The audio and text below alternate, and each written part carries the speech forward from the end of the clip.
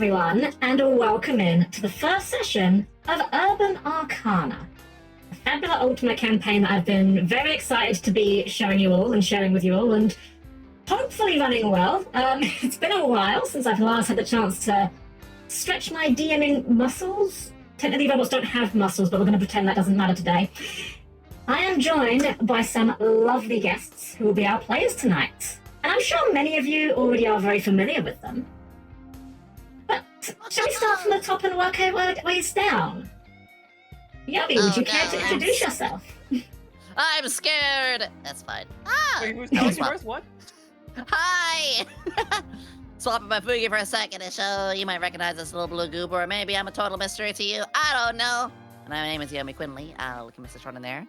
Of the Sox VTubing Agency. Yeah. I'm a mad scientist and a glad scientist. I do all sorts of silly little things in my extremes. Legos, ASMR. We're gonna do karaoke soon. Retro games. All sorts of crazy games. You name it. But Helm-Chan's one of my best friends, and I'm really happy she's knocking the dust off to play some games. I'm playing a character that some of my community might be very familiar with, actually. As one of my many OZs. I gotta play Kana. I'm gonna be the stick in the mud. No, I'm not. And spoiler, she has braids. Handlebars? Wait, what? You are so allowed. In fact, I do want to say too, through this game, if anyone does want to do fan art, I'm pretty sure, I don't want to speak for the others. Guys, how do we all feel? Fan art, if anyone ever wants to? Absolutely, yeah. Yeah. Oh. Hell yeah. And with that, I'm gonna move this on to Thessa, or shall I say a certain other blue goober. All right.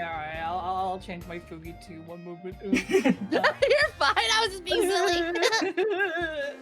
My name is Ajura, the Azure Dragon. I'm a variety streamer and content creator, and I have the pleasure of getting to be here thanks to Yomi and Helm-Chan here, who invited me over to play Fabula Ultima, my very first time playing the system.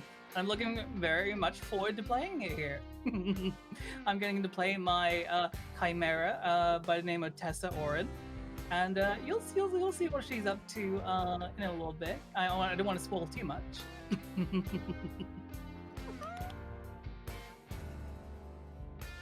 Okay, I'll go next. Go for it. Let me. Hi, I'm a goblin. I am the variety streaming goblin doglin. I bark a lot and I like to play games and joke around doing goofy gaffes while I do so. I play a bunch of different stuff, never anything consistent. I also like doing funny little events here and there.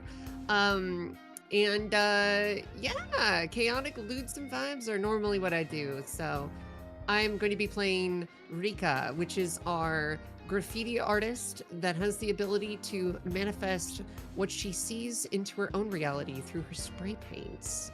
So very excited to play this character. I'm super duper hyped. I've played Fabula Ultima a couple of times in the past. It's one of my favorite systems, so I'm super hyped to be playing it with such awesome people today. And that just leaves Vera. Yeah. Oh, my true form. Oh God, they're beautiful. I'm Vera Sevilla, like a Vera Civilitude. I am a tabletop enjoyer, happen to be one of the developers for the Warhammer fantasy games. I am super excited to be here in my first ever actual play type thing, which I'm super happy to have been invited to. It's been a great pleasure to get to know the girls, and I love this system. I'm a variety streamer, a thing maker, a podcaster about Warhammer stuff and RPGs. And I am super stoked for this. I'm playing Saya, our local phantom thief / provocateur, and I am very stoked to get into it. Alright, well that takes care of all of our players. I suppose I should probably do a little bit of introduction for myself, because we have so many new faces here tonight. I am Helm-Chan, the perfectly normal robot maid. I'm just a little gaming VTuber that does mostly RPGs and platformers. I ostensibly play Yu-Gi-Oh, although I haven't really played in a while, so I'm kind of just LARPing as a Yu-Gi-Oh player at the current moment. But we do all kinds of stuff on the channel. We're currently in the middle of Digimon Time Stranger, which has been our long-running game. And of course, today we are here for some tabletop games, something which I love deeply. It's one of my favorite hobbies. And yet it is one I unfortunately don't get anywhere near as much time to partake in as I would wish. I think we is can. that a mood, all right? I think we can all agree that the true final boss of any tabletop game is, in fact, the ability to get a group together, even semi-consistently, for a tabletop game. Yeah, that's why we have to hire Pathfinder Inevitables to fix the stuff with time. Mm-hmm.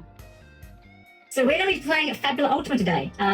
I'm not going to be going in for like a full, explanation of the rules unless they come up, but all I can say for anyone in the chat that is not familiar with Fabula Ultima, this is a game that is very much explicitly inspired by old school JRPGs, the likes of Final Fantasy, things like that.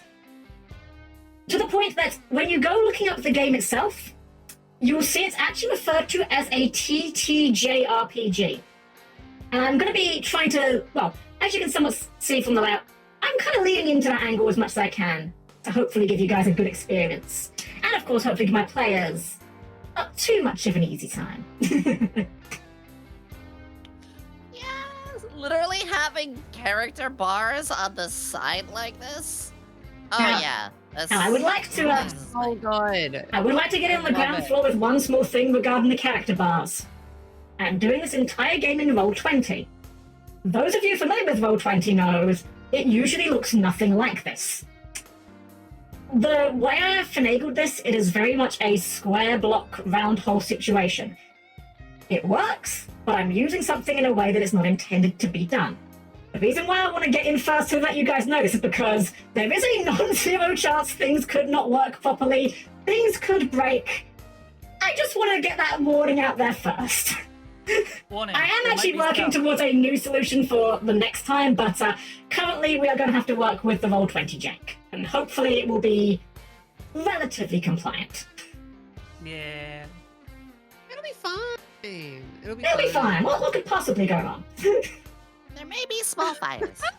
There may be scuff. Who knows? I have already set a couple of fires. I thought that they would help, put the fire under us, right? That's how the saying goes. That's actually exactly how it works, yeah. Also, level 2 hype train. Let's go. Thank you guys. Yes, thank you guys. Sorry, I know we don't have the chat on, or the chat up or alerts on. I did not have a way to put them anywhere that wouldn't be in the way, because as you'll see, I've kind of used a lot of the screen in real estate here, and I wanted things to be readable, even on not full window views, so hopefully you guys can still see the stats and whatnot. Yeah. We'll make sure to throw them a couple of treats now and then. With that said, who's ready for some adventure tonight? I know I am. Well, I'm nervous. I don't know why I'm nervous. I'm nervous now. I'm ready though. My Oh, fault. you cruel mistress. I am so ready. Well, let us begin. I'd like to introduce you all to Vesper City, a grand metropolis taking place in a world like ours, but certainly very different. A huge cityscape where the most wealthy of megacorporations have their gleaming headquarters, gazing down upon the average man who scrapes to barely make a living. The sort of place where everyone has their book of contacts. You have your plumber, you have your electrician, and of course, you definitely have your local white mage who can remove curses from you, because who knows what might be lurking in the alley. Might just be a raccoon, might just be a rat, or it could be that cabinet your neighbor threw out that you thought they didn't want was actually a mimic all along. Vesper City is many things to many people, depending on who you ask. For some, it's a place of opportunity, a place where anyone can achieve their dreams as long as they're willing to work for it. For others, well, kind of a bit of a dump, frankly. For our players, though, pardon me, Roll20 is being stuffy. For tonight, though, our players are going to be beginning. Wait, one moment. Roll20, would you kindly cooperate? Thank you. Will 20 be like that sometimes? Roll20 do be like that sometime. I think, okay, pardon me, everything's all look weird for a second. I warned the scuff would happen. Hold on, actually, that was the right layer. I'm gonna move this one to this layer here. Okay, Oh, good. there we go. Lessons in layering learned. Tonight, our session Oh, that's starts so cool. in a very mundane place. It starts in a subway station. As all good adventures should, I think we can all agree. Actually, I moved. I think that's one. Is that off? That is off. Hold on. Sorry. There we go. I can't count. Starts in a subway station. It is the middle of the night. Literally. The next train that will be approaching this platform is the Midnight Train, run by Sparks Dynamics, creating tomorrow today. Well, it's a very nice slogan when you plaster it up on a nice shiny new billboard, but by the time it's been sitting there for a couple of months, year, maybe 5 years, kind of gets smeared with dirt and grime, it kind of emphasizes the absolute duality of Vesper City. A city that, on the surface, does its best to maintain a facade of cleanliness, of prestige. But if you look just a little bit below, you soon find the cracks and the dirt and the grime. And all individuals who are sitting on the platform or standing on the platform, or maybe even just leaning against a wall on the platform as they wait for the train. Kana, what are you doing on the platform? And describe yourself. Certainly. One would see a young woman who is close to one of the pillars. She's not keeping herself reserved or hidden away, so much as just a humble and quiet presence. She's a little bit on the diminutive side. One could say an inch or two, perhaps past 5 feet. Her figure also that of something quite lean. She's not skinny per se, but one look and you can see she probably keeps herself fit enough, but on the shorter and smaller side. She garbs herself in that of a red bodysuit with a short red vest. One that is, despite being a vest, that's got many pockets, as if one is to go out and maybe even trek the trails. It's quite pristine. Maybe a sign of her habits, perhaps one who is a little more on the cleaner side with her life. There is a reserved expression on her face. It's not a smile, nor is it a scowl. One can simply say it is that of existence. A single sharp tooth peeks past her upper lip, a sign that there is perhaps a sharp row behind. Her hair is wispy like that of feathers, brown going up, out, down, and a couple of braids going down as well. She also has long leggings, showing a little bit of a enticing thigh due to the bodysuit and leggings matching in that case. And there's even a large backpack on her back and a compressed sheen of metal. The metal perhaps that of a collapsible weapon? Maybe a spear of sorts.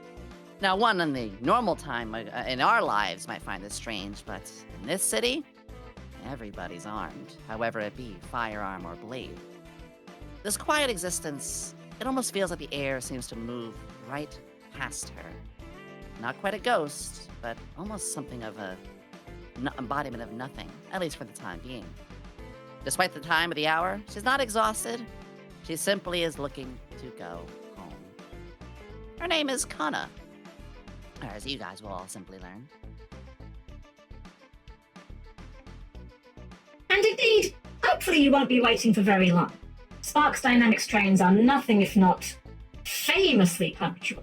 In fact, no one you've ever met has even joked about them being late. It just doesn't happen. Your train will be here soon enough, you're sure, but how about our next member? Tessa, what brings you here, and please describe yourself. Yeah. So we have a young woman with pale features, striking blue eyes, and short black hair streaked with vivid blue. She wears a somewhat torn-up white lab coat over a sleek black bodysuit, accented with blue lines and accents that light up periodically along the blue wire lining. Not your typical bodysuit, certainly flashy and stylish though. She does, however, feel and appear very out of place. Not just in the way that she dresses herself, but also in she kind of gives off the I'm trying not to be noticed, but really I'm doing a bad job at it kind of vibe. She looks very nervous and is standing at very much at the train line, as if very impatient and very eager for this train to show up. Who knows for whatever reason, but she seemed to be in a rush. Well, that is the downside of a train that famously runs on time. Your chance of getting anywhere early is just as likely as your chance of getting there late. In this case, 0. Rika, what are you doing on the platform? Yeah. So you see a woman who's leaned up against one of the pillars, kind of keeping her distance from, the rest of the group, the rest of the crowd of people there waiting for the train. She has pure white hair with some specks of neon paint that has seemed to dry on the hair. And it's done up into a fairly spiky ponytail, as she's kind of got a very chopped hairstyle. At her hips, she's wearing to her side a bag that has various supplies in it. You can see a couple of spray cans poking out from underneath it, as well as a gas mask that dangles down.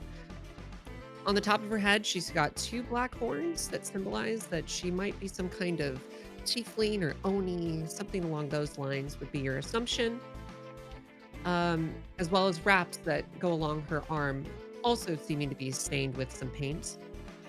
She has a black and white kunai that is attached to a choker that she's wearing, and a couple of bandages from some scuffs along her legs.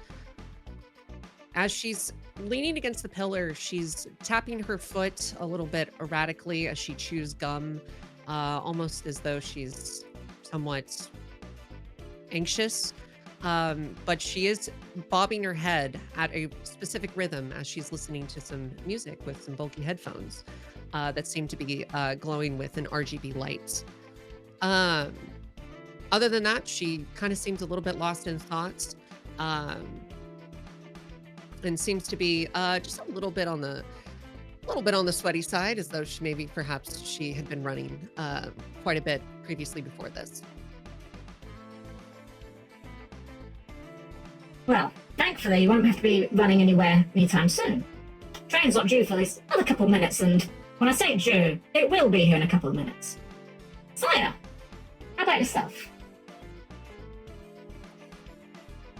Saya has managed to bundle herself up in her coat and is taking up an entire bench on the subway platform despite being not too tall herself. This is much to the displeasure of the man standing next to her, whose gaze she is avoiding by holding a book about 3 inches above her face as she lies down.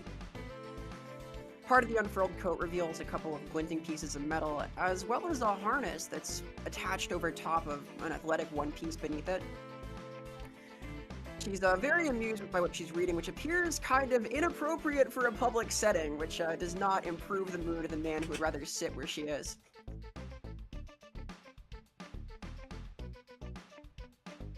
Well, thankfully, at this time of night, no one's really going to be stopping you.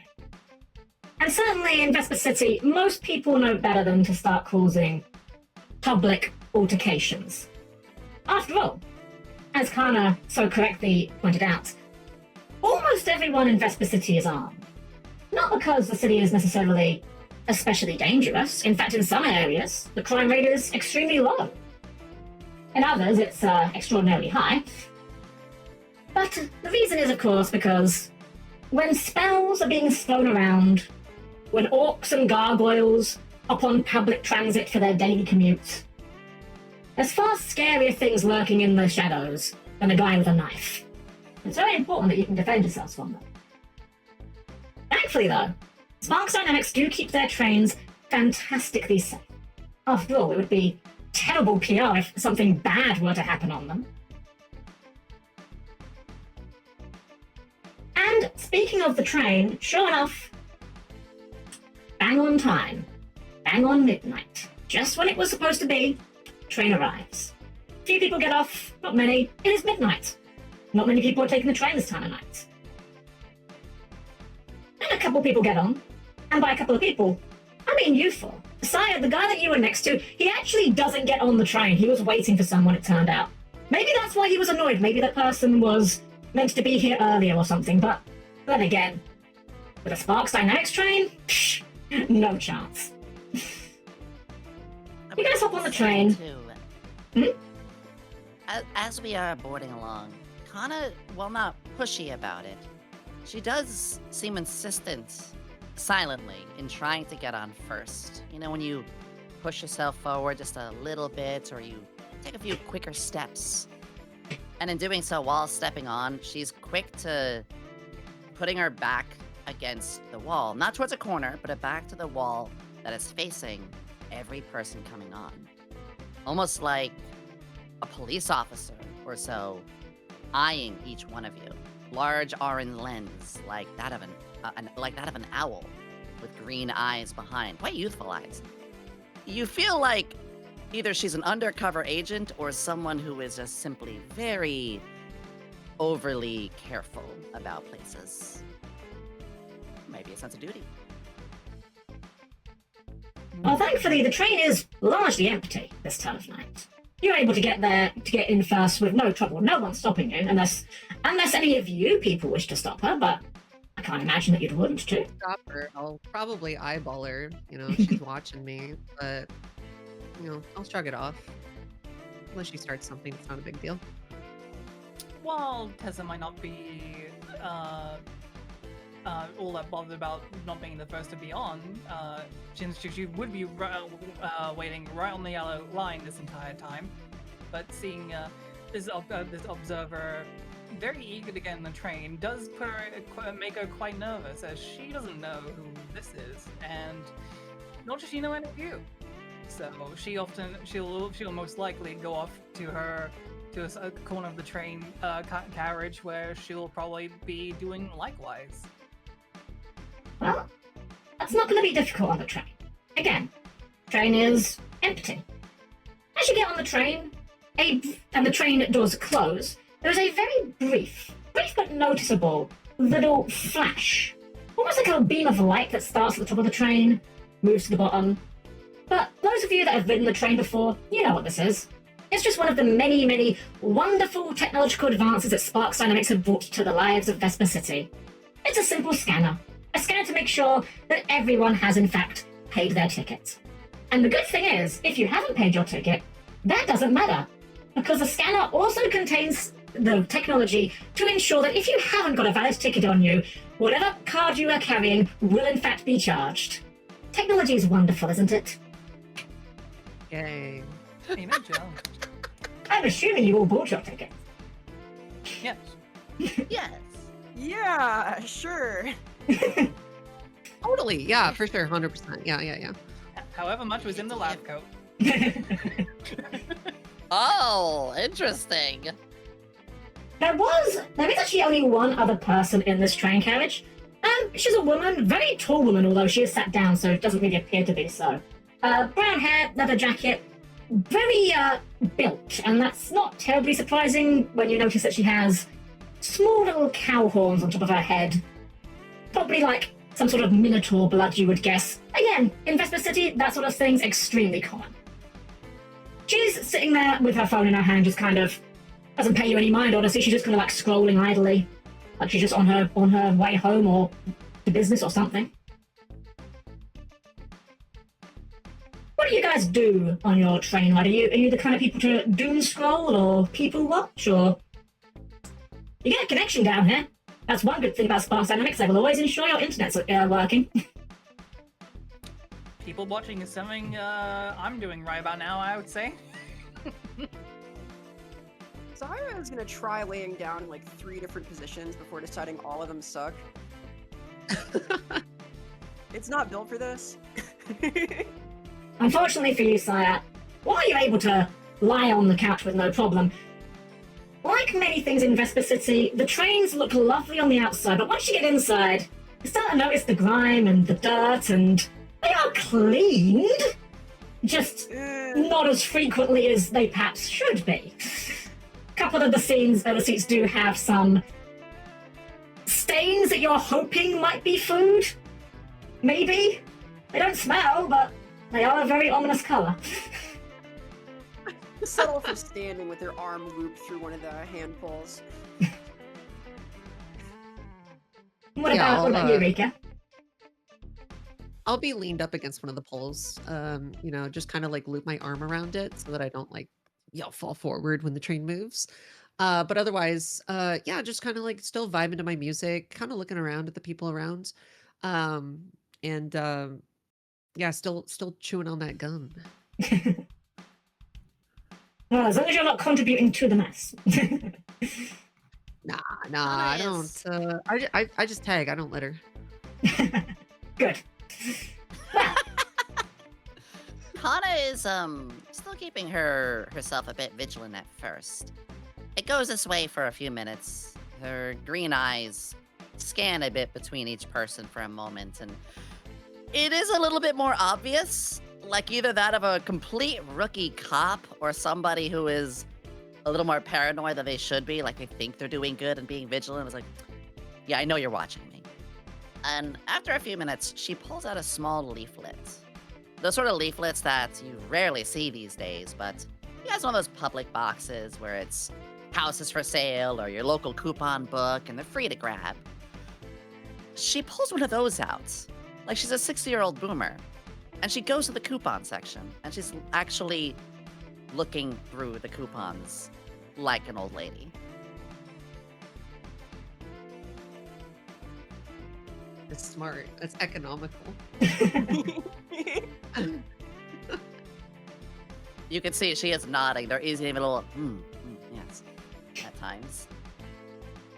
well, at least you picked the right train to do it on. There's not enough people to bother you. I mean, I'll probably ask. I think it'd be something that if I saw you doing that, I'd probably be like, any good ones?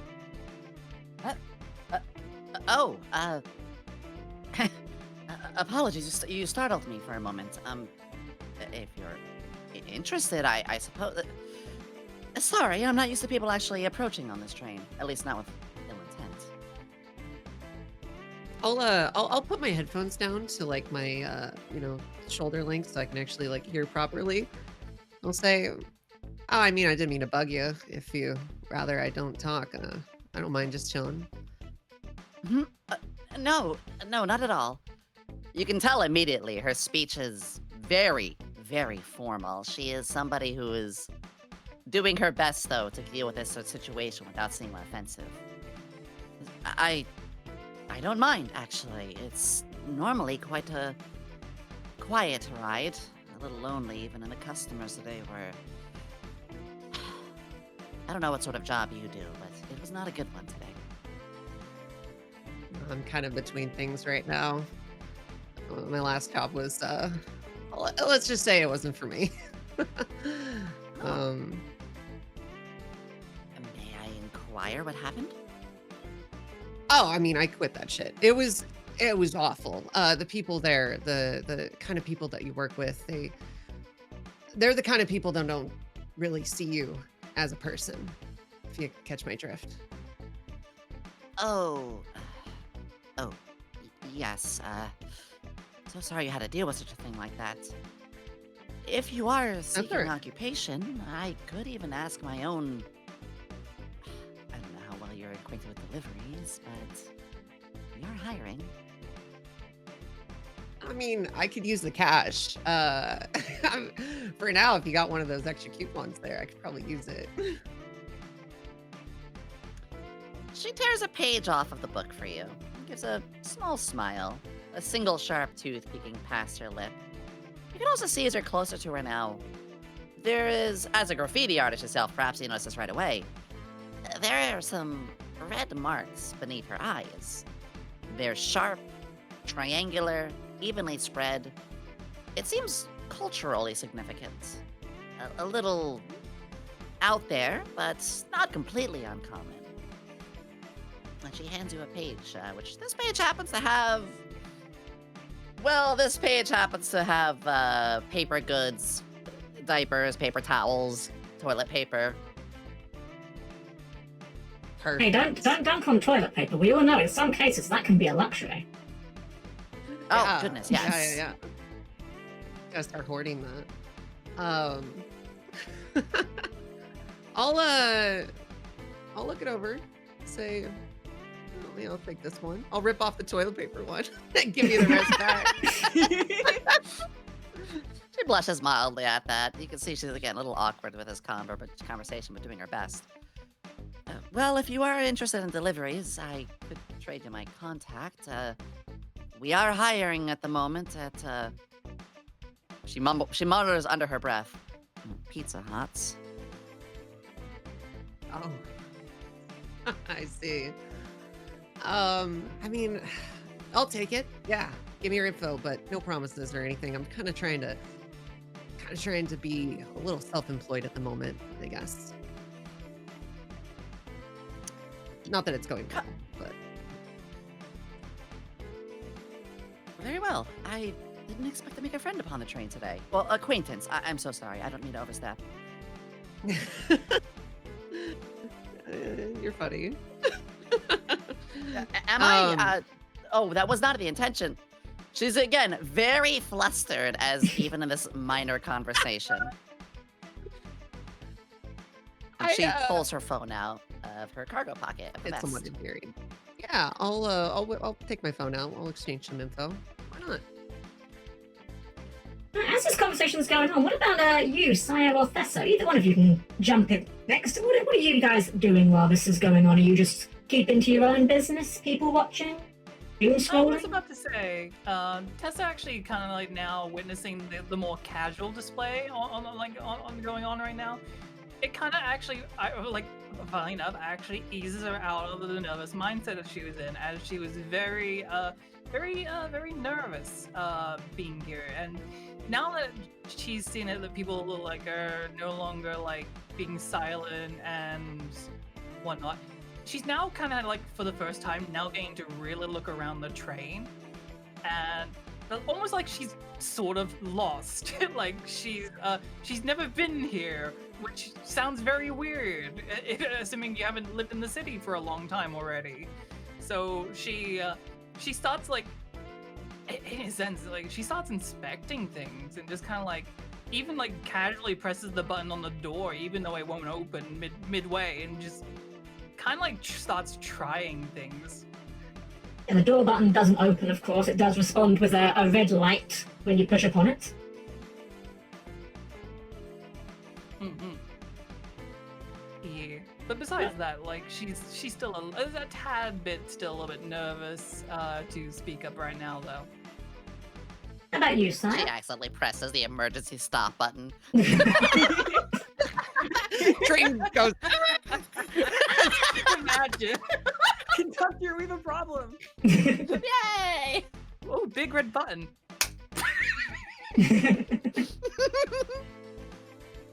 So how about you, Saya, while this is all going on?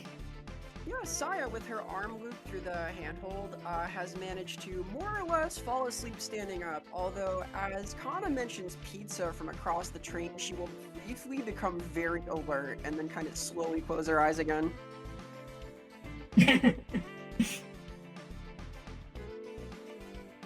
Well, besides the pleasant conversation going on and the woman in the lab coat seemingly to be inspecting parts of the train, maybe she's like here on business or something. She certainly looks like she could be working for Sparks, for all you guys know.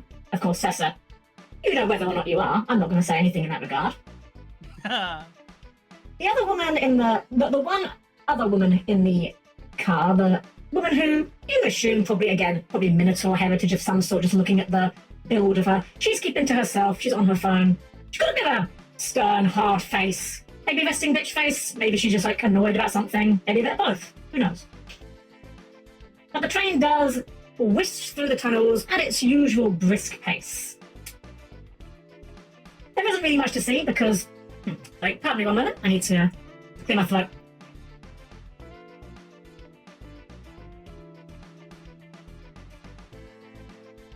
Excuse me. Apologies for that.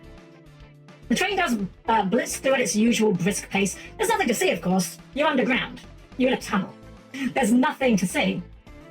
And soon, that nothing to see becomes even less to see. As suddenly, very jarringly, the train halts And those of you who are standing are probably nearly thrown off your feet. Not only does the train halt, the lights go out. Everything goes out. You're plunged into darkness. It takes you a moment to kind of gather your senses and realize what's going on, but as you look around, you notice something's odd. The walls, no, not the walls, the windows, are covered in handprints. Those weren't there before. Didn't hear anything hit the side of the carriage. There's no emergency announcements going out. What's going on? Who was standing? I believe it was Sire and... Actually, everyone apart from Arcana, wasn't it?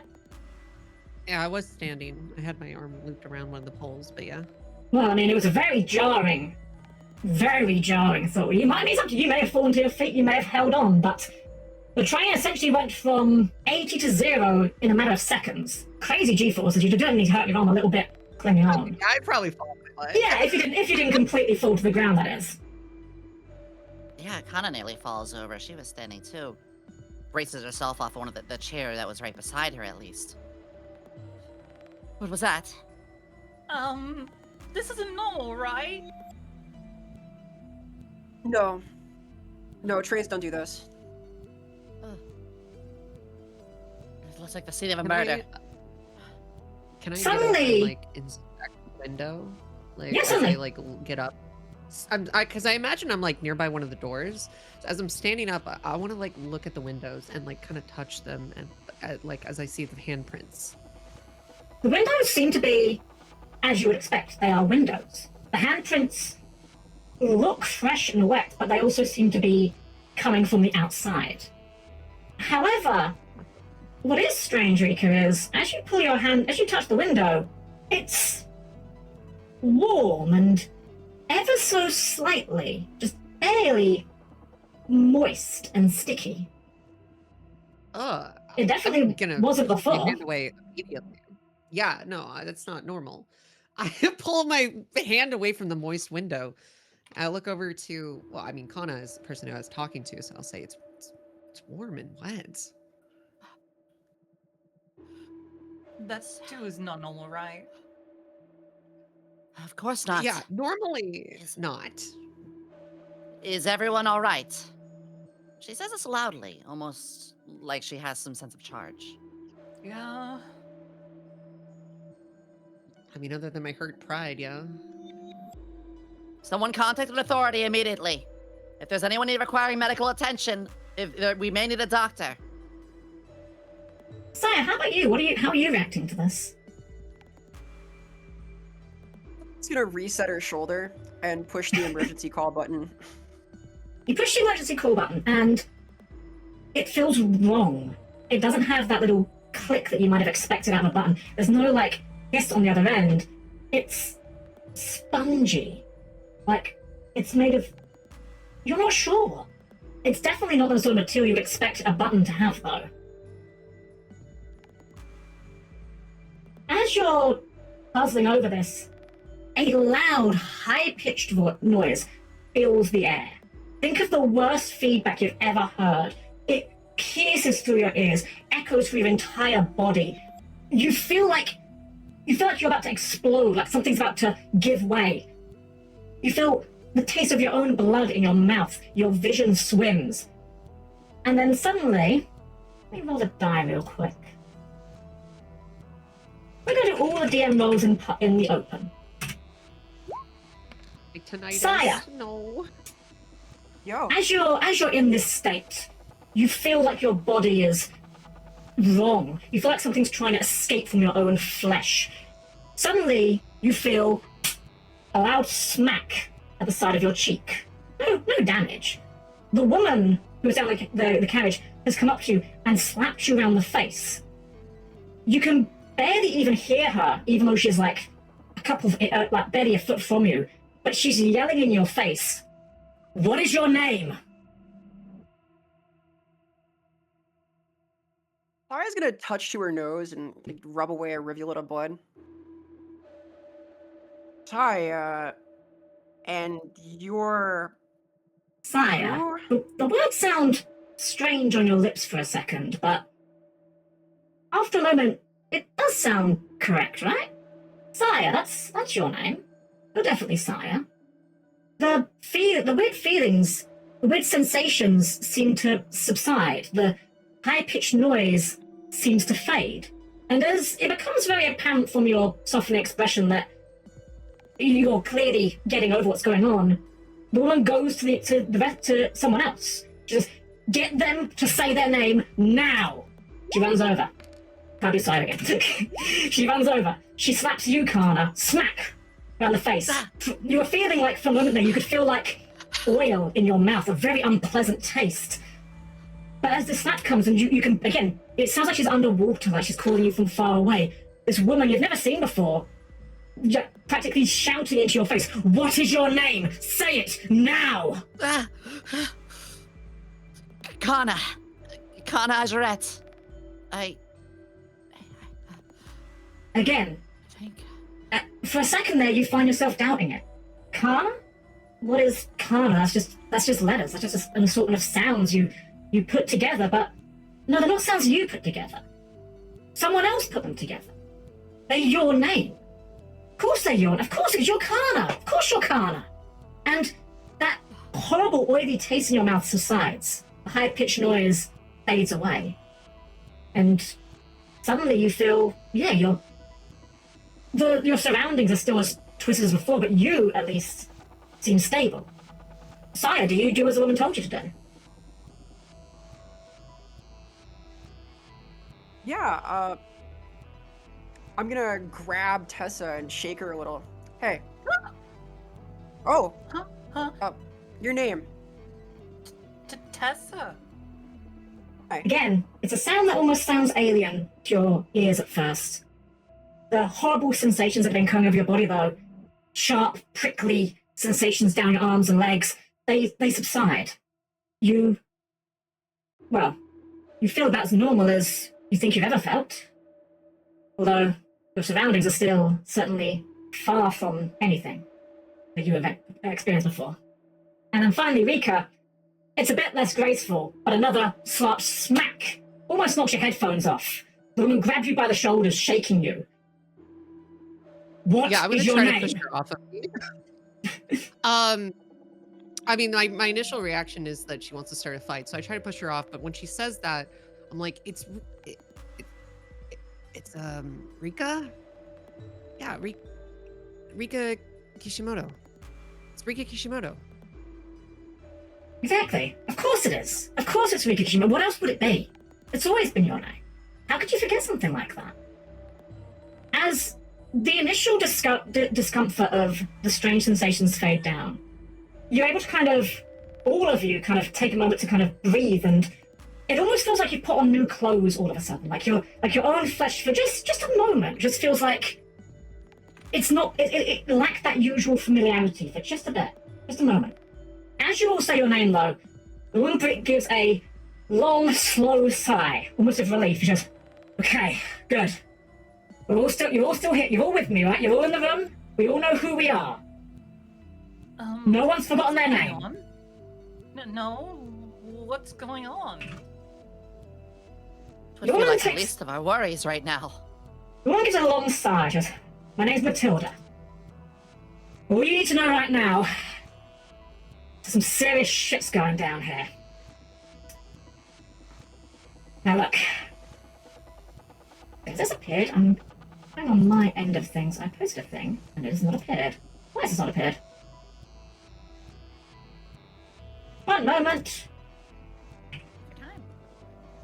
Why has this Just not to confirm, when we say our name and we kind of shake that feeling off a little bit, we still see bloody handprints on the windows. Absolutely, yes. Right? Your environment okay.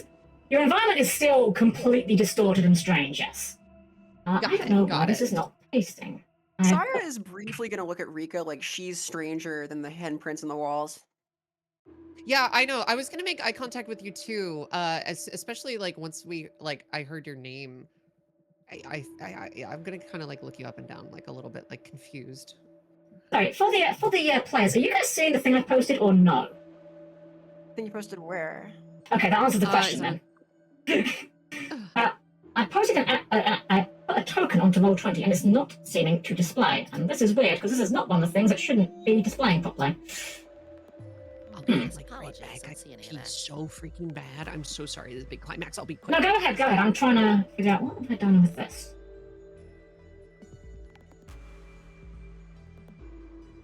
Oh, okay. I've done a stupid. One moment. Oh, it's her.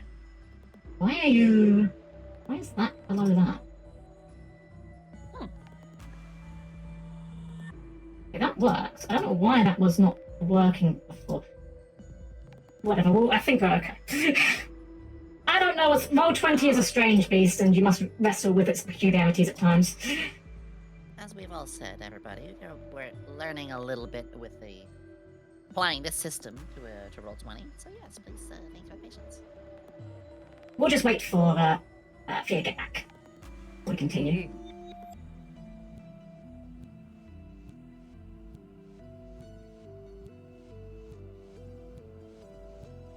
Doing Roll20. Yes, we are doing some Roll20. We will be for the next time we get together to do a session. I have got some assistance with an improved solution for some of this, but yeah, unfortunately we are grappling with the Roll20 jank, as it were.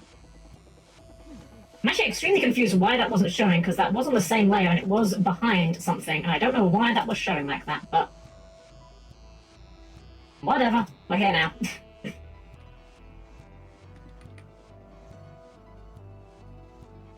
Yeah, I understand. Let me knock the rest off a little bit for when I want to start DMing.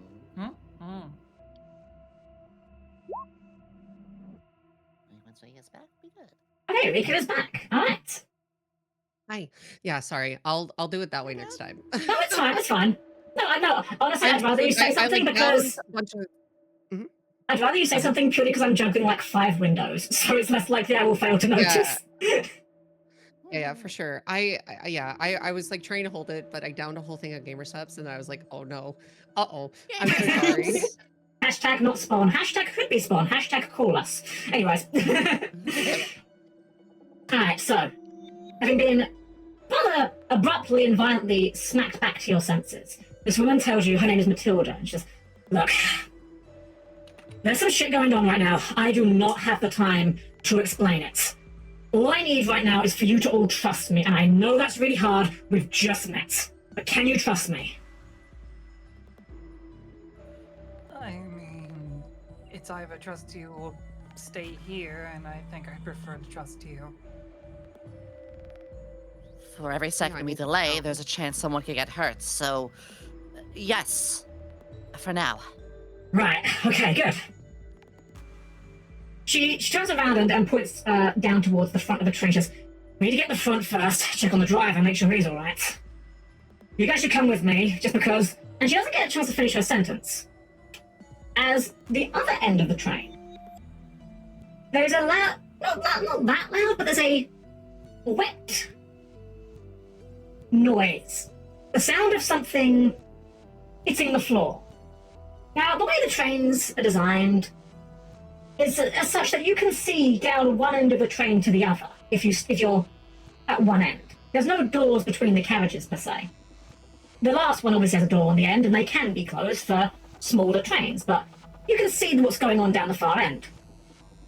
When the noise naturally attracts everyone's attention to the far end of the train, you can see that down at the other end, the ceiling of the train appears to have collapsed. But it hasn't been smashed or shattered. It's almost like it just kind of melted. As though someone was to perhaps apply a substance to it to make it lose all of its rigidity. The far carriage has just collapsed in on itself. And seeing that, Matilda goes, I think that's all the persuasion you should need to go this way, right? Yep, Yeah, I'm sold. absolutely. You don't Let's need to head tell me out. that's Yes. not normal. Uh-huh. All right, you first. You first. I'll cut out the rear, just in case. Yeah, I mean, I'm happy to move out as fast as possible. As you guys run through the train, you start to notice more and more signs of strange things, of abnormalities occurring. Remember how the button felt strange and spongy, or how the window felt weirdly moist? As you run into the next car, you notice one of the seats is pulsating. Veins appear to be bulging from the upholstery. One of the buttons on the door is hanging off, and the wires that would be attached to it seem to be moving of their own volition. You keep running, I'm assuming. Yeah, I don't want to stop and find out. I'm out of here. As you keep running, you hear behind you the sound of the ceiling collapsing in on itself. Again, that wet, heavy sound as it seems to be melting as you flee from it. You also hear the sound of, well, a loud mechanical sound, shall we say. A sound that you may or may not be familiar with. But it's the sound of the cars uncoupling. And you can, if you dare to glance back, and who would blame you if you don't, you'd see the cars that have collapsed seem to be decoupling themselves. But the rate at which the cars are decoupling themselves is faster than the rate at which they're collapsing. And it's catching up on you all. I need you all to roll me Dex plus Dex. Let's do it in order. Arcana, please roll me Dex and Dex. Oh, our first check. So that is actually my best skill. And you will all notice that she is quite agile. Again, despite being a little on the more petite side, one could say, she's fit. You know, perhaps a bit like a bit of lean muscle, and so let me roll that. All right. 10, that is a 14. 14. You are, as you said, Arcana, you're very agile. This shouldn't be difficult for you. You're very fast. But let's see what everyone else does before I tell you how it goes. Tessa, Dex and Dex, please. All right. So I believe 2d8. Correct. 7 and 2. Not terrible. Not terrible. Not terrible. It's easy to remember that low numbers aren't as bad as they may seem in the system, because the rolls that you're going to be making are going to be comparatively quite low. No D20s here. Eureka, how about you? Oh yeah, I got my 2d6s coming up for you, baby. Hey, that's I'll take it. I get that. Listen. 5 and an 8. 5 and 3, 5 and 3, that's an 8. And then finally, Saya. Saya has been moving slowly until getting on the train. She's going to move fast now. Oh, that's a nice There roll. you are. Haha! So, Saya, you are speed. You are the wind. You are fast. And you and Kana, you are having no trouble outrunning this. I mean, you're going to run out of train eventually, but this train is quite long. And for the moment, you're going to have no trouble outrunning the carriages as they continue to uncouple themselves. Tessa, you're not quite so fast, but again, although, well, you're not sure if you could do this all day, by any means, you are able to at least keep yourself at pace. It's not catching up with you. Unlike Rika, the carriages as they uncouple they're uncoupling faster than you're able to run away from them. And as you run down this train with these people you've just met, feeling your own heart pounding, you hear the sound of one of them uncouple before you're able to step off. And at the last second, you feel something solid ram you in the back. As Matilda shoves you, you stumble, you go falling forward, but she gets you across that gap in time, just in time for you to look back and watch as the carriage carrying her disappears off into the darkness. The carriages aren't stopping. Oh, like, yeah. I mean, like, okay, I guess I gotta run, but like, I'll scream no. She saved my fucking life. But like, I don't want that to be in vain. I gotta think fast. I gotta move. That's so sad though. You guys run and run. It feels like an eternity, but it's not actually that long. It's a long train, but a long train is still only so long. Eventually, you reach the front car. The last two cabins unbuckling themselves safe enough behind you that you don't feel too stressed. However, as you arrive to the car, there are what can only be adequately described as creatures before you.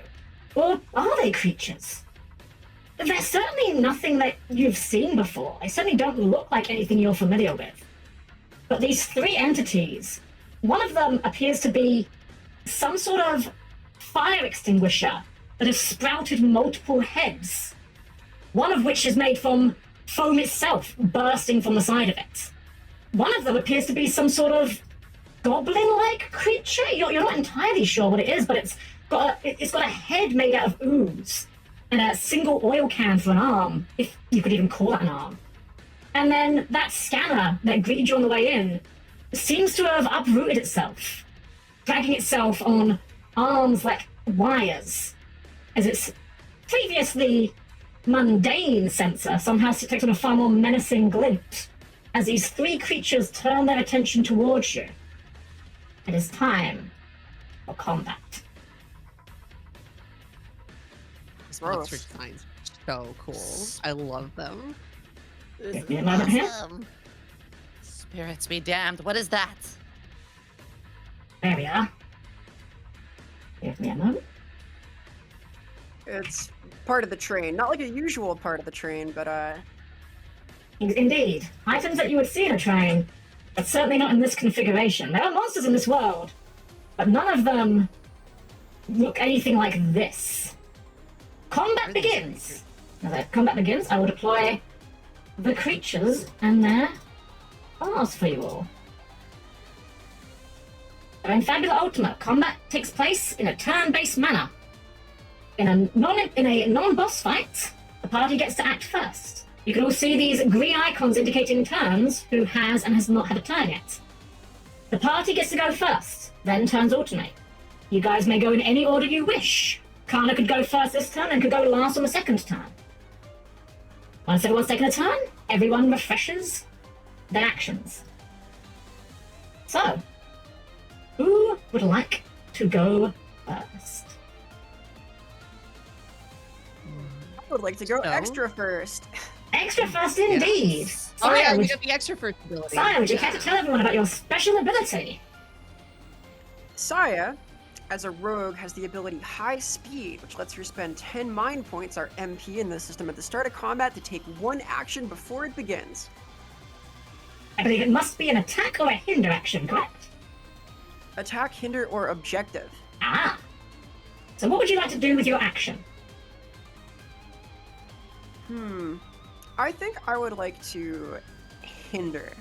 Okay. Well, let's start by spending your mind points first.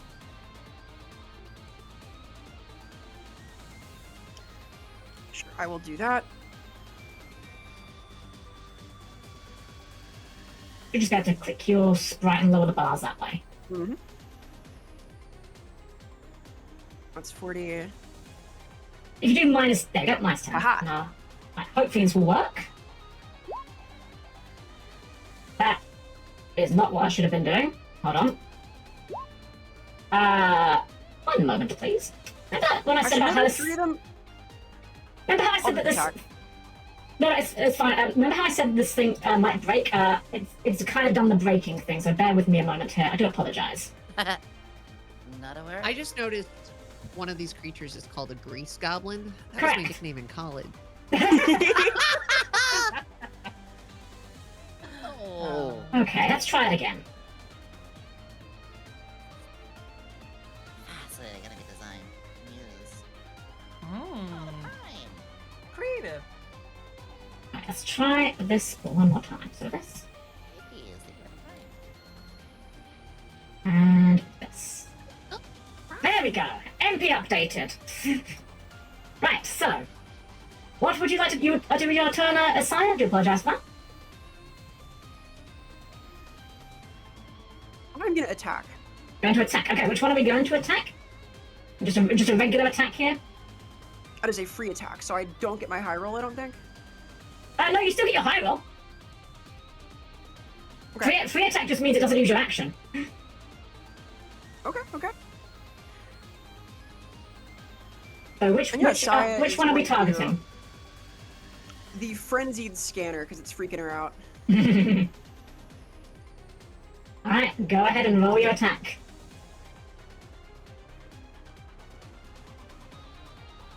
More than anything, what they are is in the way.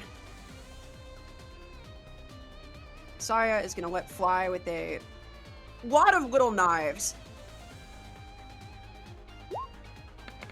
Ooh, that is a 12. Actually, you got +1, that's a 13. That is Very absolutely a hit. Alright, and your high roll is what? That is high roll plus 12 damage coming in at the High roll plus frenzied 12, scanner. so that is 20 damage to the frenzied scanner. And the combat hasn't even started yet. Right, go ahead and do your throw.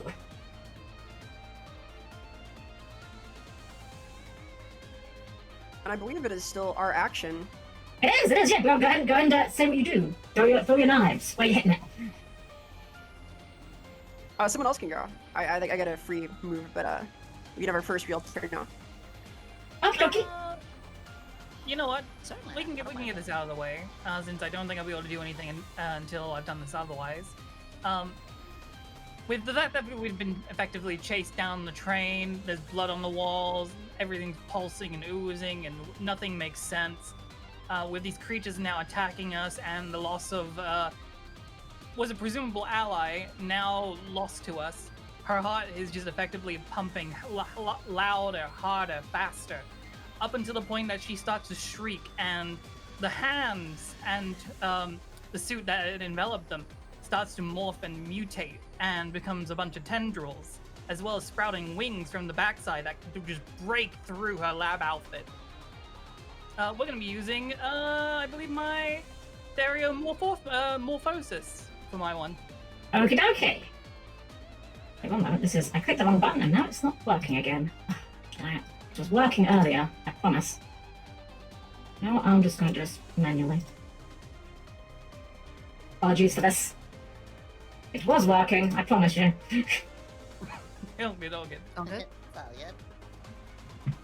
yeah. While Helm's doing that, I will want to say I'm happy to debuff them as well, make it easier for us to hit at some point. I have that ability. Alright, so, Saya. Tessa, what of your Theria forms are you going to manifest? The only two I have for the time being, which is my Polypoda, which is my tendrils, as well as my wings. Okie dokie, let me get those on there for you. There we are. I'll put them over here, I guess. And the reason why she did shriek, shriek as well, however, is that you do visibly see that the transformation does in fact actually hurt her, as blue ooze does seem to ooze out of the places where her hand used to be, and the back of her shirt, her lab coat. That does cost you HP, I believe, yes? Yes, 1/3. 1/3. Rounded down. What's happening to her? Whoa, hey, it changes people too? Are you So I'm okay? gonna make space. No, I'm not fine. We need to kill these things. Right. If there's, I don't know what's happening to you, but if there's anything we can do. I'm fine. Just focus on them. Alright. I'm trying to... In that case, if it's Give me one taking second. turns now. I'm trying to set up the macros have broken again, it seems. I do apologize for this. It was working. I don't know why it's decided now to suddenly stop doing that. VTuber Their stuff. first stream with VTuber Dave's, stuff. okay. I wouldn't even Yeah, mind like this it's Legion gonna- stuff, it's roll 20 stuff. Okay, there's that. Could you take off your HP and I'll sort the bars out then? Yep, I can do that. Oh, you should also be on the front I'll line. quickly do math. Calculator. Speed 55. Divided by 3. 18. Okay, we'll take 18 off. Hope this works this time.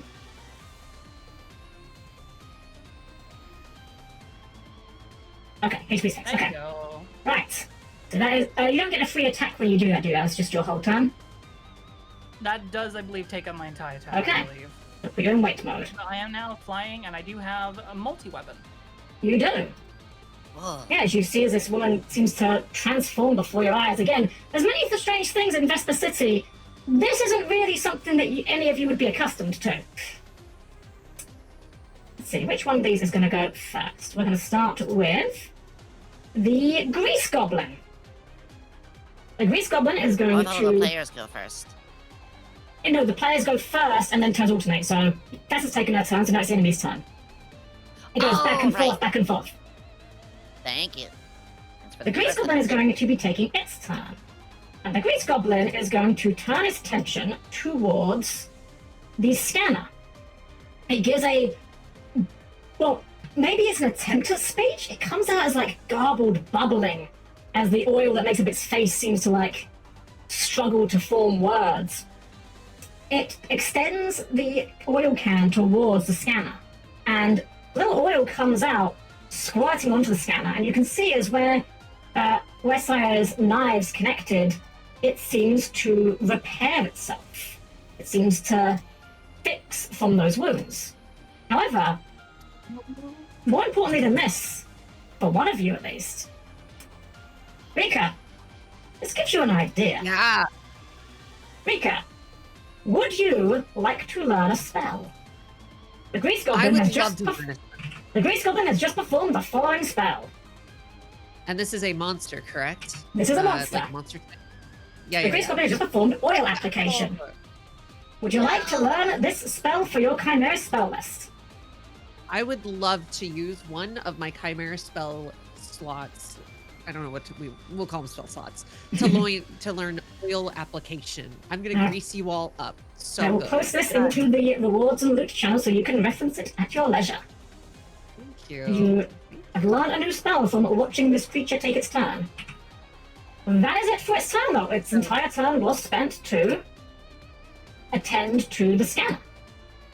We'd like to take that next turn. Okay. With that, I essentially am going to like spray paint in the air a like artistic rendition of this Grease Goblin in like the graffiti art style, and then as I do, it explodes into like almost like a mini firework of paint that evaporates into the air as I learn that ability. All right. Who's up next? I'll be happy to go. Go, Kana.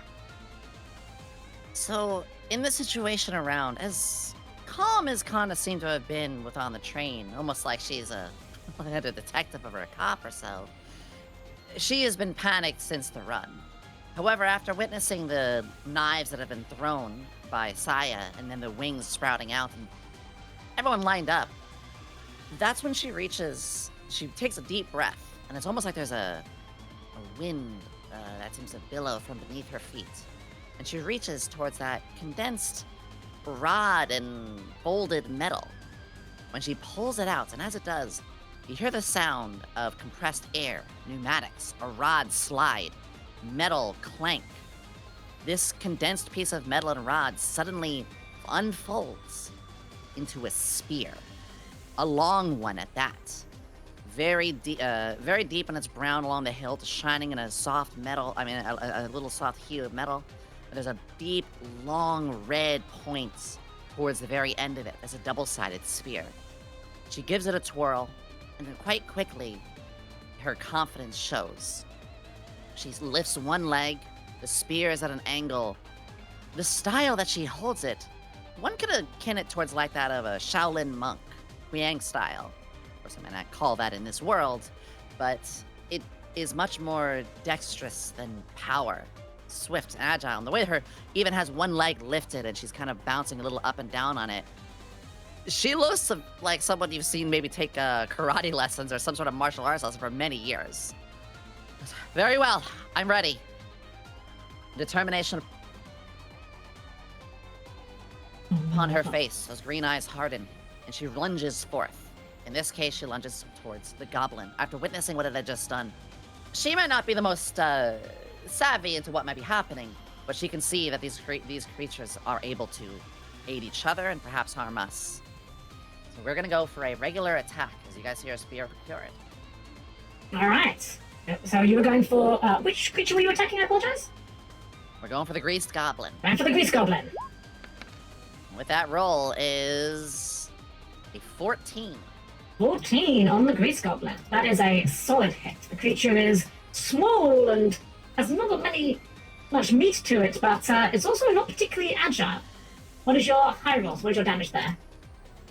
This will accustomed to 18 damage as, for a moment, she plants her other foot down. The momentum of already having that slight bounce towards it. The spear spins, and with that spinning motion, a strong lunge comes forth, deeply stabbing, thrusting towards this thing. Determination upon her face. She is, well, let's just say, looks can be deceiving.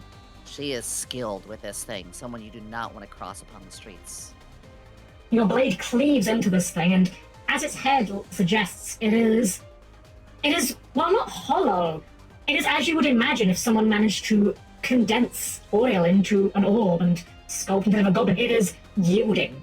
It splatters with your impact. It is still intact. In fact, it doesn't seem too severely injured yet, but your blow definitely went through, and the creature recoils, kind of taking a moment to balance itself on its four tentacle-like legs. As your turn ends. Yeah, she pulls the spear back and looks towards the tip of it and says, I know not what these are, but I do believe that just severely hurt it. We can do this. I think. It is the That was scanner's- awesome. It is the scanner's Oh, turn. thank you. As the frenzied scanner, its red light dances up and down the carriage, as it has a million times before, attempting to try to scan for tickets. Although in this case, perhaps it's scanning for something else. It settles its gaze very firmly on you, Sire, as the red light ceases and it pivots to face you. It seems to have you in its sight, but it doesn't seem to do anything yet. But it has clearly marked you as its intended target for whatever it is it plans on doing next. Who's next? Sorry, if you don't mind, I'd like to apply a debuff to them. Mm-hmm. Please, go ahead. I think that it makes a lot of sense to apply it to the scanner and the extinguish Hydra. So what I'm gonna do is I'm gonna take out what looks to be like almost like a red paint gun, and I'm going to attach one of my spray cans to the top of it, which makes the gun kind of whirl a little bit as I do a very wide sweeping spray to apply a magical symbol to these enemies. Because of my unique technique, specifically my quirk, I am able to apply this as multi-2. So I'm going to apply it to both the scanner and the extinguish Hydra by using 2 inventory points. And the symbol that I'm going to be applying will be the symbol of truth. So if this hits, we'll see what happens. Okie dokie then. Roll. It's a D6 and a D10 plus 2. Alright, so this costs you some IP, and you're doing, right, juggling a lot of things. Oh, and the music has died. No, you're good. You're good. Okay, so you rolled a 15. 15 absolutely hits both of them. You are applying which symbol here? The symbol of truth. So Symbol what of you see appears on their, like almost like a tattoo in a way. This neon-colored symbol of a spray painted eyeglass appears on those 2 targets. This means that all accuracy checks and magic checks for attacks and offensive spells will get a +2. And if it targets multiple creatures, this will be cumulative. So if we attack both of them, it'll be +4. So it was the scanner and the Hydra, yes? Scanner and Hydra, yes. Yeah, okay. I figured that we already kind of weakened the goblin, so I think this makes the most sense. Okie dokie. Yeah, so you apply the symbols to these things, and they don't really seem to know what it is. They don't really seem to pay it much mind, but well, you know better. You know that it's a little bit more than just a bit of decoration, that's for sure. Yeah, I'm yeah. gonna move a bit, because you're a little bit, Look at me, like, crouched down in the corner there. Let me get you. I'm gonna move you guys a little bit. There we go, a bit more spread out. No. I didn't account for all poses when I was arranging you all. Oh, There we go, that's a bit better. Alright. So, Rika, you've taken your turn. It is only one creature left with a turn, and it is the Extinguished Hydra. This multi-headed creature. Let me see here. Oh, actually, I apologize. I need to double-check something really quickly. No, okay, we're fine. Alright. Extinguished Hydra is going to take its turn, and it is going to... The three heads simultaneously rear back at the same time. And then, as they go forward, they unleash a torrent of foam. It looks a little odd, especially coming from the foamy head, which is itself made of foam. But whoever I roll here is the only one that's not being targeted by this. Alright, so Thessa, you're the only one that's spared this. As this creature unleashes its foamy breath at you all, which is one of these plus one of these. This is versus your magic defense. And that is a 12. Meaning that everyone has been hit by this. With a high roll of 9, you guys are all going to be taking 14 points of physical damage as this thing unloads its foamy breath upon you all. As it does, though, Rika, would you like to learn a spell? Yeah. Yeah, absolutely. Yeah, 100%. Foam breath? Oh, yeah, let's go. Buffers the targets with a barrage of foam. Each creature takes a high roll plus 5 physical damage. If you're in crisis, the spell's MP cost is reduced to 5 times target, and its targets become up to 5 creatures. I wonder why that is. Absolutely. Put out fires. Yeah. Alright, you learn the will, foam breath spell. Just about your HP, everyone. Remembered I have damage reduction. I won. Oh, for fuck's sake, this bloody... Yeah, as I'm hit in the foam, I'm gonna like turn around, a little grossed out by it, and also spray paint one of the hydras, and it'll explode as I learn the spell. Whoa! I'm sorry, it's the blooming mod thing. The modding for this is acting up. It stopped Oh, though, so It's okay, we're learning off our first go. Worry about it. Okay, let me sort this out. It seems like it crashes like almost instantly every single time for some reason. Okay, I think we're good now. I gotta put more points into my spells. I'm almost maxed out. This is great. I love it. Well, when you chose the Chimeras class, I wanted to make sure that you at least had some options earlier. Yeah, it's fantastic. It's great. I love it. Alright. Saya, you're the last one to take your turn, so what are you doing? So as the Hydra is spewing foam everywhere, Saya is gonna get really close to it, just up in its face. And she's gonna bait it to try and crisscross its necks a little bit and divert the foam.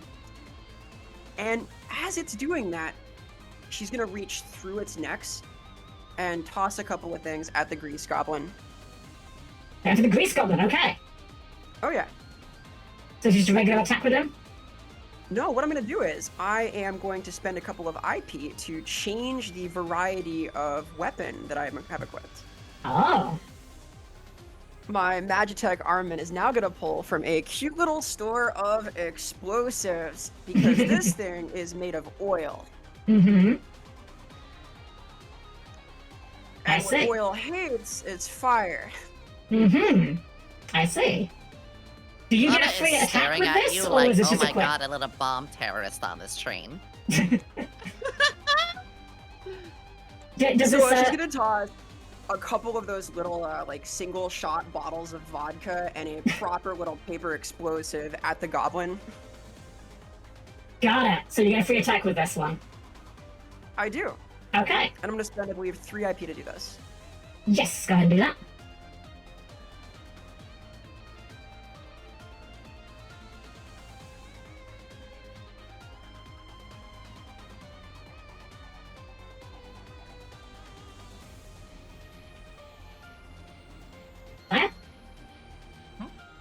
I was waiting for you to spend your UIP. Yes, yes.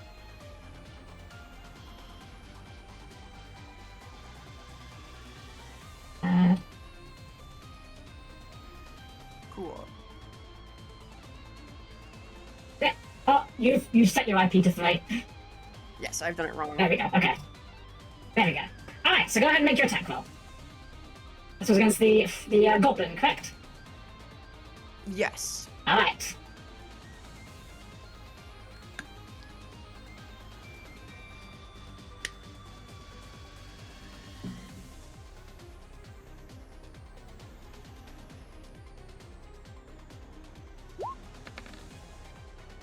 Well, that's ironically about as average of a roll as you could have get. Highest and the lowest possible result. It's actually 12 because you got a +1. Your weapon gives you +1. Not that it mattered, a 12 or an 11, both of those would have hit. So your weapon is high roll plus what? How much damage? Plus 12. High roll plus 12, so that is 22 points of damage. Except it's not. Because, sire, as you quite correctly surmised, this creature is in fact made of oil. And oil does not respond well to fire. As the fire engulfs this thing, its head is quickly ignited, it scuds about left to right frantically, but it can't put itself out. It tries to oil itself, that just makes matters worse. And before long, it is reduced to little more than a smouldering heap of scrap metal as you defeat it. Nice. And that brings us to top of the order. Impressive, though I am a little concerned that you had bombs on you. She says like the hall monitor. You're carrying a spear. I am simply... mine is licensed. Mine's colorful. I like colors. Oh dear. Give me a moment here, so I'm just trying to reset the turn.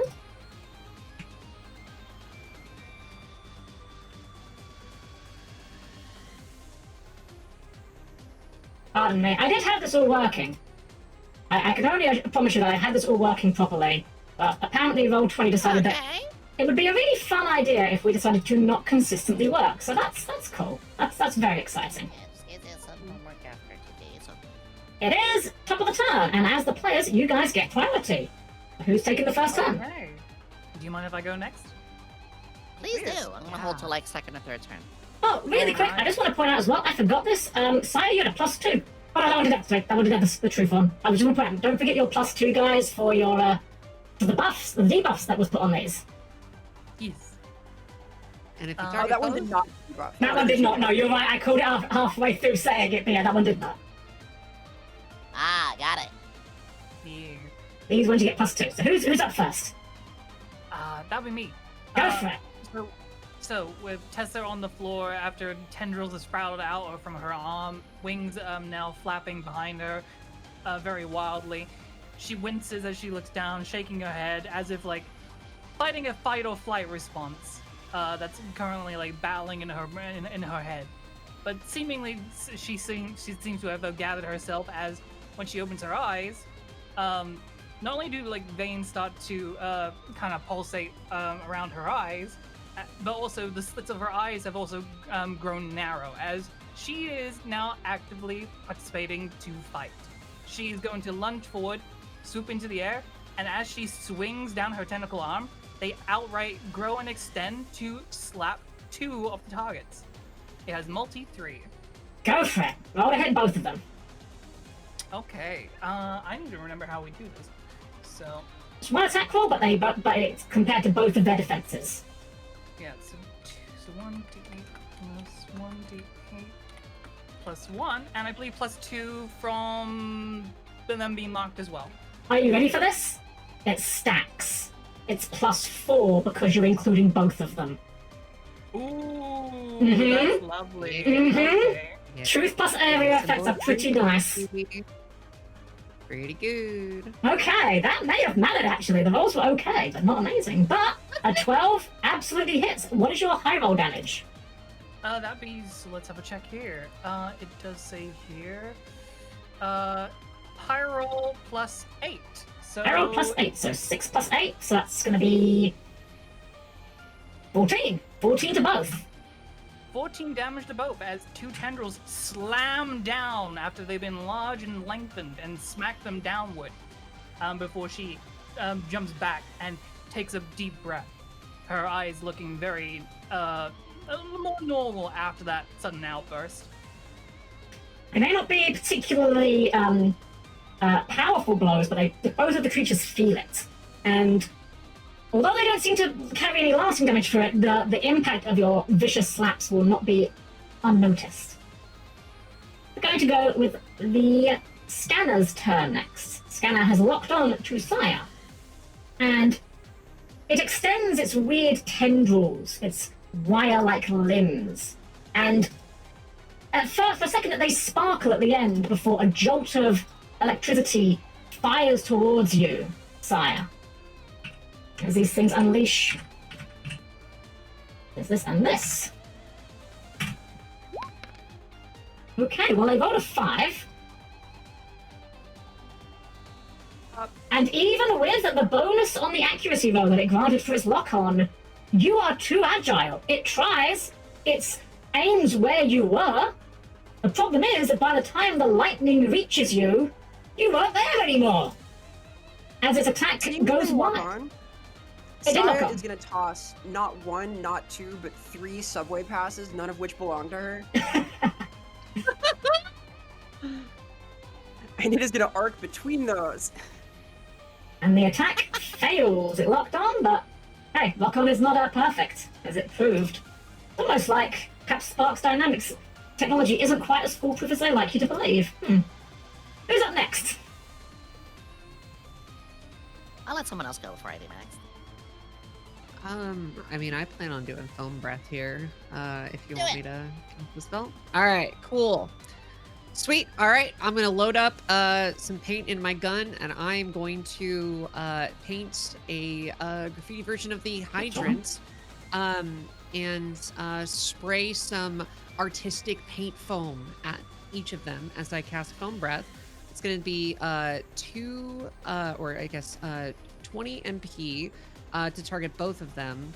That will be my spell casting, which is my might and willpower, which will be 2d10 plus 4 because of the truth icon that's on them. And okay. So that's 12 plus 4, so that's 16. Easily hits. So it's great, and that'll be high roll, so it's 7 plus 5. So 12 damage to the both of them. One moment as I put this in and recalculate your MP. Okay. You summon forth this simulacrum of the extinguished Hydra, and it billows forth its own form of foam breath, giving the creature very much a taste of its own medicine. The buffeting foam shakes the scanner a little bit as it teeters on its little pedestal, arm, leg? What would you call that? Who knows? Thankfully, you don't have to worry about that for too much longer, because as it teeters, it then leans forward, catching itself by the wires as it uproots itself. And part of the plating that makes the mechanism up unhinges, revealing a row of sharp, serrated metal teeth. The extinguished Hydra similarly recoils as its body begins to rupture. The black hose that makes up one of its heads splits halfway down. The canister that is its body also suffers a similar fate as foam comes spiraling out, only to quickly harden itself into a second, angrier set of heads, as you are now finding yourself staring down 5 angry jaws as opposed to just the 3. But suffice it to say, the attack definitely hit home. Both of these creatures are now in crisis, which is to say they are below half health. Yeah. Firstly, like, Rika in character thinks this is, like, terrifying but awesome at the same time. Like, oh, what the fuck? Oh, that's cool as hell. Oh my god. It's really cool. All right. Well, there's your turn over. What is happening? It is now for the extinguished Hydra with its turn. And on its turn, it now has more heads. All the better to bite you with. As it comes in your direction, the group's direction that is, and all 5 of the heads dash out into opposite angles, each of them seeming to have one of you in their sights. This attack is going to target everyone. Okay. Oh. That is an 11. That will be hitting Rika and Fessa. Well, Ooh. I would like Um, to step in as a guardian for Rika. my hero. As the attack will come. Kana is already deflecting her own. She spins the spear so swiftly, it's almost like that of a shield. And she steps in the way of Rika, pretty much providing that shield. The foam colliding with this spinning spear. It's equivalent like putting styrofoam against a shredder. Because when you use the guardian Stand ability, down. when you use the guardian ability, you force the attacker to compare itself to your own defenses, which is now 13, Yes. plus it fails. So it will still be hitting for you were protecting Rika, you said? Or Thessa? Yes, like it's if I am already under attack and I still choose to defend somebody, basically a multi-attack, both attacks are being put up against my armor. So the only one that will actually take the hit here will be Thessa. Thessa, you will be taking a nasty bite here, unfortunately. This thing's, despite how foamy its jaws may appear, they are surprisingly fierce, as you're going to be taking 16 points of physical damage there, Thessa. I think that will hit me as well. My dodge should not there, so I'll have one less armor, so I'll take that also. Oh, your armor is not 12? Yeah, I had to move 1 point out of it. I think Oh. that it. I see. Okay, It's well, okay. yeah, that would have hit you as well. I don't know why it's... Yes. I will, give me a second. I'm going to see if I can just fix that on the fly real quick, because kind of important I know your defenses. Let me quick see here. I So forgot you- to correct it. It's all good. So you have no levels in dodge. Yeah, because I needed to do the thing that I did like during we did it during our test session too. No, that's perfectly fine. I just want to make sure It everything's was working. auditing after. Okay, so that should be that. Give me a second to refresh this, because it seems that I need to basically refresh almost every 5 seconds for these Ooh. silly macros to work properly.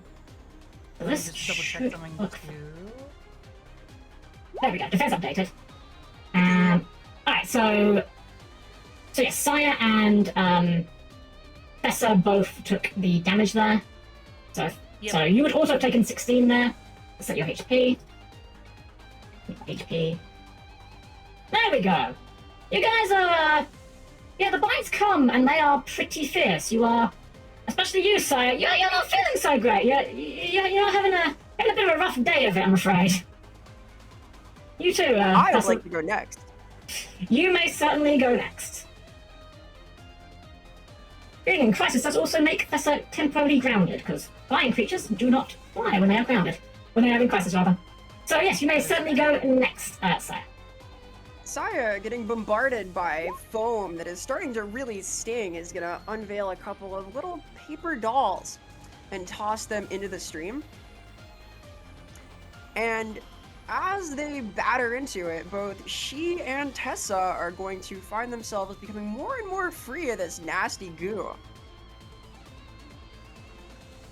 Saya is going to spend 2 IP to cast Heal. Using your Magispheres. Mm-hmm. Right, so how much does that heal to the party, to you? That heals for 40. Do you have to spend the MP, or I forget how Magispheres Yes, work? I do. Okay, That is 20 MP also. alright. Okay. And so we What are both heal those? 40, Tessa yeah? also. And we both heal 40, you said, yeah? Yes. Oh, it takes me back to full. Nice. Heals are pretty potent in this system.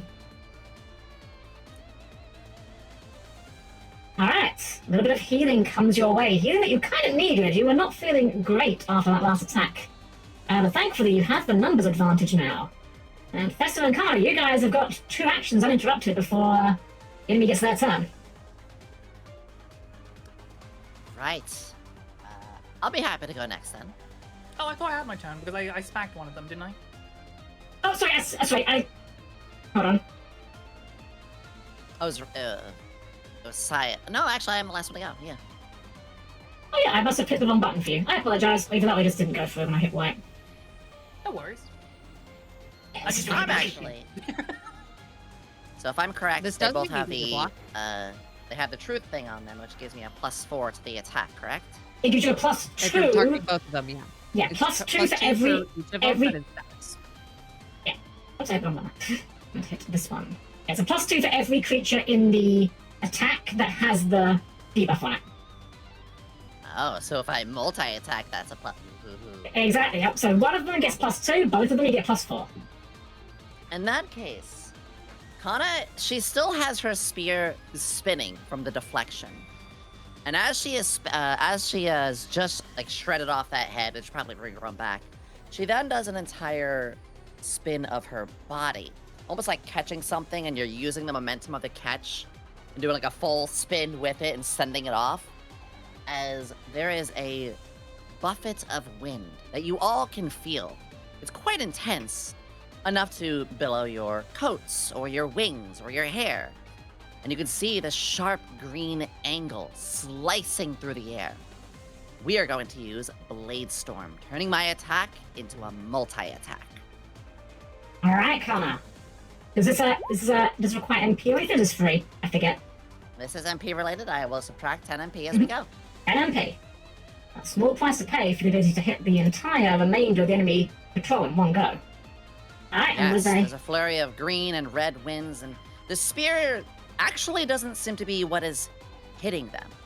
Instead, it seems to be the cut of the very wind itself, slicing in a large arc towards them, practically roaring winds ripping through the train. Be gone, beasts! your fierce strike Whoa. absolutely lands. What was your high roll again? Your damage, rather? My high roll is a 10, so that is 20, because 10 plus 10. Do I add the +4 from the truth, or is that only accuracy? It is just accuracy, but thank you for asking. Alright, so 20 in total. Fierce attack goes out. The creatures recoil from the strike. Shards of the metal from the scanner seem to go flying across the carriage. Extinguished Hydra seems to lose one of its heads for a moment. It does quickly grow back, but it's clearly, well, on its last legs. Well, it would be if it had legs to be on in the first place. Your attack certainly goes through without any trouble. Both the creatures are in crisis. They're not looking good. We are back to top of the round. Just reset one. Alright, and you guys do get prio. Because you are the players. Your turn. We can do this. They're almost done. Do you want to bash him with your tentacles again? Yeah. Does it hurt? You know, Are you okay? I mean, it doesn't hurt me, no. Okay. Yeah, bonk him. Bonk him hard. I don't know what's happening with you, miss, but if you can use us as weapons, I won't complain. Yeah, I can. And she's gonna go for the attack again. Let me just see. And since we still have the 2 targets marked, I get to do Yeah. this again. Still got a +4, yeah? It's 12 again. 12 is good enough. And your damage was what again? 6 plus 8. 6 plus 8. 14 damage, that is enough. You come in with your vicious tentacle strikes. And maybe it's because they're weakened, maybe it's because you're getting a bit more accustomed to this, but they cleave through these creatures, crushing, well, I have no bones to be crushed, but certainly what would serve as that function. As before long, they're reduced to a little more than scraps on the floor, surrounded by a little bit of dirty foam. As together, you guys have triumphed over these foes. We're going to take just a couple of moments, a brief break before we move on. We'll see you guys here in just a second.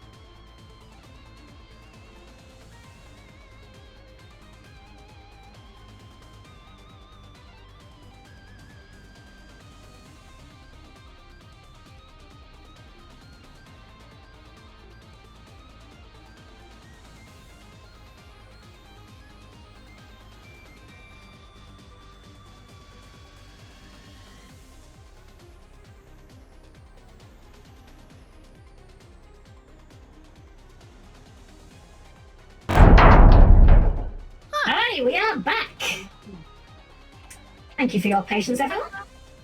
Hello. Right, so the group just defeated the strange creatures that had borne themselves from the train. As you guys get a moment to finally catch your breath and take stock of your scenario, you realize that, the trains have stopped. The train has stopped uncoupling itself because there are in fact no more cars to uncouple. As you step forward, though, you do notice one other thing. I should have done this at the end of the fight, but where the scanner was defeated, it has left behind something. It has left behind, well, it almost looks like a hand version of the scanner itself.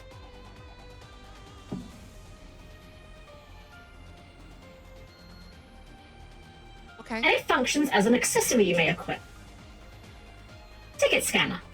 If you successfully hit one or more creatures with a melee attack, you may declare one damage type.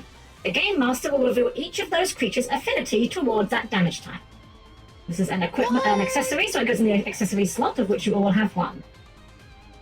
That's so cool. Ooh. Definitely not for me, but very cool item. Who's going to take the ticket scanner? I'd say anybody who can either hit several times or hit multiple, I'd say. What, I think that's both about you and Saya? Kana. 'Cause you would.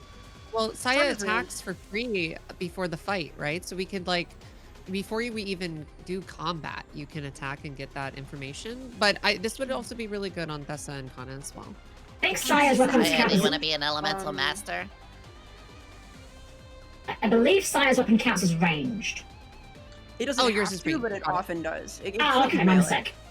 My mistake. It won't always be an attack pre-combat, though. It'll depend.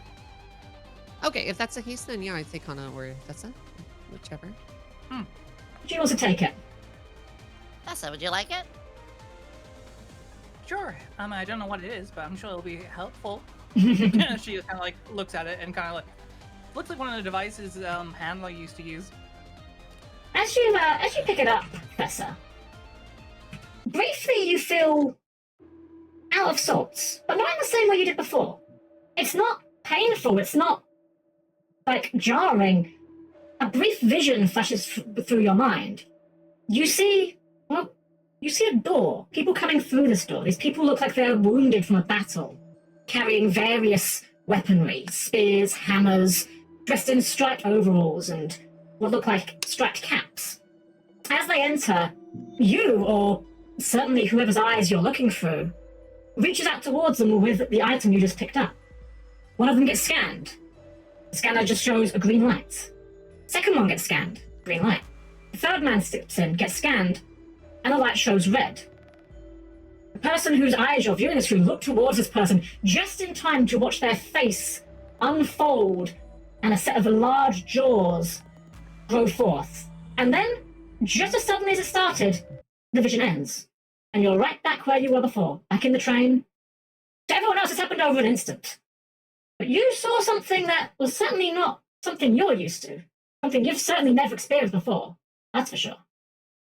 She thought she's coming back, and after just like seeing this creature, just like ignoring this person that she's seeing through the eyes, so she screams as the tendrils that she still has out kind of just like flicker for a minute as she like jumps back after holding the item. What's going on? I have many questions for you, but are you okay? I don't know. I just saw something. I saw people coming on the train, and the light, the scanner, it went red, and then the person turned into a monster. Yeah, she did. I have one question I want you to answer now. Is that okay? What's your name? Tessa? Tessa Orin. Saya's gonna stash her knife. Alright, Tessa, can we get off this before we address the rest of what's happening? This is, getting worse, possibly? Yeah, look. Sure. There is only one more place for you to go, unless you wish to dive off the back of a speeding train. The only other way forward is... The train is still going. Oh yeah, it is going fast. But the only place for you to go, unless you fancy your chance of diving off the speeding train, is into the cab before you. I'm gonna take a Wait. quick look out the back. I don't think I'll see anything, but it's mostly me just making sure that I don't see Matilda. No, it's anymore. understandable. You're not sure exactly when the previous car uncoupled itself, but there's no sign of it now. As fast as the train is going, that really shouldn't be too much of a surprise. All you can really see is you can see maybe 30 feet of track, and then all you can see are the rows of lights along the side of the tunnel disappearing off into the distance. That's fine. I didn't expect to see anything, but I figured I'd check anyway. Mhm. Go back to the rest of the Yeah. group. Oh, wait, was there not somebody with you when you were lagging behind and you had that lady who woken us? Where is she? She was right behind me, and she thrust herself into me and forced me over here before that train decoupled. I don't know where she is, but I wouldn't be here without her. I do want to go back and look for her, but yeah, we can't really jump off a moving train. We should probably try to stop it and then go back. That's what she wanted to do, and she knew what was happening before it did. Let's assume she's fine for now. Assume she. I mean, I guess. I don't want to leave anyone seems to me behind, but you could say she's neither do flustered. I. Like she's... Yeah, we'll go back for her. We'll go back, but we got to deal with this for now. We don't really have the option or the luxury to try and look. Whatever's happened here, surely what's causing this is up ahead. Has to be, right? I haven't a clue, but I would have thought that you knew something about it. Your arm, the No. wings, that you transformed. I've only seen that since. that- Never mind. It's not this place that's doing that. That's just... I can explain later, but for now, I don't know what's going on here. I just want to get off the train. No, you. I want to did try help something real us, you're quick. no enemy. Would you like to try? Sai, can you hand me one of your daggers? Yeah, I can. He's gonna withdraw I'm gonna, one, like- flip it over, and give Rika a grin. Here. Oh yeah, we haven't given out our names to each other yet. Well, we I'm said assuming them they out just- loud. Oh, that's true. Because, That's like, true. remember? Yeah, we said them out loud. And that's one of the reasons I'm gonna part of this is me confirming that is your name, that I heard it correctly.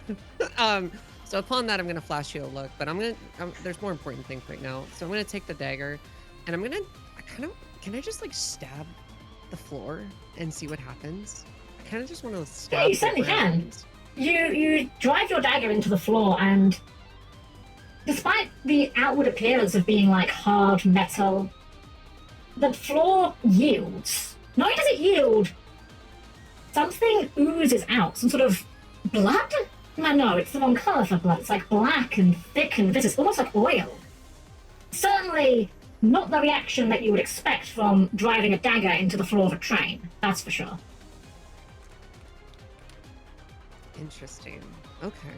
Bad. Yeah, I'll I'll pull the dagger out, and as it's like dripping in this black viscous ooze, I'll hand it back, and I'll say, You can keep that.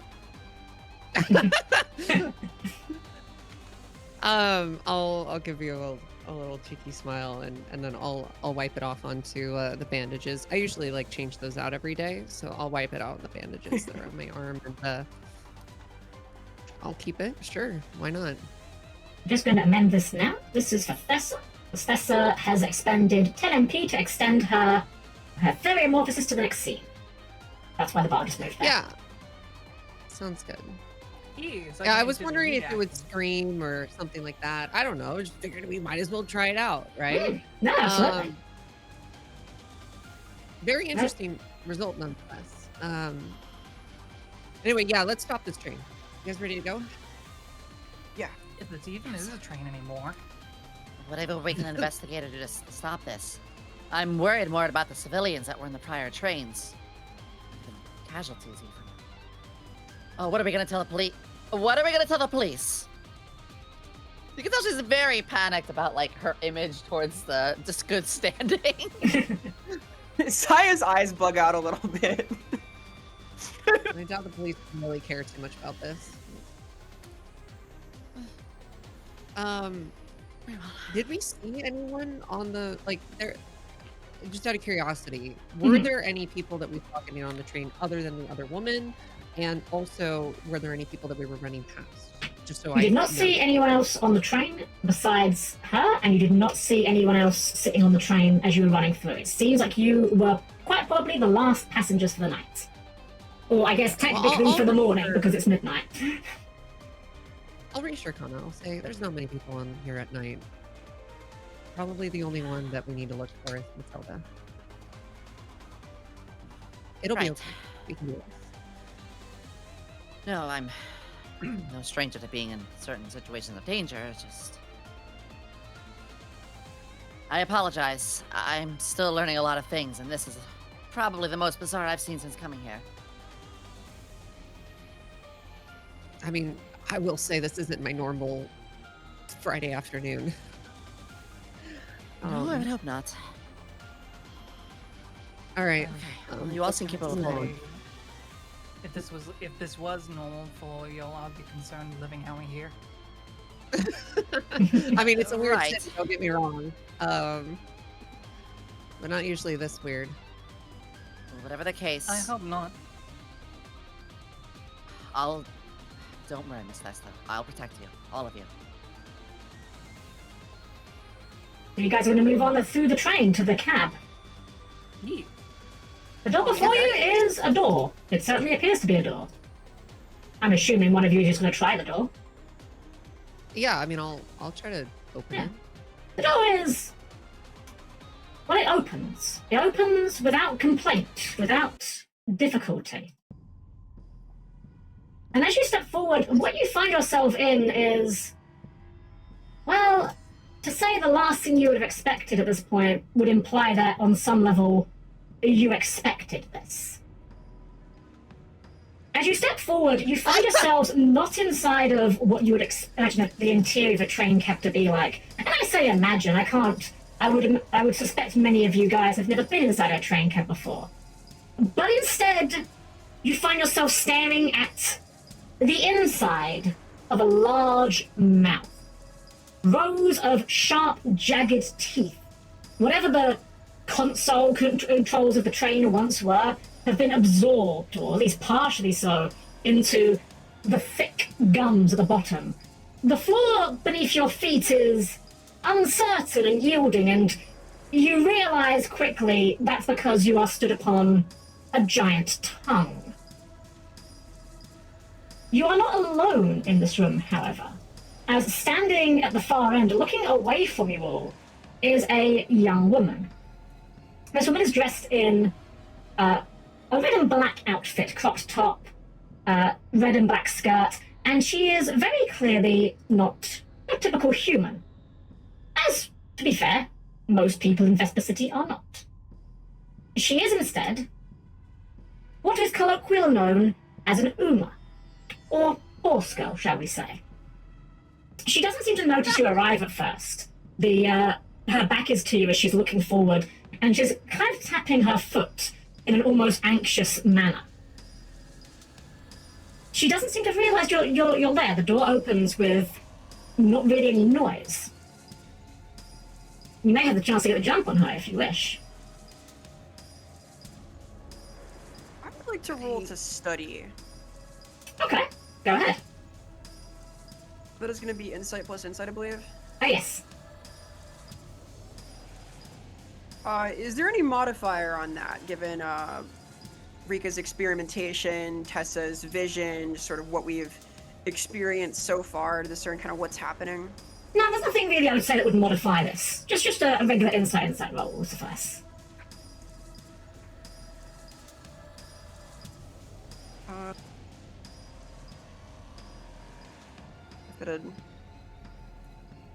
Let me... Roll 20's being mean. No, it's okay. Believe me, I know. I know the feeling. I've lost Haha. track of how many refreshers I've had to do today.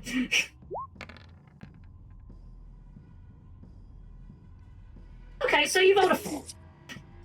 I mean, it's not a great roll. Not very good. It's not a great roll. Honestly, as far as you can tell, she seems to be, well, about as normal as you are. Now, she's not dressed in a particularly outlandish manner or in an outfit that would perhaps imply any affiliation or anything like that. You don't recognize her from anywhere. She, if you had to guess, maybe probably like young one, maybe like early 20s or so, give or take, but that's about what you can really get from looking at her. Again, she's standing impatiently. One thing I should stress as well is the wind is quite noticeable. The large teeth before her are not doing a great job of shielding the interior of this massive maw, and it is blowing like, her hair and her tail in the wind, as it is for you guys. Like, you're not getting quite as much of a force of it, but there's definitely a sharp breeze in here. I will say, there will be a reason, Saya, that your study was a bit, underwhelming. You're interrupted. Kinda quick to assuming that this is somebody causing the problem. She points her spear. She doesn't charge in, but she points her spear and says, "Halt! Explain yourself and what is going on." The moment Perhaps, you speak up, ruining everyone else's moment. the moment you speak up, she immediately turns to face you, kind of spinning on her heel. She almost loses her footing slightly on the tongue that you're all standing on right now. And her eyes widen a little bit, equal parts kind of shock and anger, and maybe even a hint of fear as she looks at you. She goes, "There wasn't supposed to be anyone on this train." She mutters under her breath.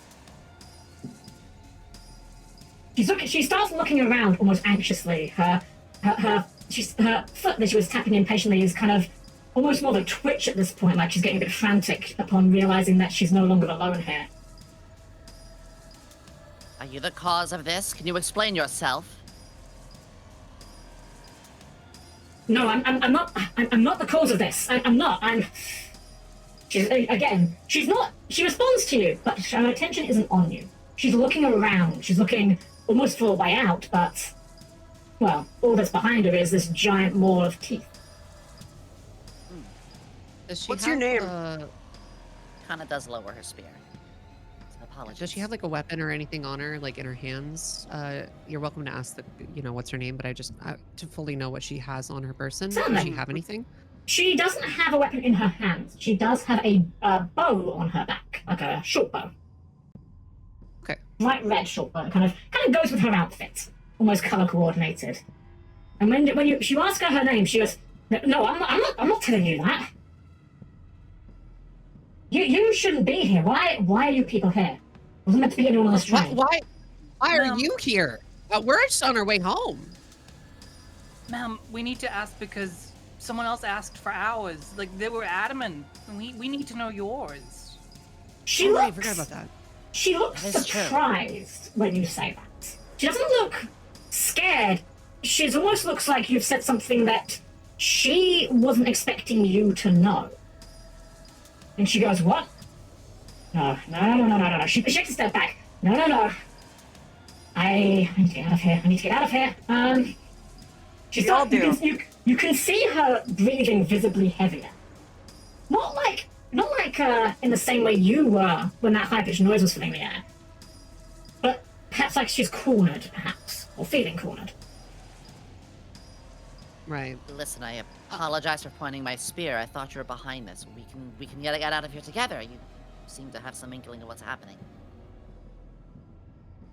No, I can't. I can't do that. She takes a step back towards one of the consoles, kind of bracing herself against it, as again she's kind of tapping her foot like a nervous, anxious habit.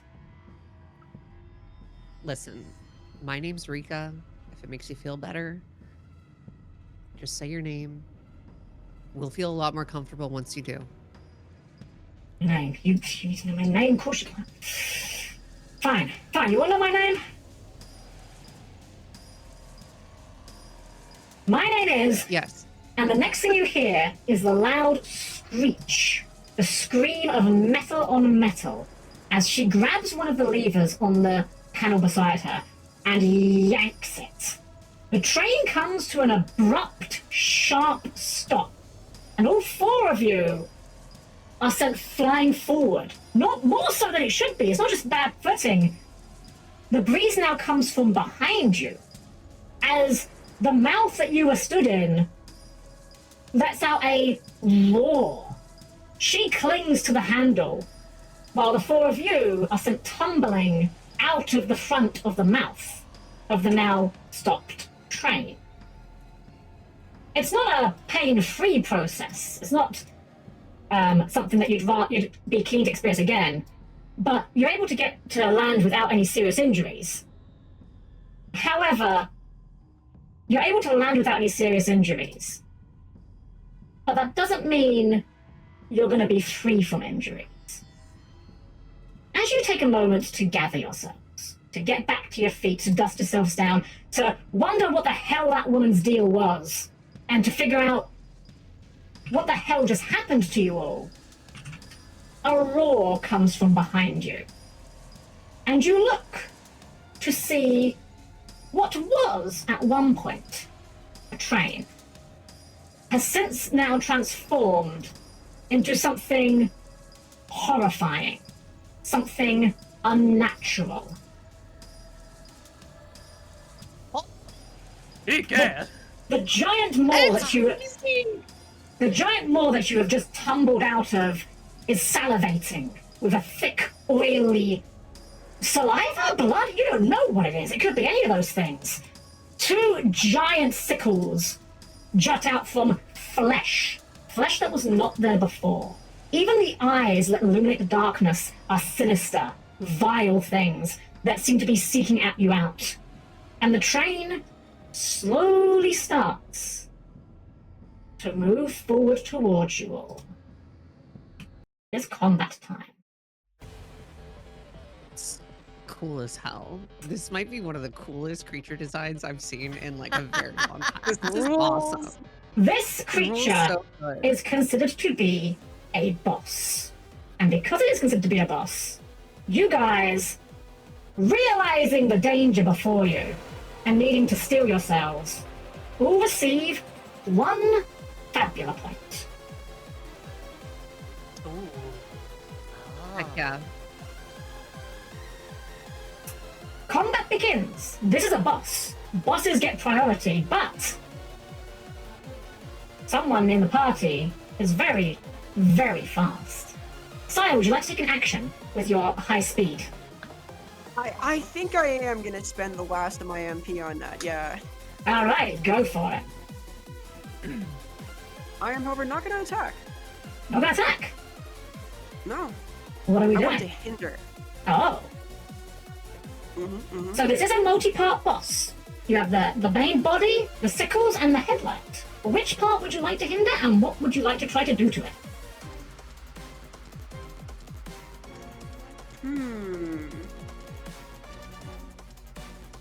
Go for the eyes, chica. Yeah, I think we're gonna go for the eyes. Go for the eyes! Alright, Sorry, go my for the back eyes. came out of it. No, Yeah, no, you I'm don't think here I'm for gonna it, do I'm about here for that. it. That is central, and I predict that's where a lot of the like core HP is gonna live, because it's the biggest part of the thing. I say nothing. I say nothing. So, what I'm gonna do is I am going to gum up the works a little bit. Okay. I want to toss a couple more of these vials of booze and just have them splatter on it. And then ignite those to slow burn. Okay. And I want to impair it in this way. I want to kind of slow it down. I don't think this is going to hurt it because it's a train. But I think it'll mess with its tracking of its big eyeball. And make it Okay. Alright, yeah, so so you're gonna throw one of your things. I'd say with that you could roll with your regular weapon attack stats for that, whatever those would be. I think Dex and Insight, I think it is.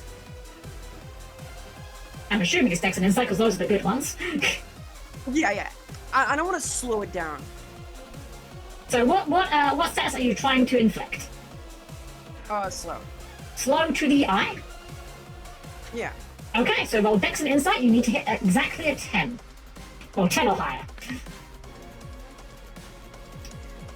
Can I reroll that? Would you like to spend a Fabula point to do so? I would love to spend a Fabula point to reroll the one. Alright. Go ahead and describe how you muster the force to do so. So relying on Saya's identity as a misleading Phantom Thief Kunoichi, I want to really mess with this thing. So seeing that the initial attempt to gum it up has failed, I'm going to toss another explosive at the roof of the tunnel and bring down debris onto the smeared oil that's already on its face. Alrighty, you will spend your Fabula point. I don't think your Fabula points are separately. There we go. And for those of you who don't know, Fabula points that are spent get stashed here, down by the Game Master point. They get converted to experience later. So go ahead and re-roll. You can re-roll one or both of those dice. It's up to you. You got a 1 and a 5. I think I'm going to reroll both, because they're both Alright. below average. Let's go gambling. Hey, Oh, that's that worked. pretty That good. is a critical. That's a critical. So, alright, well, you know what to do. What would you like to do with your critical as well as apply slow to the eye? As the trade advances, and her initial attempt to firebomb it is ignored by this big blinking eye that just gets all that flame away, Saya is gonna shrug, reach into her coat, and toss a irresponsible amount of explosives at the restraining rings around the tunnel ceiling. And rocks are going to fall on top of the eye and into the mouth and in front of the tracks. And we might want to run a little faster. So what are you going to use the opportunity to do, though? I want to use the opportunity to further hinder it. Okay, so slow plus what? I think slow plus dazed. Slow plus daze onto the eye. Alright, your bombs go forth, splintering onto this thing, hindering it, slowing it down, dazing it. You're assuming it's dazed. It's a weird, freaking abomination of train, but you can only assume it had the intended effect, as it certainly seems to be, a little bit flailing after that. Go ahead and spend your MP for that, as well.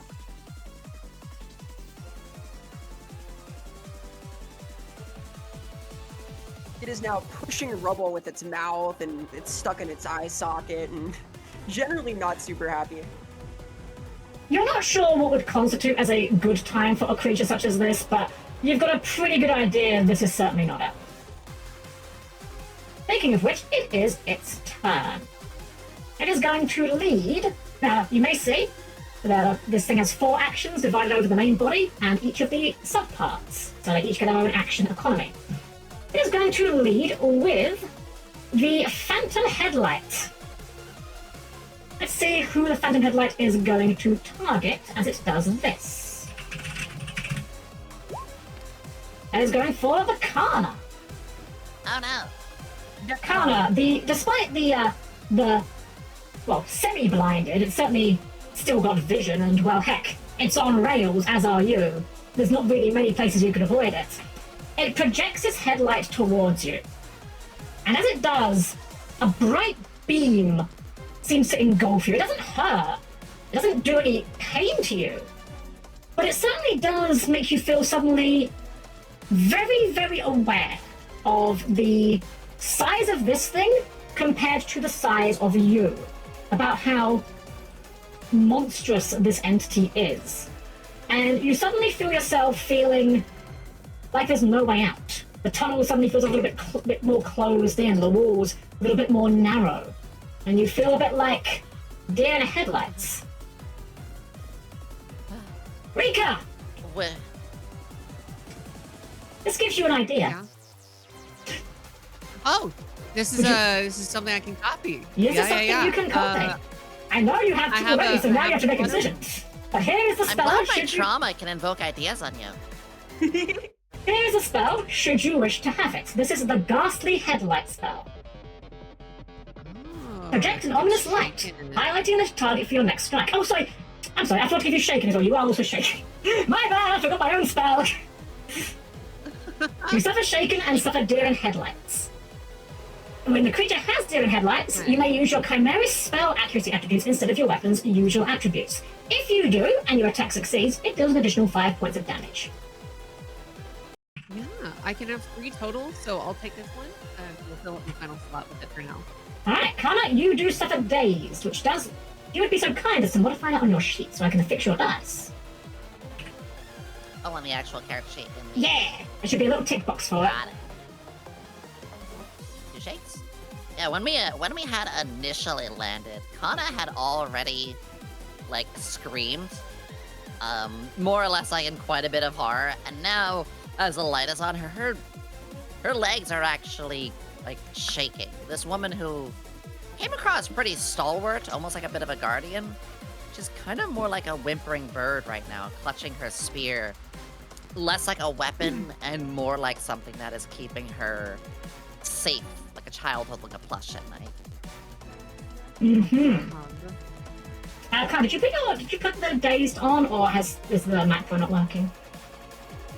I put the dazed on, so it's not changing my current insight on the sheet. Oh, I just realized why. Because your insight is the lowest dice. Your insight's yeah, a that's D6, why. it can't go any lower. Oh! Yeah. Oh, it gave it on D4? Oh. Oh no, D6. D6 is the lowest. No. Oh. You can't actually have a D4, so yeah, you were probably the that's best my target weakest checker. Yep. Yeah, I mean, she is a very naive person. Insight is actually her lowest one. But she's Alright. still, yeah, I will still say with this side here, she is quite whimpering in the situation she's in. A little rouse of bravado might help. Okay, it is now your turn. Who would like to go first? Real quick, can I get the spell in the reward loot? Oh, yes, I apologize. Yeah. Basically what looks like a flashlight with the tip of the flashlight being this creature's eyeball. And the way it's manifested the spell. There we go. Thank you. Well, I can do my +2 on it.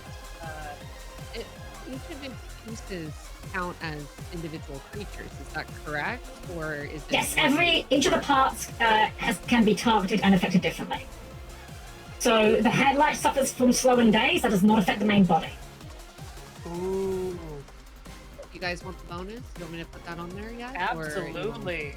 Sure. Okay, I know what I'm gonna do for my next turn too, so. Sounds great. So yeah, I'll go ahead and take out my spray gun, and I'm going to target it to apply a spyglass mark for the symbol of truth. I will go ahead and roll a d6, a d10, and then add 2 for the roll. Ooh, I would like to invoke Gabriel points. Absolutely, you may. I'm gonna do my identity of being just rebellious graffiti artist. This thing is not tagged. I want to tag it. I want to tag this guy. Go for it. Yeah. I don't think your guys' factor points been set. Let me check that. Everyone should have 4 apart from Saya and now Rika. For some reason that is not the case. Let me just fix that. Yeah, no worries. Yeah, let me know if I need to lower my Fabula point or if you're just gonna adjust it for me. I can do it on my end. It's just the city macro did not work as intended. Oh, it's Oh okay. wait, no, hold on. Oh, I know, I see what's happened here. Sorry. I can't count. You're on 3.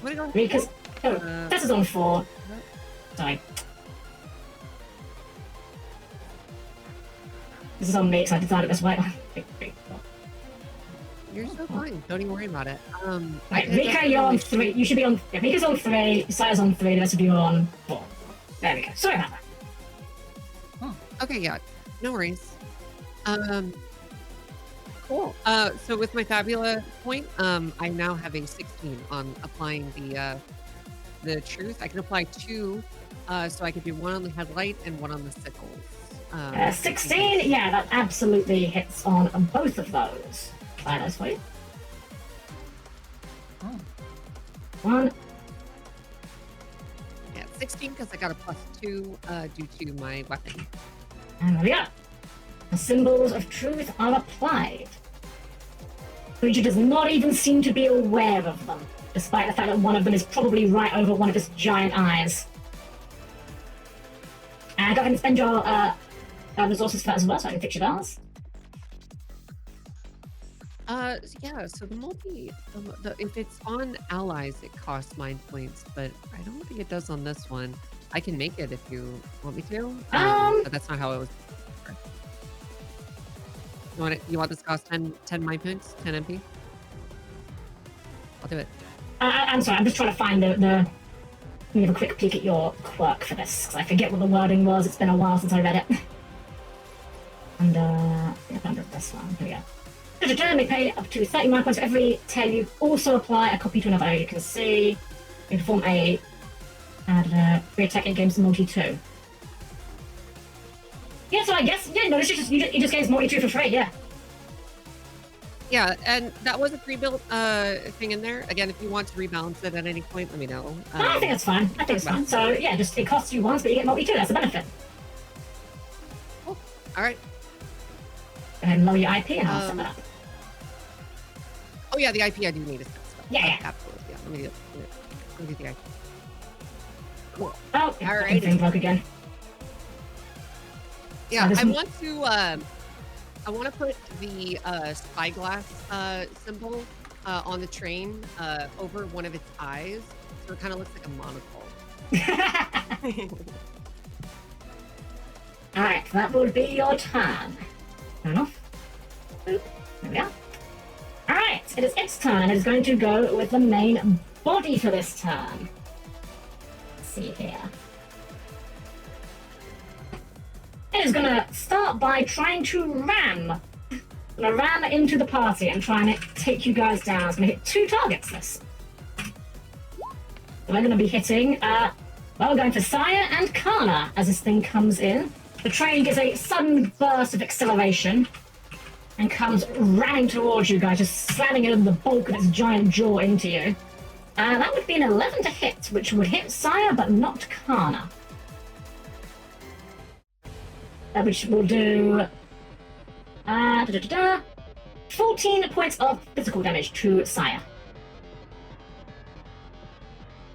I'm going to... No, I was muted. I said I'm going to guard this. Oh, okay, you can do this, because it's once per turn. You can even guard it if it's affecting you, so you can intercede to stop Saya taking any damage. So this is the entire train ramming, correct? Yes, well, I say the entire train. There's only one car at this point, but yes, what's left of it. As the train comes forth, Kana braces her spear, like full, arms stretched out, holding it like you're, bench pressing, essentially. But you hold it forward, like a guardian. She leaps swiftly in front of you, Saya. She's fast. Perhaps not as fast as you, but she's definitely, a run for your money. Gets in front. The entire hilt of the spear is held out. The train ramming into it. There's sparks flying. The teeth are gnashing over it. And she is holding it back. Little cuts that it might be, going along her arm, her forearms or so. But she stops this onslaught. Whoa, There's something seriously? snapped her back. I said I'd help! I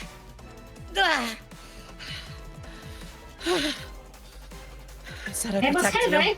It was heavy. Your arms are killing you after that. Not to mention your legs, because this thing is still advancing. But you were able to fend it off. And the train, its attack is foiled. Who's up next? I'll even go after that if that's okay. Go for it. Yeah. Would make a lot of sense, yeah. A bit of bravado flashing back in her eyes after that. Like she had seen her reflection in that metal teeth and witnessed how afraid she really was, and it helped her snap at least enough back. In her desire to defend, she is going to... I'm going to be targeting these rending sickles. Okay. I'm going to be using Bone Crusher. This essentially can let me inflict... It doesn't do damage, it inflicts either dazed or weak. What better thing to weaken than the sickles? Mm-hmm.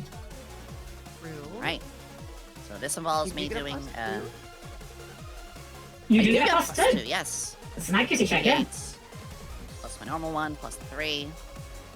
I mean, plus 2, so that's 3 in total. I get 1 for all my weapon attacks. So 3. Let me roll that. I'll subtract in a moment. This will be 13. 13 against the rending sickles is absolutely a hit. So what is this attack going to do? All right. So as right after she like deflected it back, she actually gets like pushed back a little bit as well. She does like a flip, and then she leaps up into the air using some momentum, and like a dragoon, she plunges her spear down, straight onto one of these sickles, puncturing a hole into it, making it a bit more brittle, weakened. Mm-hmm. Weak. Okay. Go ahead and apply that. Blade meets hammer. And she literally like a hammer strikes down on this thing. Alright, so your attack goes through the sickles. Well, the creature gives a small roar as you puncture its sickles, which is a strange sentence of words, but it's what you just did. It does not seem to be deterred, though, at all. If anything, it just seems angry. Not afraid. I'm not afraid. It will be its turn next, and it is now going to go with the sickles. It seems enraged by the fact that the ram didn't work. It seems like it's hungry, it's almost desperate. And it's going to lash out with the sickles, with this hunger guiding it, the failure of the previous attack urging it on. As it's going to sweep with sweeping claws. This too is going to target two characters. Let's see who it is. My guardian did reset because I just attacked. It will be targeting. Well, it can't target Kana twice, so I'll just add 1 to the next roll if it actually doesn't work. It either. double Okay, hits it's a me. 4. It's Sire. It's Sire. It got especially angry at Kana. So Kana and Sire is coming for you, and this thing has got some bonuses behind it now because it is furious. And when I say furious, I am talking furious. As this thing has, well, it rolls this, and then it adds 7. So that would be a 17 on Kana and Sire to hit. That's probably gonna hit.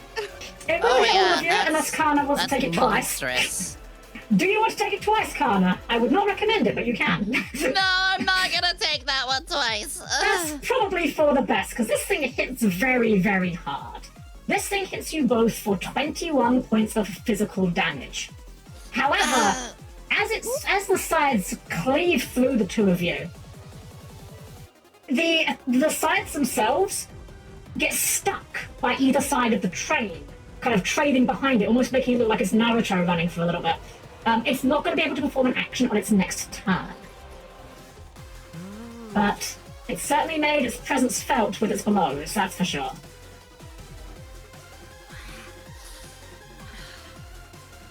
I'm okay. Who's up next? In fact, not okay. I'm in crisis now. Oof. You are in crisis now. Let me fix that. There's 2 of you in crisis now. We're both You're in crisis, and so is Sire. Let me put you in crisis. There we are. Do you wish to fix that Don't before I take worry, my got turn? you.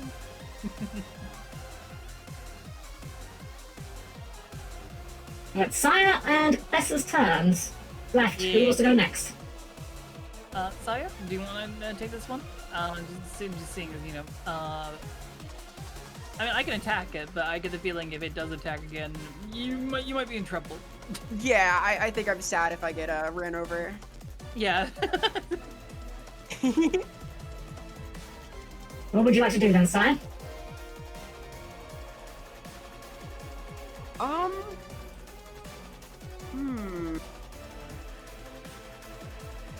Oh, I didn't add your Fabula point. You spent it to the pool there. So yeah, let me fix that.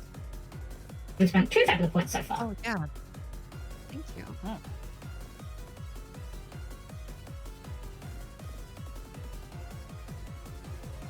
I think my best option here is to just dump damage into the sickles. It's that or like heal my MP. You are the squishy. I'll do that. No, I was just saying you are the squishy. I am squishy, this is true. High defense, but low HP, yeah. You're the glass cannon. Hehehe.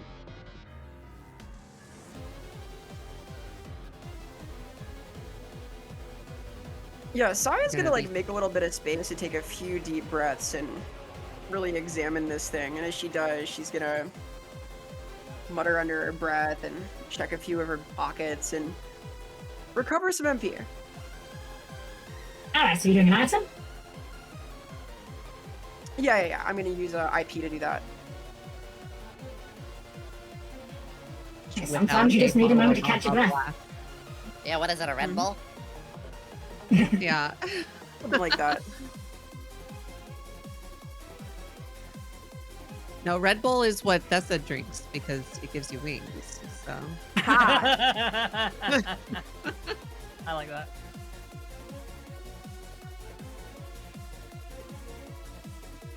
Just wait until you spend your So she's gonna IP, max out her MP there. yeah, spend your IPG bars. I'll amend them.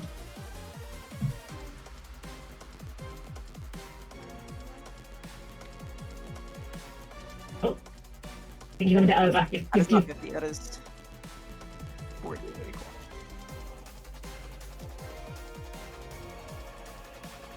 Alright, so is your IP correct now? Is your IP correct on your token bar so I can amend it? Yeah, 2. Okay. There we go. Alright, hey, sometimes you just need a moment to catch your breath. Alright. It is the Train Fiend's turn. It is its final turn of the turn. That's a sentence. Final turn of the round. On the Train Fiend's turn, it is going to attack with a bite as it opens those massive jaws. The jaws that you were just thrown out of only a few moments ago, in fact. It's going for Rika. It's going to go for Rika with this big bite. On, Train. There's a 12. Bring it a little bit less on. Just a little bit less on. I'm gonna guard! Gonna guard? Okay, Kana's gonna intercept. It's going for a bite, you said? It's going for a bite. So, almost like the spear stance she has right now, while its lower jaw is like above her spear, like kind of gets her spear under it, and kind of like flicks it up, knocking its forehead, like or the top of its noggin, into the ceiling for a moment, making it close its jaws. Hup. I don't think so. Right, your parry is successful. The thing is heavy and bulky, it's still not slowing down. In fact, it is not only slowing down. At the end of its turn, it actually is speeding up a little bit. It's not tremendously fast. Not yet. Uh-oh. But if it keeps accelerating at this rate, you might have difficulty. This is a clock. You guys can interact with clocks if you use the objective action to lower them. Or raise them, but I don't know why you'd want to do that. Uh-huh. It is Tessa's turn, the last action of the turn. Yeah, I don't think I'm very good at investigations. So, but I know what I'm good at. And you know what? After seeing those big sides tear up 2 of my friends, I don't want to go near that. So instead, the tendrils I do have, the tips of them are going to kind of sink into themselves before 3 spikes proceed to protrude from them. And then they start to swell as if filling with something before you hear 3 consecutive explosions shooting 3 rapid-fire projectiles. She is currently using the gun. She's effectively got a gun. Yeah. Effectively. So yeah, with 3 projectiles, I'm gonna shoot. All right. So then you get +4 to this. As you're hitting. I'm assuming you're hitting with. You have multi. Actually, is yours multi 3 or? I have multi-3, yeah. Because So I you still can hit all have 3 the parts. arm out. Yes. All right. So you rolled a 15 in total which I don't even need to look. I'm very sure that hits all of them. I will double check to be safe. Yep, that absolutely hits all 3 parts. For how much damage is it again? 7 plus... 7 plus 8. So... 16. 15. Yeah, 15 damage to all. Really All right. good. The eye and the sickles definitely seem to be a little bit more brittle or fragile compared to the body. Hardly surprising when you consider the body of this thing is been transformed out of an actual train. But the blows definitely do go through. It does clearly recoil with pain. The first actual attack to deal damage to it, but hey, that's not necessarily a bad thing if you can prepare it. That will bring us to the end of the turn. We'll reset everyone's actions, including the boss's. And the boss does in fact get to go first. The boss is going to lead, as it had before, with the Phantom Headlight. And Kana, you are caught in the headlights. You are a deer in headlights right now. It is going to attack you. And since you are still suffering from shaken, it's going to do bonus damage if it does land. With a that and a that and that. Well, a 10 is good, but it's not good enough. It fires a beam at you. Unlike the last beam that was just a light illuminating you, this one, it's more of a laser. It's a concentrated beam of light that comes out of the central pupil of its eyeball, and it goes in your direction. You're able to dodge out of the way just in time to notice that it does in fact score a nice line in the wall of the tunnel that you're in. That could have been you. It wasn't, but it could have been. Yeah, she did like a leaping backflip as she evades, and when she lashes, oh gods. I don't think I need to warn you all for that one. Who's up next? You're doing great. I mean, I'm gonna I go on DPS if somebody else doesn't. Like, I was It'll like, reset my so- guard. That's true. You only get 1 guard per turn, and taking your turn does reset it. Yeah. Yeah, you know what? If you guys are okay with it, I'm gonna get an attack in. I'm gonna reset my guard for you all. Sure, that would be makes great, sense. yeah. absolutely. All right. That Oh, sorry. Hold Train on. Fiend Sorry. itself. Go ahead. Pardon me 1 second. I forgot, and well, I forgot you forgot. Tessa, when you hit with a melee attack, you get to find out damage affinity towards everything you hit for 1 damage type because of your ticket scanner. Oh, So, which damage type would you like Yes. to inquire about? Alright, what's damage types again? Physical, air, bolt, dark, earth, fire, ice, light, and poison. I would ask about both. Yeah, let's ask about both. Bolt. The train itself is vulnerable to bolt. The other limbs are not. Ah, Knew it. Knew it. alright. With that knowledge, I'll call out. If you attack the main body with electricity, it's gonna hurt a lot. Thank you. like the 3rd rail? Got it.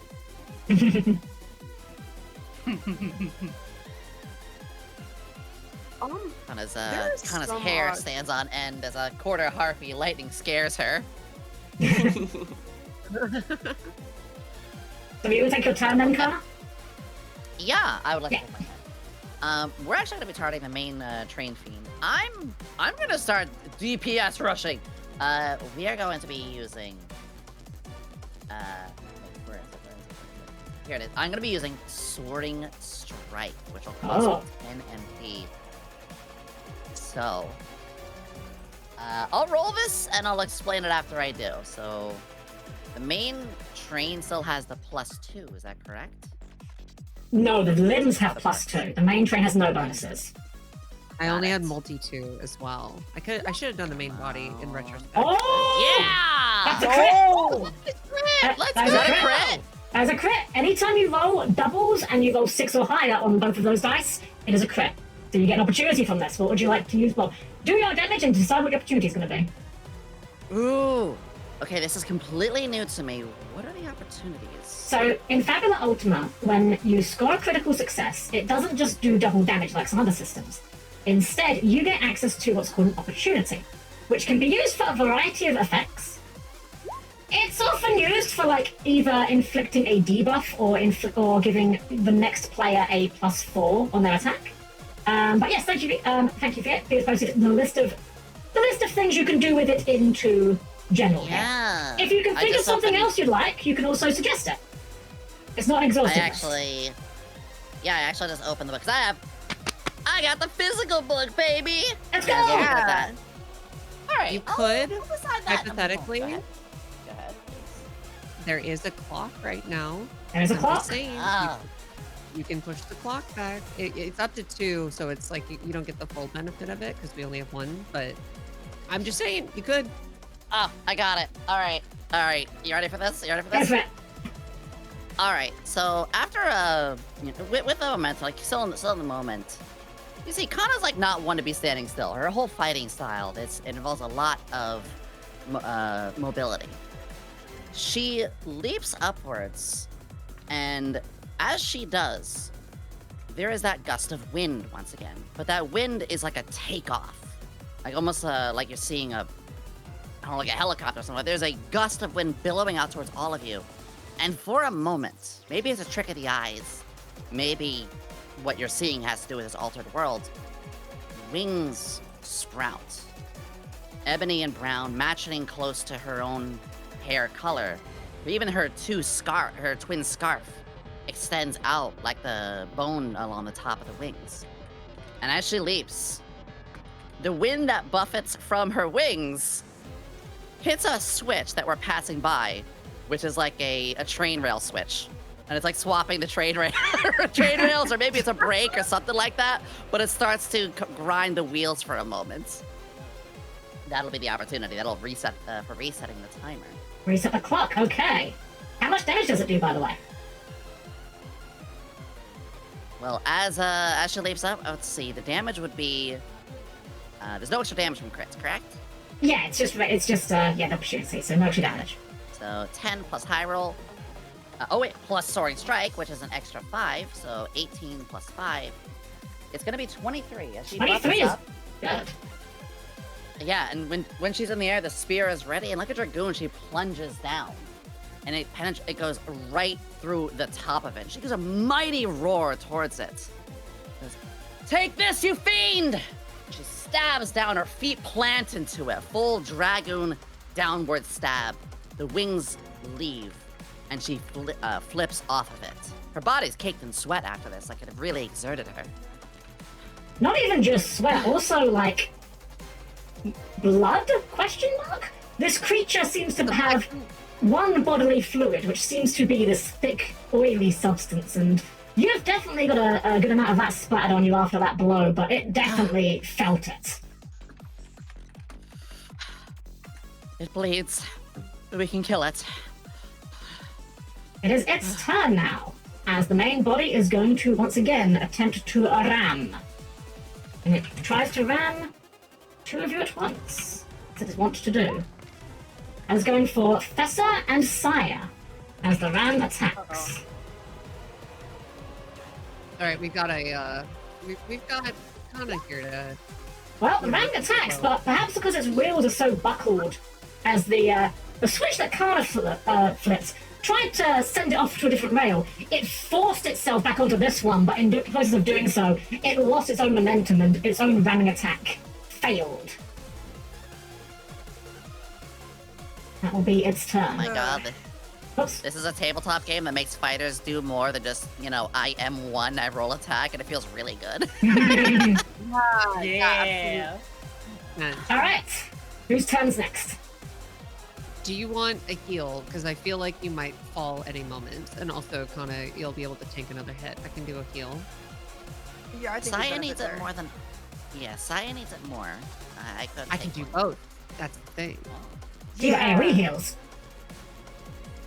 I'll go ahead and take my turn and heal. It's going to be 20 MP to... Oh, I biffed it. Hold on. There we go. 20 MP. I'm gonna take one of my pink hands. I'm gonna shake it up. I'm gonna crack open the top like it's a beer can, and it's gonna spray paint all over the area, which is going to be this kind of greasy healing lubricant. And I'll say, "Don't worry, it's good. I promise. It's healthy. Breathe it in." This is the second time this week I've got. Oh wait.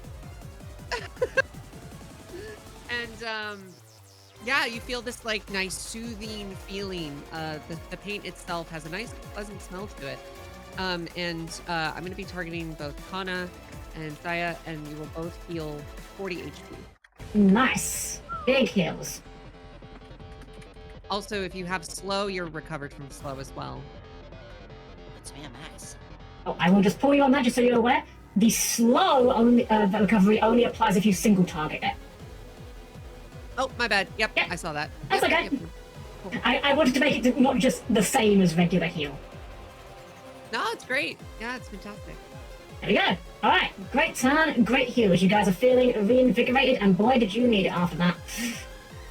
It is the train's turn, and the Phantom Sickles finally, with a groan and a squeal, they wrench themselves back out from their position where they've been stuck behind the train, unable to quite get free, because they couldn't act this turn. They did a powerful attack, and they paid the price for it. You guys get another turn. Oh.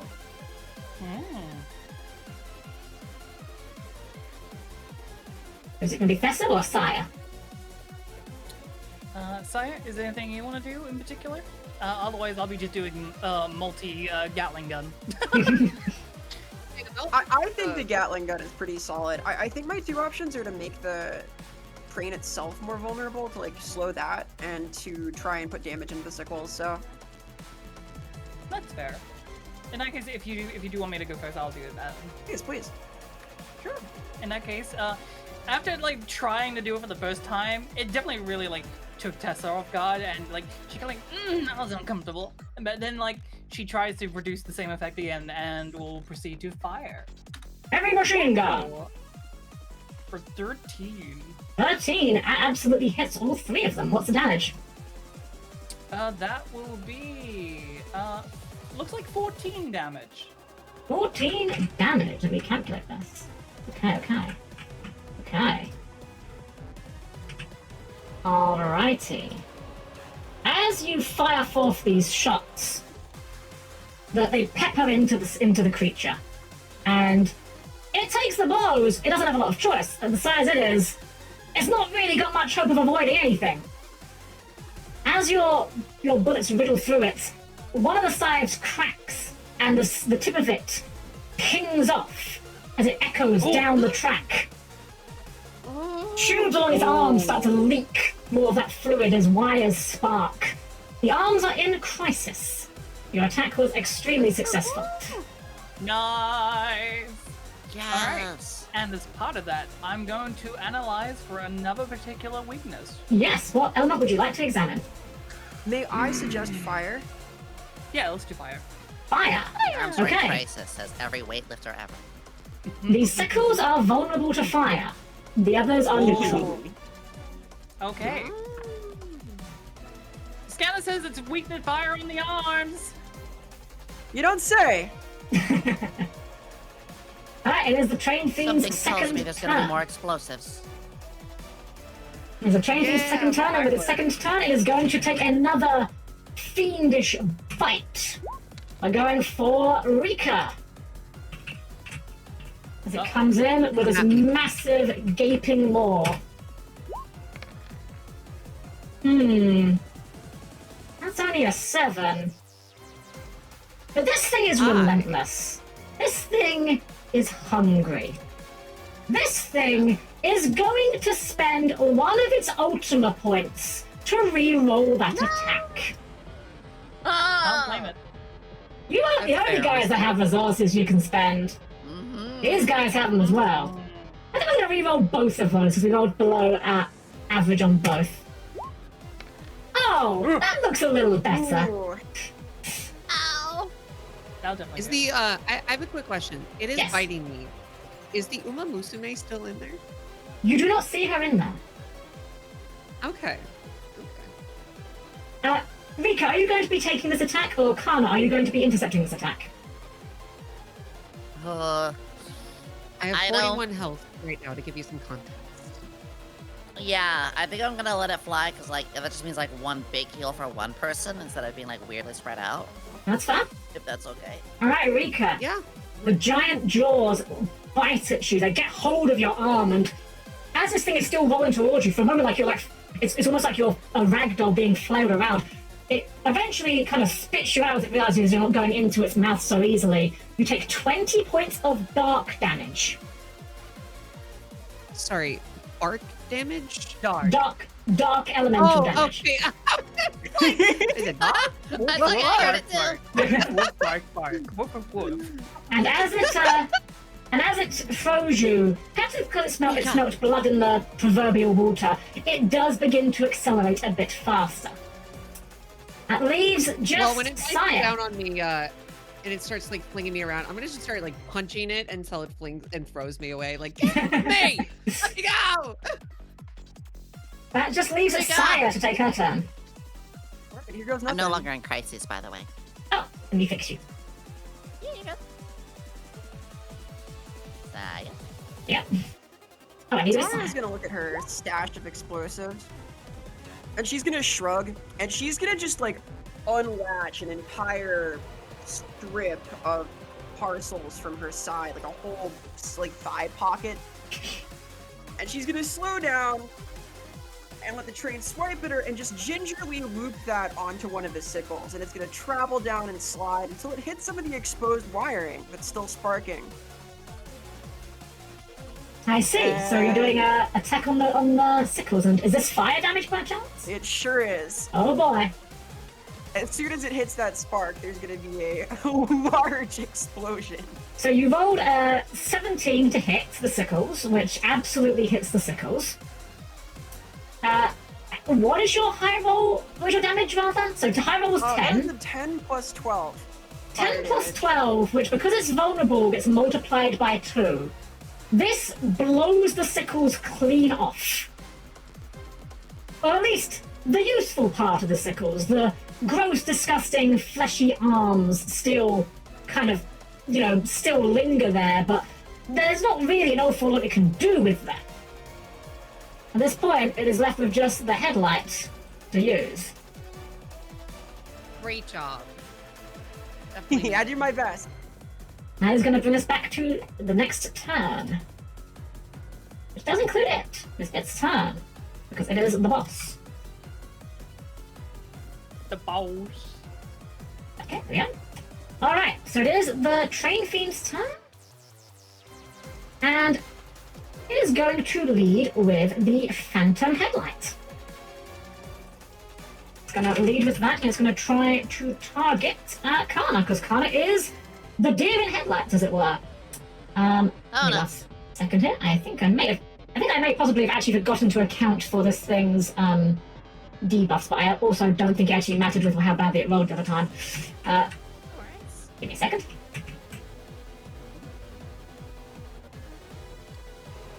You do be stacking debuffs. Hey, debuffs are very important. Debuffs are good. Never, any turn where you stack a debuff is not a turn that was wasted. Absolutely. Okay, so it is that one is down by 1. Okay. Let us see. So this is going to be rolling a Phantom Headlight using. That makes a difference. Okay. So we're doing that plus that plus this. Alright, so Kana, this is against your magic. Is it magic defense? This is magic defense. This is targeting. Ah. That's a 6. That is not very high. Bleh. But tasty fried That's burb. You know what? You should not have done that. It's gonna spend an Ultima point. You're in the headlights. I'm a genius! These Oh, no. headlights are blinding, and it is going to re-roll. I think I'm just going to re-roll the D10 actually. So I'm just going to take the 3 and re-roll the D10. Well, it did improve, but not by much. It's not going to go any further than that with that one. So it takes its blast at you with the Phantom Headlight, but you are too nimble. You are too agile. It cannot get a bead on you. It seems like it chose the worst possible target to put its its gaze upon and, well, able to avoid the blow. It's repeating rather. its tactic. That was. She's gotta I got the hang of this sort of thing. She's like, okay, All right. I'm fine.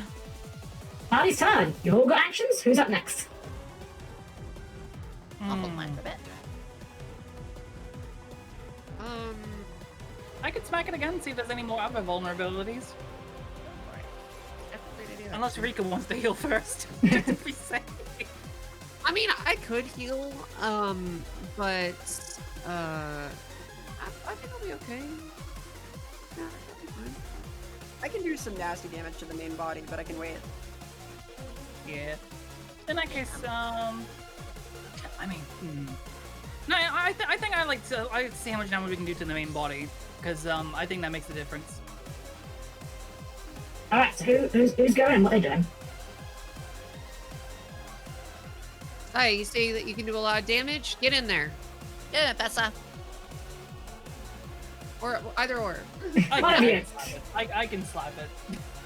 Alright, we're going for Fessa slaps. Vulnerability. Yeah. She slapped. Oh, it's only no scratch to take 2 away from that because it's only Okay. the 1 now. Okay, so you're attacking with your tentacles. So that is going to be as a 9. Yeah, 9. Give me a moment here. I'm looking at the numbers. And Headlight has this. And Train Feed has this. That hits both! Nice. Right, so how much damage is the total? 11. 11 to the main body. 11 to the Phantom Headlight. As your... Okay. Well, no, you attack first and I'll tell you what happens. And I'll also tell you what element you'd like to check. Ooh, good point. Is it? To be fair, I'm not too sure myself. I'm gonna say just because I don't know like who's got what, and to be fair, it makes sense in character. I'll say let's see. What about light? Light. Neither the Phantom Headlight nor the Train Fiend are resistant or weak to light. They have regular affinities to light. Gotcha. So go ahead and rate your attack. Yep. What do you do? Go ahead and rate it. Explain it. Oh, right. So it's still the gunshot. She's actually no. The sickles are gone now. So now that the big dangerous sickle things are there. Now I think she's actually gonna go for go for like the stabby stab as like those spikes. Instead of like shooting out, she actually moves up and actually proceeds to start stabbing it with the tendrils with the spikes. Give me a second. Oh, Wait, 1 moment. I think I've missed something here. Give me 1 moment. Am I this stupid? So full disclosure real quick. I have to make it... There's a lot of states for this graphic. And it turns out I missed the exact state where you put the eye in crisis and have broken the sides. Oh. So here's what the eye should look like in crisis, but I have every other combination apart from the eye in crisis and the sides broken. Like this, I mean, it's still kind of broken. Great, don't worry. Whatever. Yeah, it's fine. So like, damn it, I can't. Of all the ones that it ended up being that mattered, oh well. So yes, your attack goes through and you shatter one of the eyes. The main one is still staring you down, but the eye is now in. The Phantom Headlight is now in crisis. Okay, that'll be my turn. All right, it is its turn, and you may have picked up on something of a pattern with this thing.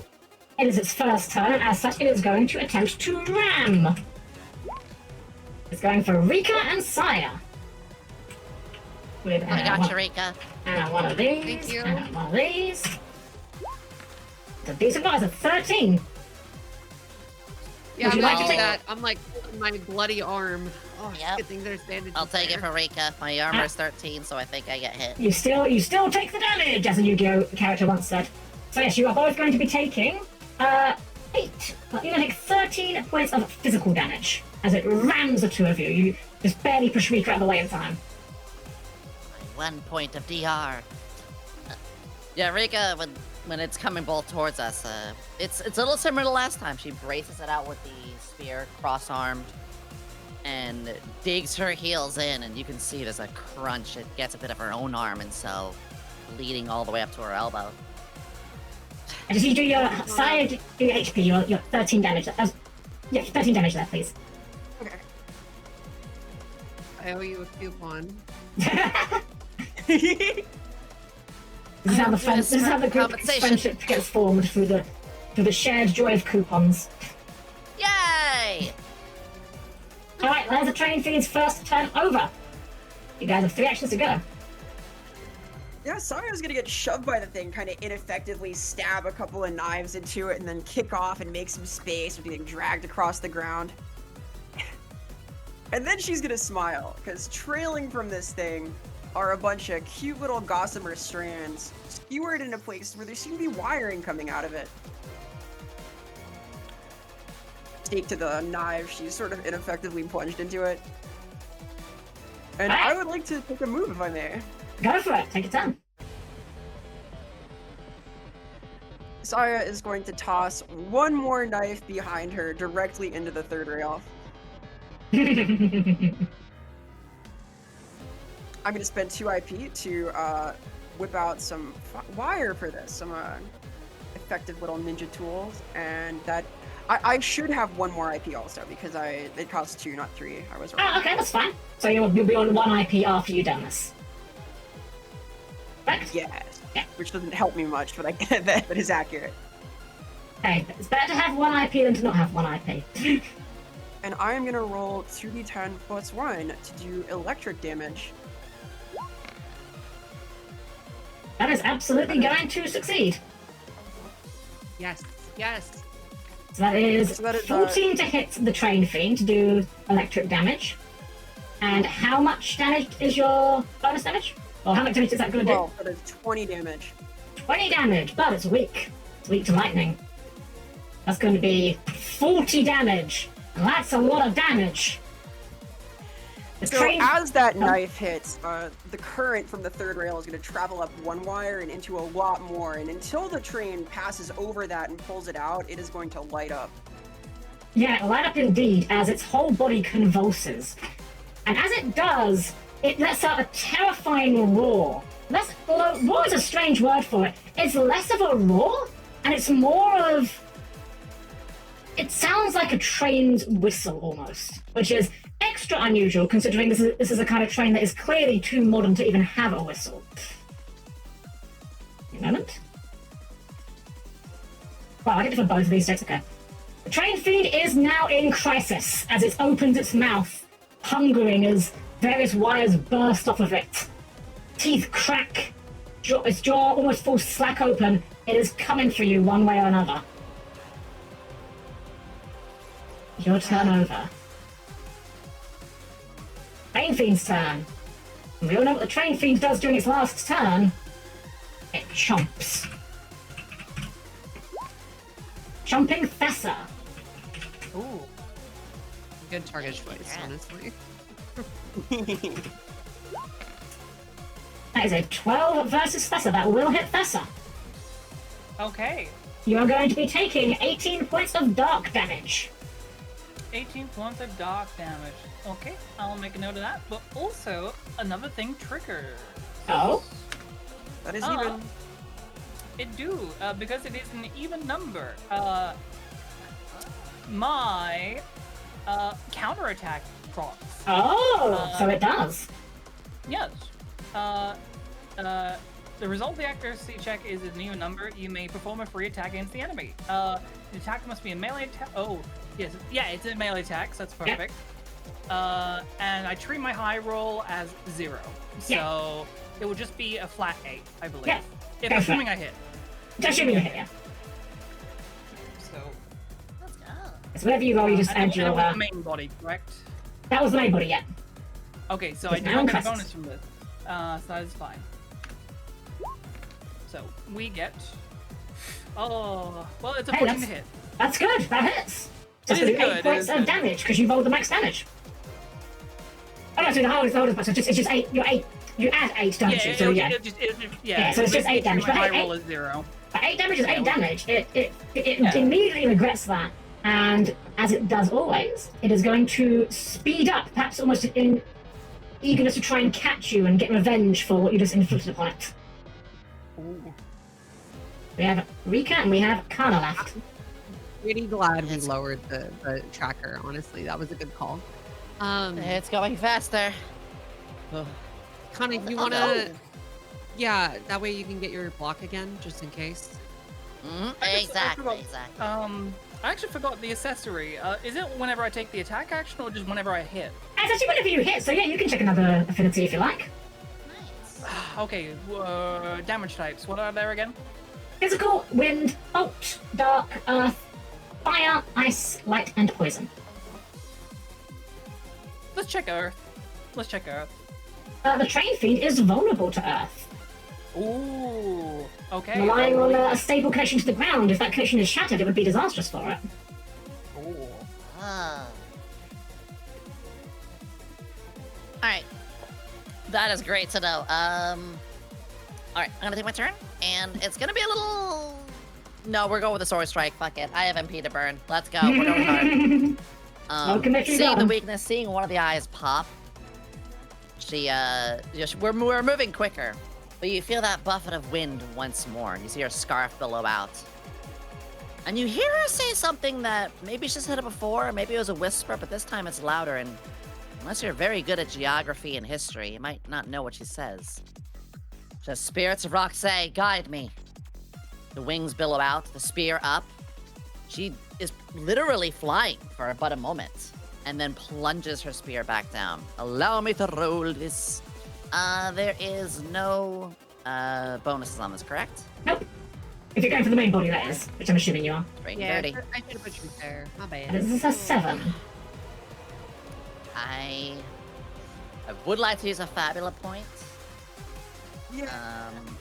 But I'm trying to think like how I can invoke it for this one. 'cause caffeine is You mercy, really I'm want like, some it's like pizza versus. and finish your stuff. Well, and knowing that every strike puts an effort into saving those around her right now, she seeks to find a sort of peace and mercy for everybody else. She wants to stop this before there's anyone who could be hurt, even if it is drawing out of her own blood, her own her own body for it. May I reroll? I'm gonna say both, actually. Indeed, you may. I'll just go ahead and spend that They're for you. both full damage. Still not very good. It's only an 8. Only an 8. But this thing's giant, Kana. This thing's massive.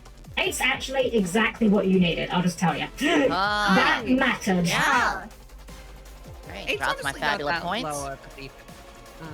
Yeah, you gotta remember, like, the damage, the rolls for hitting this are quite low because the numbers are quite low. Yeah, it's also my Plus first one in boss. this is a huge deal. Trust me. Yeah. So this is 16. However, it's sword strike for another 5. So this is 21 points of damage. She plunges it 21. pretty much directly above its eye for leaping off, landing. The wings are gone by the time she lands, and she's covered in even more of said blood and, again, sweat. And you can see her breath is very labored. She's struggling. The blow is good. The creature howls in pain as your spear pierces it.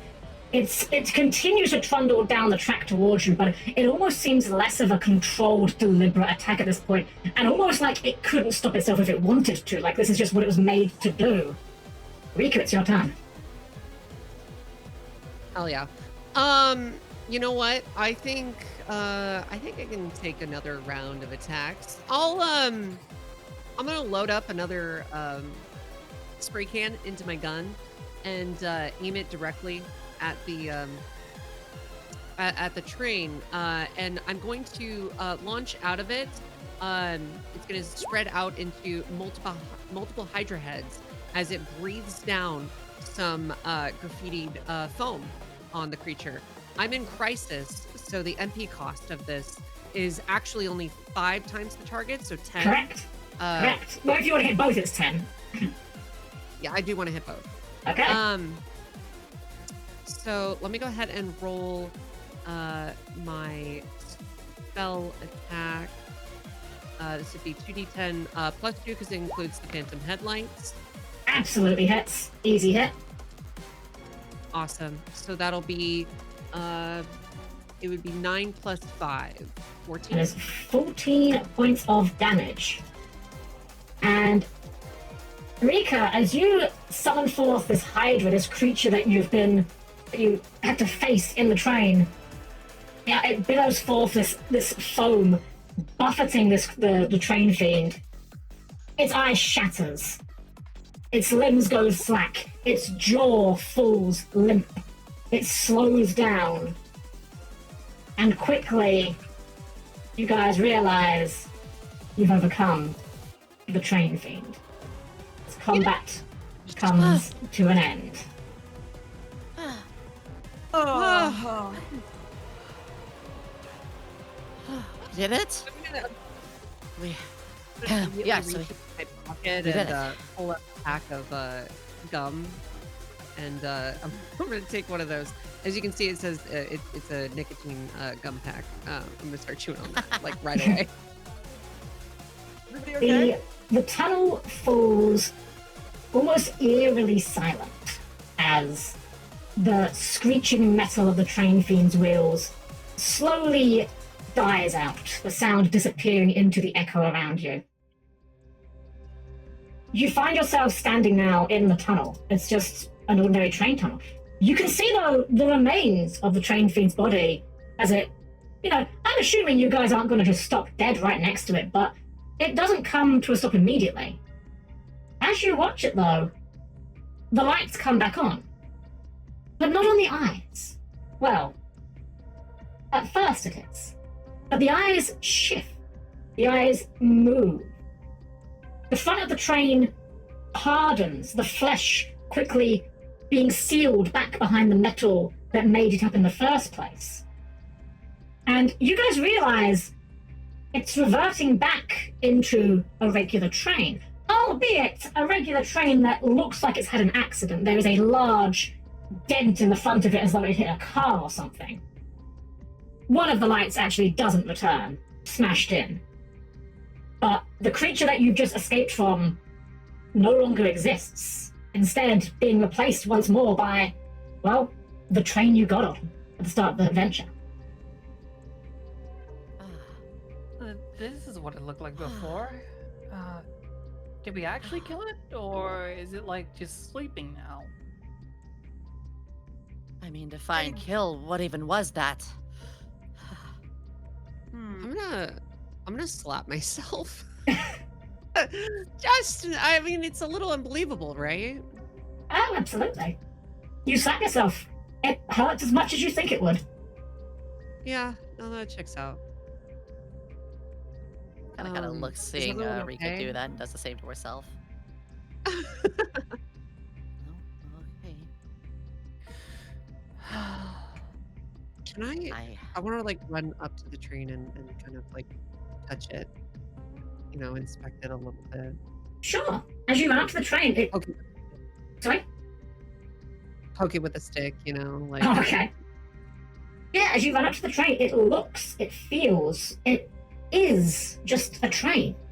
There's no sharp teeth. There's no supernatural headlight projecting doom and gloom. It is just a regular Sparks Dynamics train. Albeit one that's probably going to make some sort of headline because this is probably going to be the first time Sparks Dynamics trains have ever been late. But it is just the front of the train. The remaining cars are not attached. They've been detached and they are no longer, and they are not here. Presumably they're further down the tunnel, but it'll be a bit of a walk to get there. Or a jog. Yeah. Wow, this is going to be really expensive. That's Yeah. certainly one way to look at it. Miss Rika, and yes, she does call you Miss. Miss Rika, is there... Do you see anything? No, I mean it seems to be normal. I don't know. I don't know what happened. I have never seen something like this before.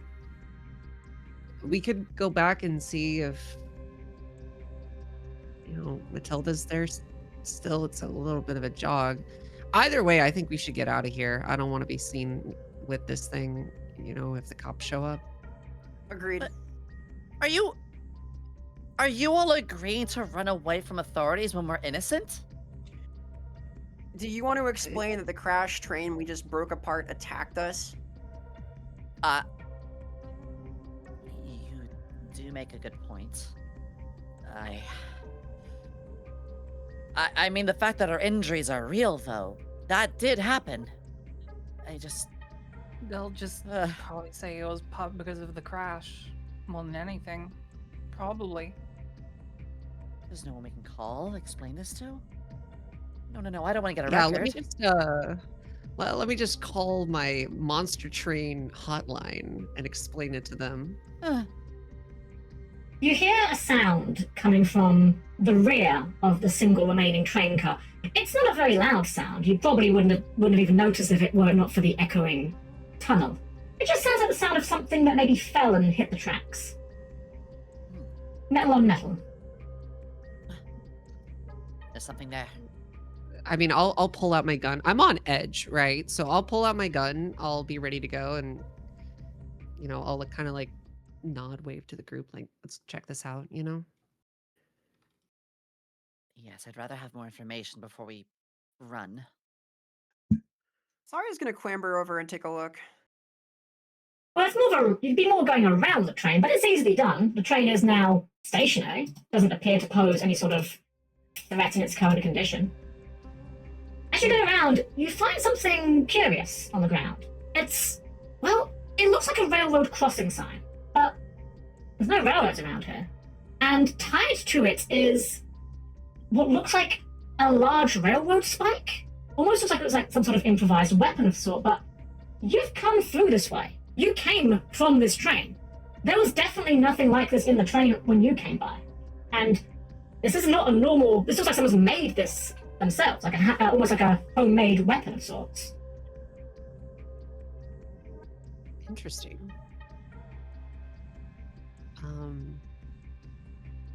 I mean, like, I'll pick it up. I'm slightly reckless. It's fine. Let's Slightly check. reckless. Alright, so you pick this thing up, and it seems to be, like it says, it's reasonably heavy. It's, well, maybe heavy isn't the right word. It's sturdy. But the second you pick it up, Rika, your vision goes white for a second. And for a second, you're not here anymore. You're not where you were. You're standing in an open field. No, not a field. A plain. A desert, maybe? There's not really much around you, but in front of you is a set of train tracks. And coming barreling towards you is something that looks similar and that different to the creature you just fought. Another horrific amalgamation of machine and flesh. Though this one, still very train-like in its body plan, has a large jaw made from a cow catcher and a large stovepipe chimney that's gushing out both smoke and flames. You have this thing in your hand, this weapon. You instinctively know this is a weapon, even though you never made it before. You leap, and you can see this entity come towards you, and the last thing you hear is the screaming of metal on metal as you drive this into the front of this train fiend. And then just like that, you're back in the room. You're back with the party. For you, everyone else took no time at all. Yeah, I just kind of like I shake and take a step back. And I'm like, God damn it! I'm tired of seeing hallucinations. Oh my god, Miss Rika? You okay? Kana quickly approaches. I'm fine. I just saw a vision. Desert, this mechanical beast, and I was holding this thing, holding up the weapon to show them, and I stabbed it into the creature, and now I'm back here, and I just, man, maybe I need to get some more sleep. I don't know. Questionable as the design of it may be, you feel like you know firsthand this thing could certainly function as a perfectly serviceable weapon. Tessa, you saw something earlier too, right? Giving you guys a stats for Yeah. it.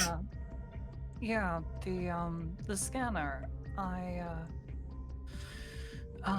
When I picked it up before, I was seeing out of, I think someone, I was seeing something. I was seeing myself using the scanner, and the last thing I saw was me getting bitten by a creature that looked like a man but had a huge mouth, huge rows of teeth.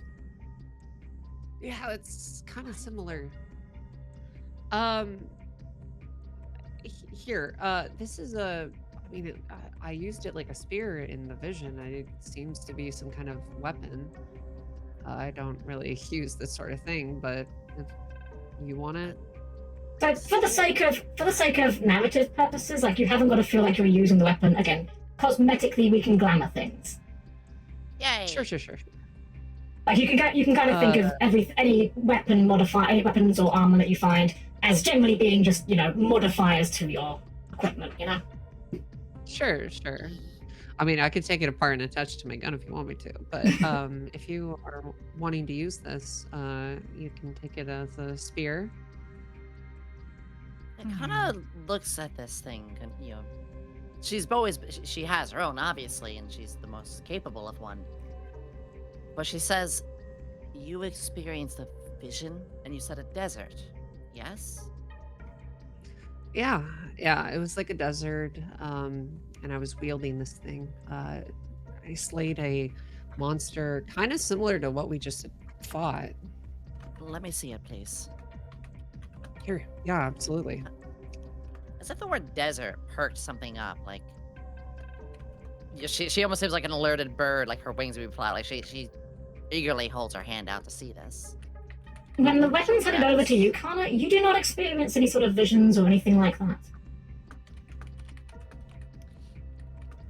So it's an awkward moment. She closes her eyes, she clutches it.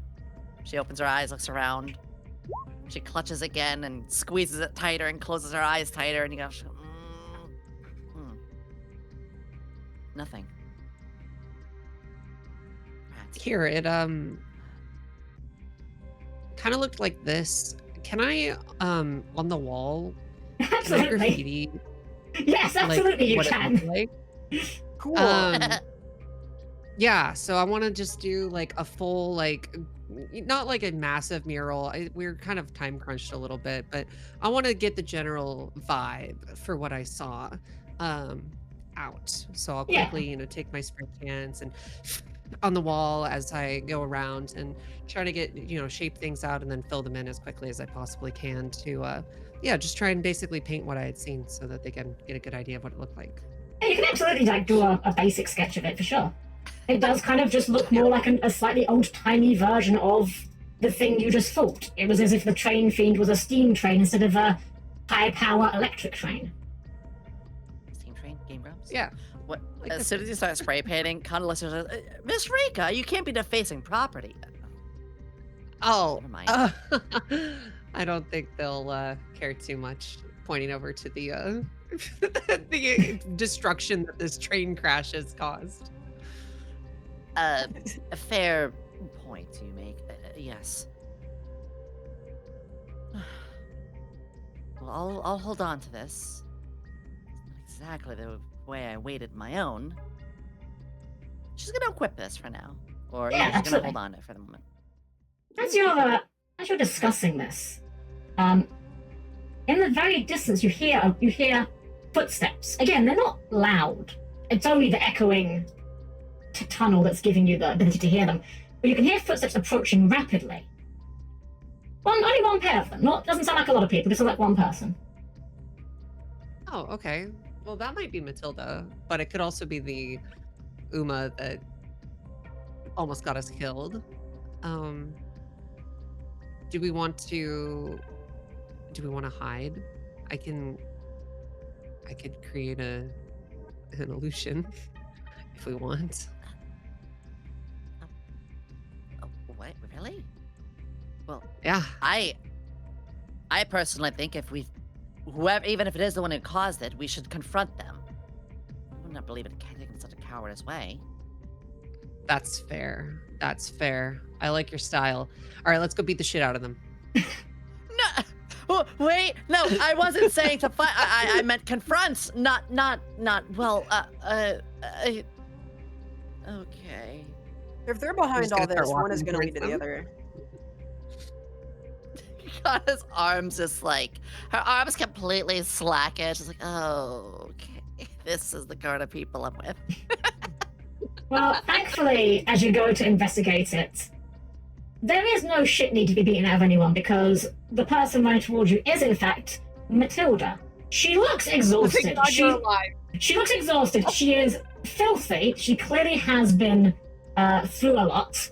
She's also carrying a large great axe that you didn't see her with before, but again, it's not unheard of for people to have means of stashing more conspicuous weapons so they don't look weird going about their daily business. And as she runs up towards you, she kind of slows down a bit. Oh, good. You're alive. Okay, give me. She like holds up with one finger. Give me a minute here. Catch your breath. But that's a long tunnel. You were ready for this, huh? Wasn't ready on this far.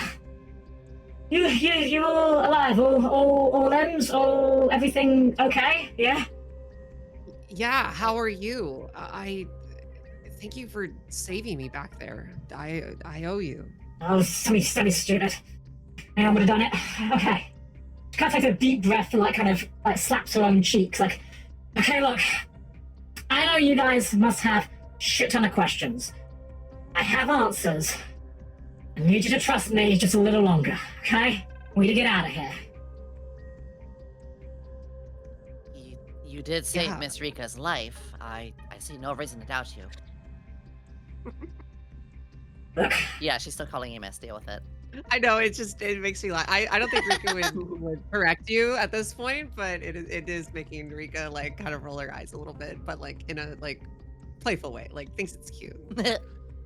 Hold on. Is the lady still in the front of the train?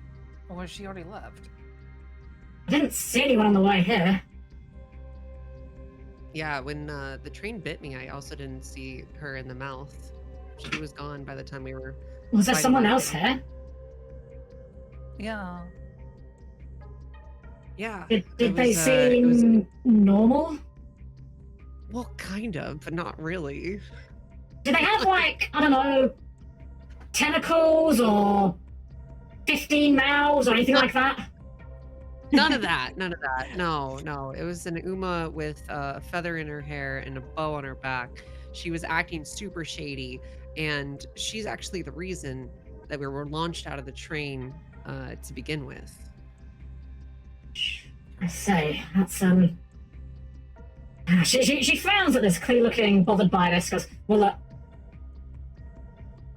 I now need to kind of insist you guys come with me, so just trust me, alright? Look, that's really important information, I need you to come with me.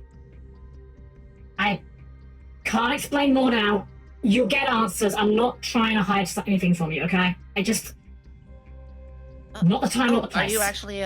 Are you a law enforcement? Would it make it easier if I said yes? No. Absolutely not. Then no. Wait, no, it would from my, okay. Look, I'm not trying to make this difficult. Come with me. If you don't like what I've got to say, you forget everything ever happened, okay? We go our separate ways. You never see me again. But you've got information that I am not prepared to document right now, and I get to the people that are. Right. I mean, better not dilly-dally. Let's get out of here before the... I saw a maintenance tunnel on the way here. Probably quicker than trying to make it to the next station, and probably going to raise less questions as well. Yes, I'm still worried about the fact that all of this occurred in, civilians, or, what about our authorities, and we could be blamed for this? Does Sparks have security in these tunnels? What if they have our... Why do you think we got to move quickly? We'll explain drat. once we know Do you how. want to explain what you saw to me, or do you want to explain to some guy with an IQ the same as his shoe size? Sorry. You're right. You're right. Let's go. I don't want to deal with any of that. I just want to leave. Right, follow me. Matilda wanted to kill us. She she wouldn't have saved me back there. Kind of like saying that quietly to the group. Look, I know I look rough, but trust me, I'm not here to hurt anyone, alright? No, I actually quite trust you. I'm more worried about getting in trouble with authorities. Now let's get moving, come on. It's all right, Kana. Getting in trouble with the authorities isn't that bad. That would remove any chance I'd have of working with a Force Lady or anything like that if I had a record. I mean, based on some of the cops I know, maybe not. Matilda's gonna start We can leading you talk about it down later. the track. Unless anyone doesn't follow for whatever reason. Kind of fellas. Just because Yeah, I don't absolutely. suspect anything else happens here, it will be at this point that the wings and the tendrils that Tessa had that she didn't, I think, prior to Matilda, do start thumping and thriving very rapidly, causing her very much pain before she has to stumble, and then the appendages shrink back into themselves, reforming her old hand, and the wings recede back into her back, which leaves her panting and very tired. Matilda very clearly notices this. It's obviously not a very subtle action, but she doesn't remark on it. She kind of looks towards you and is clearly observing it, but doesn't say anything about it. Miss Tessa. I'm fine. I just want to leave. Well, thankfully, Matilda was not wrong, nor lying. She leads you to a small service tunnel. It's probably supposed to be locked, but when you have a great axe, there's very few things that are ever actually truly locked. She gets you guys out of there and out into the streets. It's still the middle of the night. As we're on our way out, can I roll study? I want to make some inferences about the train and what just happened. Sure. While you're doing that. So you're studying the train itself? I want to think about like the whole phenomenon. Items in the train turning into monsters, the train itself being transfigured, the influence creeping into people's minds seemingly, the handprints in the walls of the thing. Sure, go ahead and roll insight. And as I do, I want to see if the blood that Rika smeared on their bandage is still there. Sorry, the blood that she smeared on her bandage. Yeah, the train blood. Oh, the train blood. Sorry, yes, okay. Yeah, I'll hold it out. Yeah, it is still there. Interesting. So that didn't change back. Yeah, that is odd. That happened. And even worse is Miss Tessa had... You seem okay now, but you had suffered a bit of a change through it all. You said it was unrelated. It is unrelated. I don't think it's really worth explaining right now while we're still getting out of here, I suppose. Matilda doesn't look back, but she does kind of speak up and say, just answer me yes or no, is this what passes for normal for you? No. I don't even know what normal is. She kind of pauses for a moment and goes, I see. Doesn't mark any further, just says, I see. That is a baffling way to put it. It's not my business to pry, but it's awfully curious. Are you alright? I'm fine now. Like, I'm not hurting, and I'm not feeling panicked, and my heart thrumming, and any of that anymore. I'm just maybe a little banged up. Well, look, we'll take care of that, don't worry. Matilda says. We'll get you all patched up. No charge, nothing like that. Consider it our way of paying you back for helping us. Us? Dang it. You'll say. She realizes she obviously said something she wasn't quite supposed to have said. As soon as you guys are out onto the streets, she does pull out her phone. Goes, I make a call. Don't go anywhere. I'm gonna get someone to pick us up. I would like to spend a Fabula point here. Oh yes, for your insight. Yes. Yeah. You may spend a Fabula point for that. Yeah, I am a phantom thief type, and there is a secret here that I want to steal. Something's going on. So I'm gonna reroll both of these. Go for it. That 14 is a very good roll. That is very Cool solid, beans. yeah. So with that roll, what I can tell you is, I can tell you not what you know, but what you don't know. What you don't know is what the hell you just saw. You are knowledgeable in a lot of things. You've seen people that can craft horrific abominations like what you saw there, but generally that's like a dedicated entity, a fixed construct. You make something with the express purpose of being a train or whatever that turns into a monster. You've never encountered anything like this, whereby it just turns from a mundane object doing its day-to-day routine into something like this. The handprints, you've got no idea. It could have been a lot of things. Could have been some sort of like low-level prank magic, effectively. But considering everything else, you do not know what this could be. You've never encountered nor heard of anything like this. So, as a War Master, I have the skill Flash of Insight, which means that if I roll a 13 or higher on an Insight roll to investigate a creature, I may ask a question about the subject of my investigation. Sure. I'm going to sit on that for now. Okay, make a note of that somewhere that you have that, because I believe you can ask that whenever you like. Yeah. But the rest of you guys do anything while Matilda's making her phone call. She kind of steps away from you guys. Not like she's trying to avoid you, just kind of, as you do, so that background noise doesn't interfere with the call. Yeah, no, that's good. I'm gonna chew on the gum that I'm chewing on. And I do want to ask Saya, right? Are you still here? Like, right? You're still hanging out? Yeah, she's taking notes. Yeah. I'm gonna I don't know. I feel like now is the opportunity to like talk about this or bring it up. You know what I mean? Like, I feel like I would bring this up. Be like, so. Hey. I don't know if you said your last name on the train.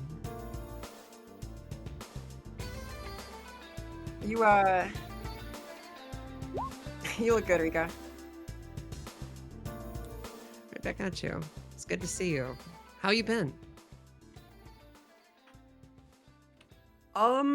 She's gonna avert her eyes for a second. Yeah, that's fair. That's fair. Parts of the city will do that to you. How's Dad? He's great. He's doing good, actually. He's happy. That's good. Mom's been on my ass. I've been I've been doing my own thing. That's what I've been up to. That sounds right. It's good to see you though. I'm glad you're well. Crazy that I mean, like, not to say that I haven't tried to find you before, but this is a big place and you're not the easiest person to find, I'll say. Sorry. It's all right. It's not a bad thing. I think for a lot of reasons, that's a pretty good thing. So, it's good to see you, though. Good to see you. Here, hold on. Take this.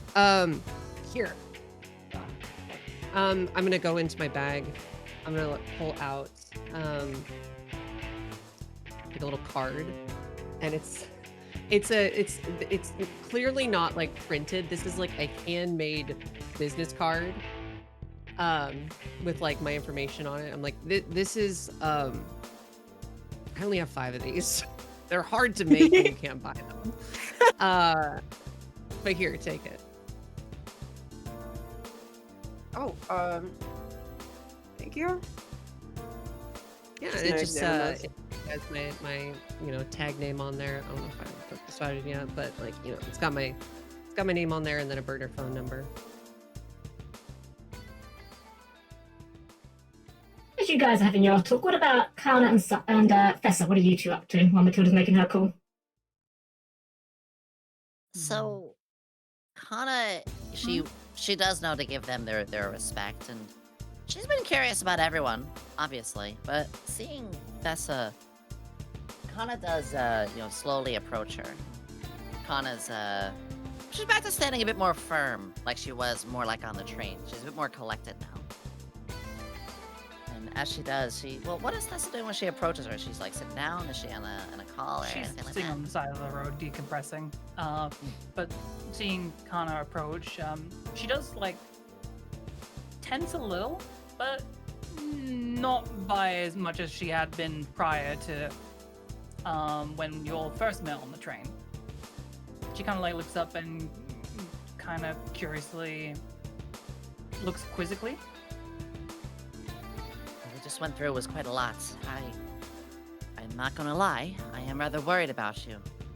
The eruption of those appendages, the way you had spoken earlier. You said you didn't know what even normal was. No, I don't. Not really.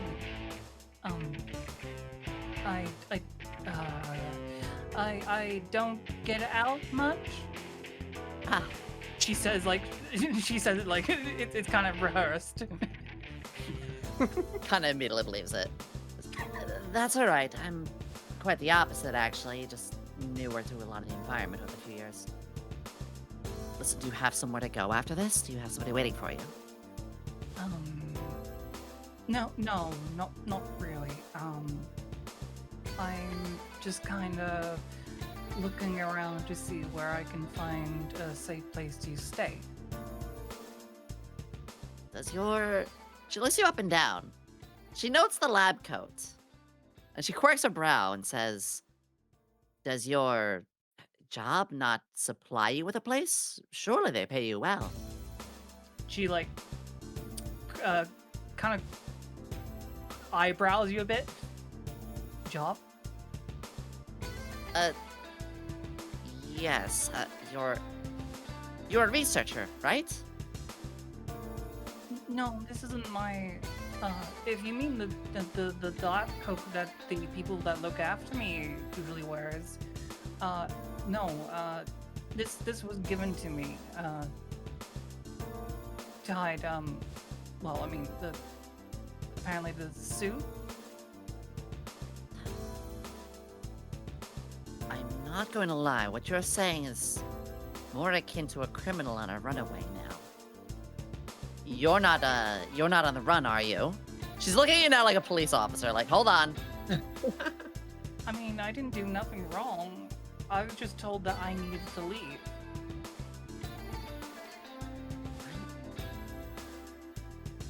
Sorry, but what you're saying is baffling to me. You don't have a place to go to? You don't have a job, yet you dress as if you're... Do you know something what's going on? About what happened down below? Yes, pardon me, but while we may have fought together, it's a little hard to trust someone who doesn't even have much of an identity. The only reason you would do so is to lie. I don't like liars. Well, I mean, it's the first time I saw that thing. At that moment, Matilda walks back to you all, interrupting both of your conversations. She says, okay, Carl's going to be here like 10 minutes. I appreciate you guys being so patient and trusting me with this. You'll get all your answers soon, I promise. At least as much as we can give. Not that we're holding anything, because we don't know everything.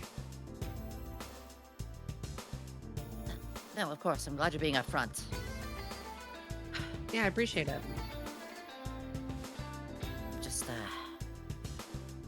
We took a lot out there. We're all quite exhausted. No, I'm sure. Your Don't worry. hopes We'll make sure you can get some rest soon. Maybe a drink could be good.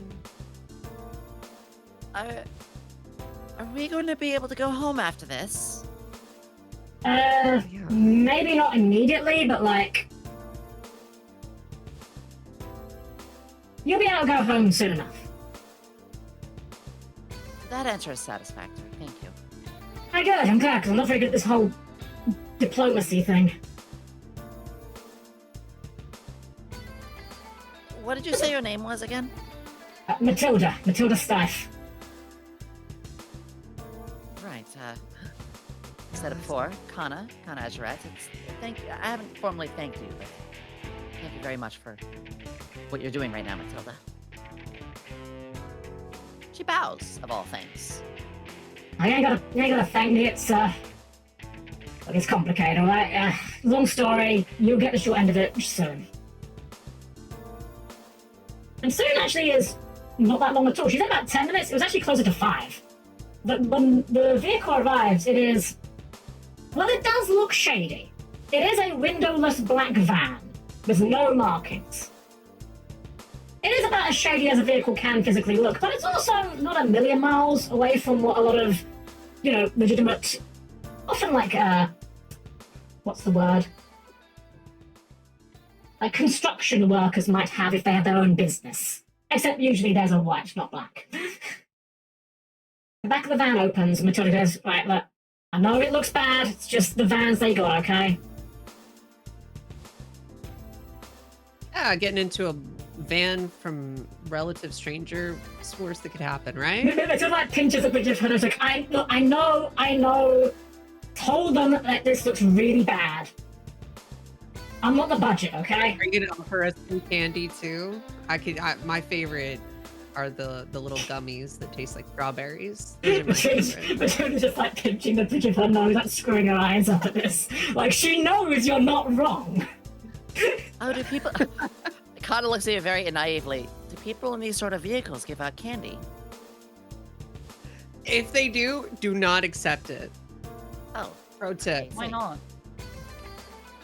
Oh man. All right. Well, I'll explain on the way there. Science The two idiots speak. So I'm assuming you guys will go along with getting in the van, yeah? Yeah. I Yeah, do we're trust all her. players. I believe it. I Yeah, of course, yeah. I just don't want to assume anyone's doing anything, that's all. Of course. Yeah. Yeah. I'm just giving her shit for fun. Yeah, of course, yeah. So you guys get in the van, and at least compared to the outside, the inside of the van at least looks nicer. It's not like, it's not fancy, but it is clean, which is more than can be said for, some people's van. When it comes to, as the van gets going, Matilda kind of leans back a bit and kind of gives like a sigh of, all right, well, look, we're going to be driving for a little while. Might as well get comfortable. Why would you shut my eyes for a bit? Try and get like a small nap before we get there.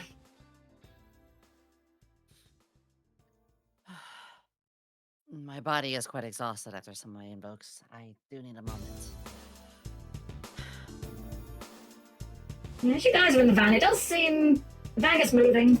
Don't hear from anyone in the driver's seat, but Matilda's clearly recognised the van. Clearly, whoever that person was is relatively trustworthy.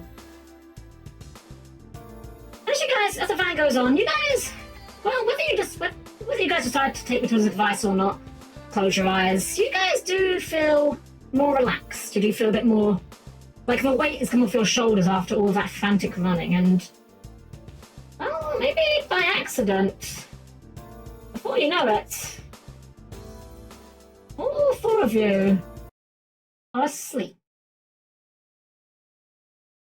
How long you've been you sleep for? You don't know. Of course you don't know.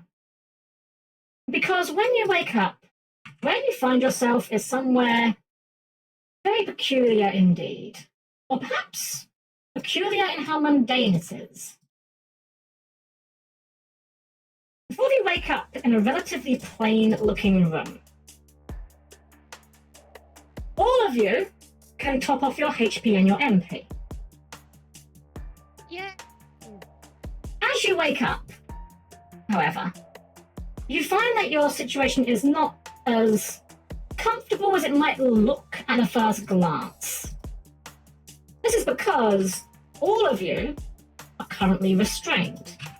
It's not particularly harsh restraints, but it is restraints nonetheless, as all of you are essentially handcuffed to the bedposts of the 4 beds that you are all lying on.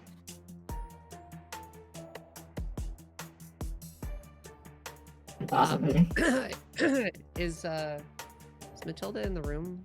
Matilda is not in the room. The room is dark. The image looks a bit brighter than it perhaps is, but it's basically pitch black in the room.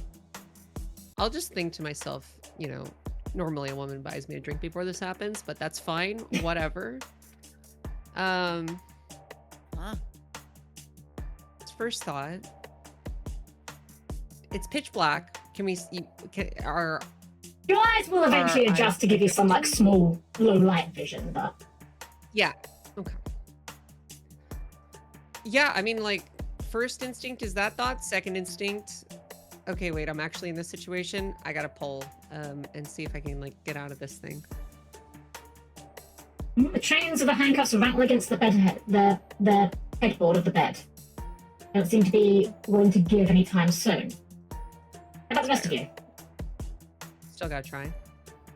Tessa is not comfortable at all. In fact, she's thrashing. She does not like this. Honestly understandable. What about Sire and Kana? Kana gives a bit of a brief high-pitched yelp, like that first jerk as she pulls at it, and then she breathes and tries to look around and identify her situation. This is all very scary, but rather than fighting with strength, she actually starts to see if she can slip a hand out. You can try. Probably would be dex and dex, I would say. Yeah, you know what? I'm actually gonna roll it. Worst that could happen is she can't. Yeah, why not? Try it. It's only a 7. Not a 7, I'm afraid. You manage to kind of get your hand like almost past them, but like where your thumb kind of comes out, you can't quite narrow your hand enough to weasel out of it. Come on. What about Sire? I'm just gonna see Kana doing this, sigh, and then try and dislocate her thumb. I think this is again dex and dex if you're going to try this. That sounds right. Please get this. It'd be so funny. Take 5 damage and get out.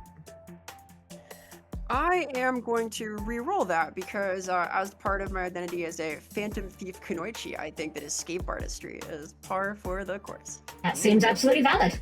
Go ahead and spend it. Yep. I'm going to re-roll that 3. Go for it. Does 2 6s. That is 2 6s. That is actually a critical success. Great. If you rolled above a 6, or you're 6 or higher. Do you have any other thoughts for what you might do with the opportunity? An opportunity generated while escaping this.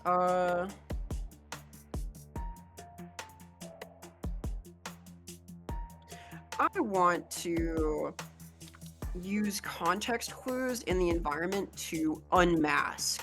I want to ascertain the goal behind restraining us here. Okay. So you manage to wriggle yourselves wriggle your hand out of the handcuffs, and before long you are freed.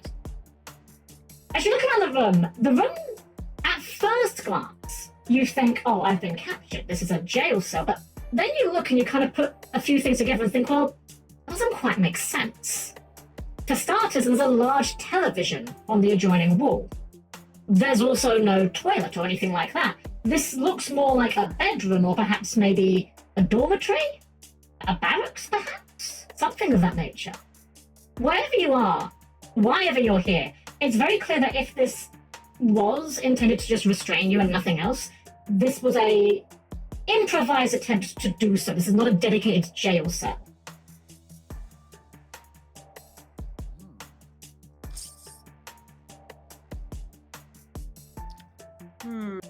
As you are making these deductions, the door opens and the lights turn on.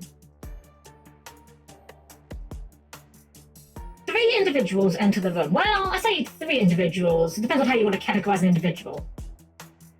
The first one is a tall, muscular orc gentleman. He is built like most people typically thinks orcs are built like. And to be fair, many orcs are. He's big, he's buff, he's wearing a kind of slightly dull grey shirt and a sort of black, almost like tactical vest over it. He's got brown hair in a ponytail. He's surprisingly handsome for an orc man. Like, traditionally handsome, I should say. Most orc men tend to be more kind of, a bit rougher. Beside him is a woman, a slightly older woman. It's a little bit hard to pin her age down. You're thinking maybe late 30s, early 40s, but you might be overshooting that. She's wearing a very clean-cut grey suit and has green hair, cropped in a fashionable but tasteful bob. And by her side is a large black dog. Specifically I actually don't know if this is a Britishism or not. Do you say Alsatian over there, or is it German Shepherd? German Shepherd. German Shepherd, okay. So a large black German Shepherd is by this woman's side. As they enter the room, she immediately reacts with a bit of surprise at seeing you all, or seeing rather you, Sire, up and about. And the dog, for a moment, bares its teeth until the woman puts a hand on just gently on top of its head as if to say down. And the woman gives a small sigh. I do apologize for the crude means with which to bring you here. If you'd like to take a seat, I'll be glad to explain absolutely everything that Matilda was too incompetent to do so. Where are my manners? I do apologize. She takes a bit of a drag on the cigarette holder in her hands, which is giving off a curiously green smoke. You're not quite sure at a glance what exactly she might be smoking. Doesn't look like something traditional. She goes, you want to trust me, you want proof that you can trust me. My name is Catherine. This is Hopbrook. And this, she pats the dog on the head, this is Sylvia. We're not here to hurt you. We mean you no harm. But we had to take certain measures to ensure that it was safe to have you here. She kind of casts a glance towards you, Cyrus. It appears that those measures may have been slightly inadequate, but, well, this is how we learn for next time, I suppose. Saya is still just methodically unlocking her restraints. She's gotten a pick out from somewhere. Now, before we begin, I have some very simple questions for you all. And I have some questions for you out of character. Very simple question. Of the 4 party members, who among you would or would not have been carrying any form of ID? I would not. Hannah absolutely would. She's a good girl. I would be carrying a fake ID. I see. And what about Saya? I think Saya has one, but it's not somewhere that would be easy to find. Okay. So Catherine turns her direction towards you first, Kana. She reaches into her jacket pocket and fishes out your ID. And she looks at it and she goes, very, very simple question for you, darling. What is your name? Well, first off, it's a bit rude to be taking her items. You'll get it back. Don't worry. All will be made clear. My name is Kana. Kana Azurette. I have no ill will against you all. If there's any way we can negotiate that you let me out of these shackles without this being Messy? I'd really appreciate that. Believe you me, darling, none of us want this to get messy. Hobrock and Sylvia are just here for insurance.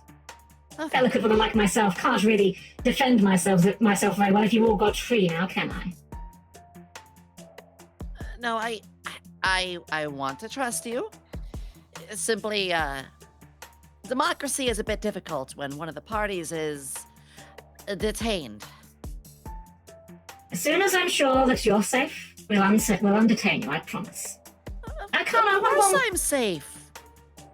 that remains to be By seen. that. Arcana, one more question for you, darling. What colour is my hair? Quite simply, green, much like the rather dashing orc fellow beside you. He nods. That's all I needed from you. I think I'm quite satisfied. She looks towards you next, Tessa. And you, darling, what is your name? Tessa? Mm-hmm. Tessa. Kind of nods. Looks towards Hobrock, and Hobrock gives a silent nod back. Don't know what that's about. Yes. And Tessa, darling, what colour is Hobrock's skin? She kind of like winces, but looking at it, she thinks it's very greenish looking. That's satisfactory for now. You next. She turns towards you, Rika. What was your name? Do you want the one on my ID? Well, does the one on your ID say your real name? No. Okay. So she goes, I had been wondering about that. So this is a fake, as I thought. What is the name on this ID? The one on the ID, that's gonna She's be, actually asking you. Yeah. The one on the ID is Hamari Sato, which is, the fake name I go under. And your real name is? I mean, why do you want to know? I need to make sure you are who you think you are. Okay, honestly, that convinces me. That is in alignment with, I was not on board. That makes sense to me. I trust her a lot more now. Yeah, it's Rika Kishimoto. Rika Kishimoto. And what color is my neckerchief, darling? It's 2 shades of green. Very good, very good. I'll tell her the super hyper specific kind of green it is too, because I'm big for color. Gives it hex Oh yeah, codes. that's that's sapphire emerald green, and also burnt tree forest green. She looks at you and goes, I'll assume that's correct. It sounds correct. Yeah. And finally, you, darling. What is your name? According to Saya. Saya. Looks towards Hobrock. Hobrock gives a small nod. And Saya, darling, what hair color did the child on the train have? The child? She doesn't say anything, she just looks at you. We got the hardest one on the quiz. There wasn't a child in the train. Her expression, which has otherwise been quite levelled, slowly cracks into a small smile. She goes, that's correct. You'd be surprised how often people are liable to lie and say green after the previous ones all give the same answers. Hobrock, she kind of looks towards him, gives a small nod, steps over, and he unfastens all of your handcuffs. Well, all of your handcuffs apart from you, Sire, since you're already unhandcuffed. Yeah. Thank you. Pop your thumb back into its spot. Yeah, she's gonna just grimace and set that and then lie back down. It's very subtle, but there's a subtle shift in their postures as they seem a little bit less on edge themselves. Even the dog seems to relax a little bit after the answers have been given. And you've been released. And she goes, well, Kind of likes animals. She actually is smiling at the dog a little bit. You've been kind enough to answer my questions, and so I shall answer yours. Who'd like to go first? I would. I also want to note, Kana actually does carry both bird feed and dog treats in her bag. Yes. The dog Yes. I Aw. love that. Actually, that's what I should say. After unlocking you, Hoplock does go over to the closet and opens it up, takes out your belongings, gives them back to you. As he does this, the dog does seem to take an interest in your bag, Kana, because dog treats. Yeah. Kana is, yeah, okay. She's very, very good with animals. She's like a combat druid, essentially. She looks at you, she looks at Catherine, then her bag, and then back at the dog, like kind of a circle. She says, "It's the treats I had. Am I allowed to?" Catherine chuckles goes, "Oh, darling, she's not a sniffer dog. Believe me, if she was, I'd be in a lot more trouble. If you want to feed her, go ahead." There is a nice, round little bowl of snacks. The dog... They're very classic ones, you know, the kind you would just like get, not budget, but you know, pretty standard, but it's a good treat. The dog bone biscuits excitedly... or, like... Um. Oh no, I was just gonna say, like, was it like bone biscuits or was like kind of like the jerky style kind of type stuff? I'm gonna say bone biscuits, yeah! We got the dog- milk bone, baby. Yeah! The dog seems very excited by this. She is very quick to munch it down, and her tail starts wagging very furiously, in very stark contrast to the otherwise relatively intimidating figure that, you know, such a dog would normally cut. Yeah, Kana is much more at ease at this. You can see she's pretty diminutive, like a young woman to a dog here, like a big dog, but like, again, she's much more at home because of this. Pet the dog makes her very happy. The dog definitely accepts pets. You can pet the dog in Fabula Ultima. You can pet the dog. Yes. Yeah, it's official. It's official. First question. She simply remarks, Last "You'd be question. surprised how much this helps me when I make my deliveries and people don't have a dog on a leash." So, this First has been question. bothering me. I The need to whole ask this time. though. What's the dog's name? That's what's been bothering me the whole time. Oh, What she is said the dog's name was Sylvia. It was Sylvia. Okay, Yeah. cool. Thank you. I didn't write it down. All right, go ahead. Okay. Second, less important question. Your associate, Matilda, how did she know that was going to happen in advance? Oh, we're getting to the meat of the matter. Well, we have a system. System that I would be more than happy to show you, but I feel like we've rather jumped from step 1 to step 6 on that matter. Yeah, who's we? That's another I've been worried fantastic about it. question. I've been worried about it ever since she asked what my name was. So, Catherine takes a step back and kind of leans against the wall a little bit. As she does this, Hoplock actually looks towards her and he says, Catherine, before you do you still need me? I was kind of in the middle of working on a thing. And Catherine goes, I don't think our guests are going to give us any more trouble. She looks towards you as if expecting you to confirm that. Give her a big old thumbs up. And worst case scenario, Sylvia is Absolutely. here. Right, okay. He kind of grumbles as he starts walking the door. Seriously, I wish you'd get someone else when you just need someone to be big and intimidating. You know I'm not great at that. He leaves the door. Oh. Ah. He's a bit of a softy at heart. Very brilliant mind, though. So, where to begin? Well, I suppose the first thing to say is to tell you where you are. Welcome to November Sky. We have an organization that is completely off the books. We're not funded by any government or corporation. Think of it as a bit of a charity, I suppose you could say. Except rather than doing good deeds for sick children or injured puppies, as she says injured puppies, Sylvia kind of like looks upwards up at her for a second.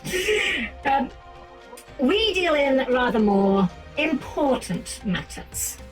Specifically matters relating to that which you were unfortunate enough to be caught up in tonight.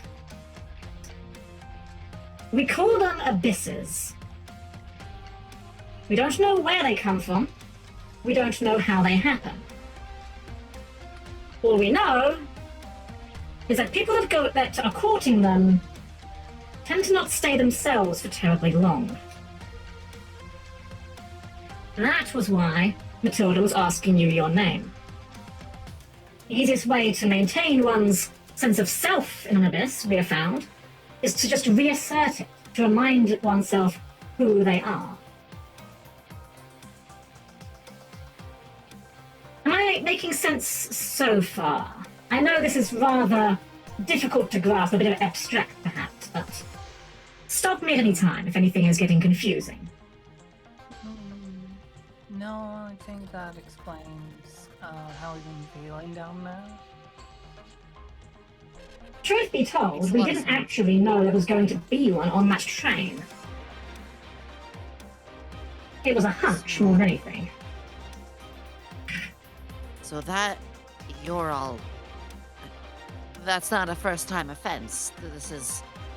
Oh, This if only it happens. was. If only it was a first-time offense, it'd make my life so much easier, darling. No, no, no. This has been going on a lot more than anyone wants to admit. Not the government, That's not the impossible. police. Arcana, was it?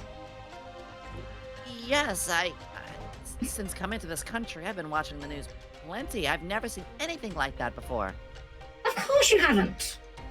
Because, you see, abysses don't stick around once the source of them has been dealt with. The monster you fought tonight, I believe Matilda referred to it as some sort of train monster. What happened after you defeated it? I mean, it sort of reverted back to how it looked when it first arrived at the station. Exactly. It, And tomorrow morning, all of the newspapers, all of the websites will be reporting about an unexplained crash in a tunnel and how it completely destroyed this Sparks Dynamics train. Because as far as they're concerned, that's all it was, a Sparks Dynamics train. Do you understand what I'm His saying? jaw is slacked. Plenty of things go on in this city that seem mundane because they appear to be on the surface. But for those who are in the middle of them, well, they might have a very different story to tell. Unfortunately, it's very rare that people come out the other side of an experience with an abyss with their memories intact, much less their sense of self. Mind you, you lot didn't make it easy for me not carrying your IDs. It's normally an awful lot easier than that. Connie gives a bit of a stare of disapproval at the other three. Yeah, I'll kind of like, scratch the back of my head like, yeah, I suppose you're probably right. is that something I'm meant to have? I definitely gives a chuckle at your reaction in particular. He goes, darling, I'm not here to chew you out. Do I look like a cop? And I should probably clarify that, actually. I'm not. We're absolutely not cops. Sorry, did you say? Just looking at you, Tessa. Did you say you didn't think that was something you're supposed to have? Right? Is that weird?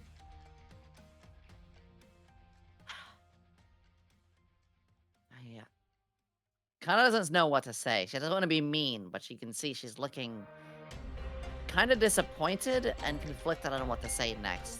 Looking at the rest of you like, help me, please. Catherine speaks up at this and goes, Tessa, darling, could you perhaps tell me, what do you do? What is your job? I don't really know. I didn't even realize a job was a thing until the other day. Catherine's expression kind of looks a bit serious as she goes, I see.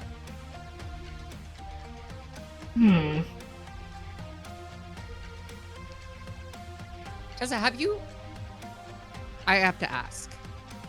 Have you eaten pizza before, or like drink alcohol, or any of those sorts of things? Have you done any of that? Pizza, the triangle-looking things, right? Yeah, those ones. Handler sometimes gives me some, I guess. Angela? Wow. All right. Yeah, the one who looks after me, usually. Hmm. That's a lot to unpack. That's a lot to unpack. Yeah. I feel like we may have Even I stumbled learned upon that. something interesting with you. We have to ask you to have some more, to answer a few more questions later, but interesting, to say the least. She's not related to what's happening. She I would- transformed. Catherine kind of like snapped her gaze at face with that. You transformed? I mean, I did. I never did it that way before, but I did. So transforming is something that happens to you naturally. She kind of like holds up her hands, and the gloved suit and her hands begin to morph, just on the fly. Like the fingers themselves, all of them become very loose and wiggly, and then she could and also like form them into like a spike too, before she puts them back into regular hands. Yeah, like this usually. Catherine watches this with like a kind of slightly slack jaw, so she goes, I see. Well, the good news is, that's definitely not how an abyss works. The bad news is I have no idea what is going on with you. And that's kind of interesting. We have to get our doctor to perhaps take a sample from you if you don't mind. If you don't mind. Sample. She's heard that what you can tell immediately hearing that something triggers and there's a threat response behind her eyes as she kind of like tightens up. Catherine seems to notice this. She goes, nothing serious. I was thinking maybe just a blood sample, but only if you consent to. We'd never do anything you're not comfortable with. Look, we might not be backed by any authority in terms of government or the like, but we're not monsters here. I know it might seem hard to believe after you got into our unmarked vans. Yes, I know Matilda keeps bringing it up. And I know it might be hard to believe after we put you all to sleep and then tied you to beds, but we are acting in what we believe to be everyone's best interests. And I do mean everyone's. My only note with that is because you did end up binding us and putting us to sleep, honestly, you should offer candy at this point. I feel a little cheated out of not even getting the candy. Catherine chuckles us. I'm certain we have some in the cafeteria. Let's go. Cafeteria. Connor, the dog has rolled over now. The dog wants belly rubs. Oh, I can't resist that. Yeah, Kana's like briefly like cafeteria. Like you can actually see a subtle bit of drool down the side of her mouth, like a glutton. And then she sees the dog. She's like, oh, it's okay. Belly rubs, many belly rubs. The dog is very much enjoying this. Yeah, this is now Kana's emotional support dog. So, I have a question about the abysses. of course. I haven't seen them in the news really ever. So you said, do the government and police know about this and they just hide it? No. Or is this something that they don't know about? As far as we believe to be the case, they do not know about it. We have on occasion tried to bring some of the more high impact abysses to their attention. And in every case, we have basically been fobbed off saying, that's ridiculous, there's no evidence of this, it was a gas leak or something. Now, we could take that as perhaps being malicious, they may perhaps be feigning ignorance. based on every other bit of evidence we have gathered on the matter, it does seem they simply don't believe it. And to be fair, who can blame them? It is quite an incredible story. It's true. I mean, and there was no... It did look like a train crash afterwards, I will say. I mean, that's the reason we were trying to run away from the place in the first place. If the police showed up, well, we were going to be like, yeah, the train turned into a giant monster and attacked me, you know? Exactly. They probably wouldn't have they likely would not have taken your words at face value. And suffice to say, that would likely not have ended very well. But the marks it left in the world, the blood it shed, I guess, didn't revert when it did. I'm assuming that a person who were to lose themselves wouldn't find themselves again either, right? It's an interesting matter. Some cases we've been able to bring some people back from it. It tends to be a case of how much the mind is intact rather than the body. Think of it like an elastic band, if you like.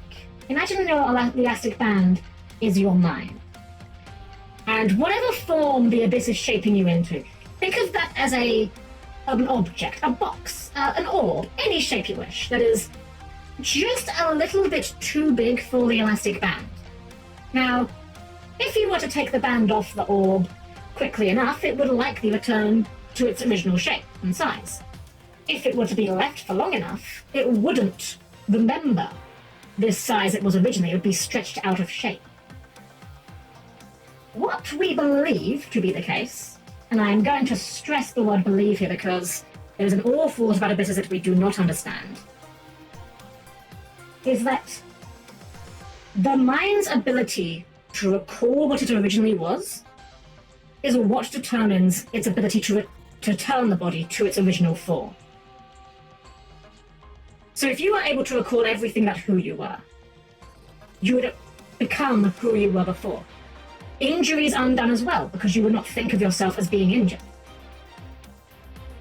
Whereas the longer you're in the abyss, the longer your mind is eroded, the longer your sanity decays, eventually what was you no longer exists. And so there is no memory of yourself to return to. Does that make sense?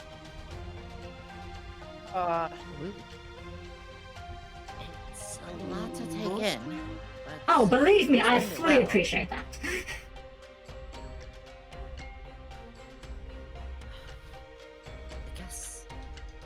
I guess my question, while I would like to know more, of course, is where do we fall into this now? That is another wonderful question. And I'd like to present two options to you. Pardon if it may sound somewhat cliche, but either you can take your experiences, take the knowledge that we have given you, and use it to help us understand the abyss, to help us understand how we can prevent this, to stop other people from suffering. Or we do have plenty of staff on hand that are able to use various devices, magic tech devices, to erase your memory of the evening, and you can go about your day blissfully unaware of everything that you've learned tonight. I will not judge you one way or the other. It's a very important choice to make. We just, we all lose our memory, and that was a great campaign, everyone. I had a really good time. That was fun. Now, there is one last thing I would like to show you, though, before you'd make your decision, because I believe it was Sire over there asked how we knew about what was going to happen, and the short answer was, well, in this case, we didn't. But sometimes we do. Yeah, come, why don't you walk with me? As she says that, Karma. Oh. You've still been petting the dog? Yeah, she actually was just about to gently nudge it off. As you look down, you're not sure when it happened, when the texture of the fur disappeared. You're no longer petting a dog. You're now petting a dog girl. Huh? As this young woman with black hair with blue streaks, big wide eyes. She's got an oversized hoodie, the sleeves going past her fingers. She's looking up at you, her tail wagging excitedly, as she's enjoying the belly rub. It's just now that it's a different belly that's being rubbed.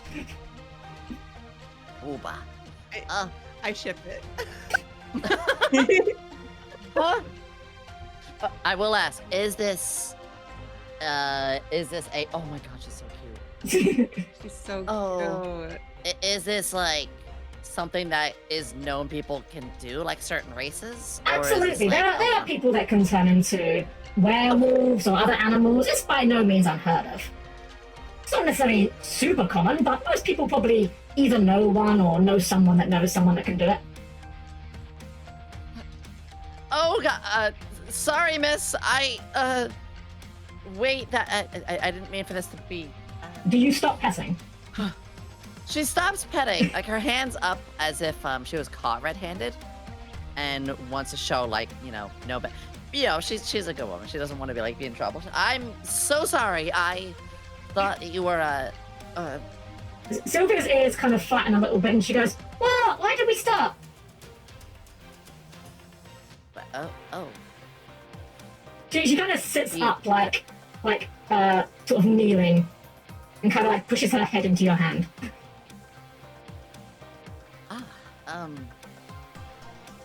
Very well. I simply was unsure if that was a bit crossing the line. Don't worry about Sylvia. She's just a bit more in touch with her dog side. Even the treats I see, she says with a sweat drop. Do you have any more? I do. I do. Come with us, I suppose. She looks at Rika and Saya and Thessa as if to be like, is this okay? I have the biggest grin on my face seeing this. I give her like 2 thumbs up. Like, yeah, do it. Yeah. I mean, Tessa just is like kind of looking at me like, so is this a normal thing? Saya's gonna stoically nod. Well, I suppose we can have Sylvia come along. Actually, Sylvia, Yes, more treats then. actually, before we do, would you care for something to drink, anyone? Tea, coffee, probably got some energy drinks. We have a lot of stuff in the kitchen. I'm sure you might be a bit thirsty. We probably have something beer-wise. Probably not very good, I'll warn you, but it'll be cheap. That's fine by me. That's fine by me. I'm quite the tea drinker, especially if they're of all natural herbs.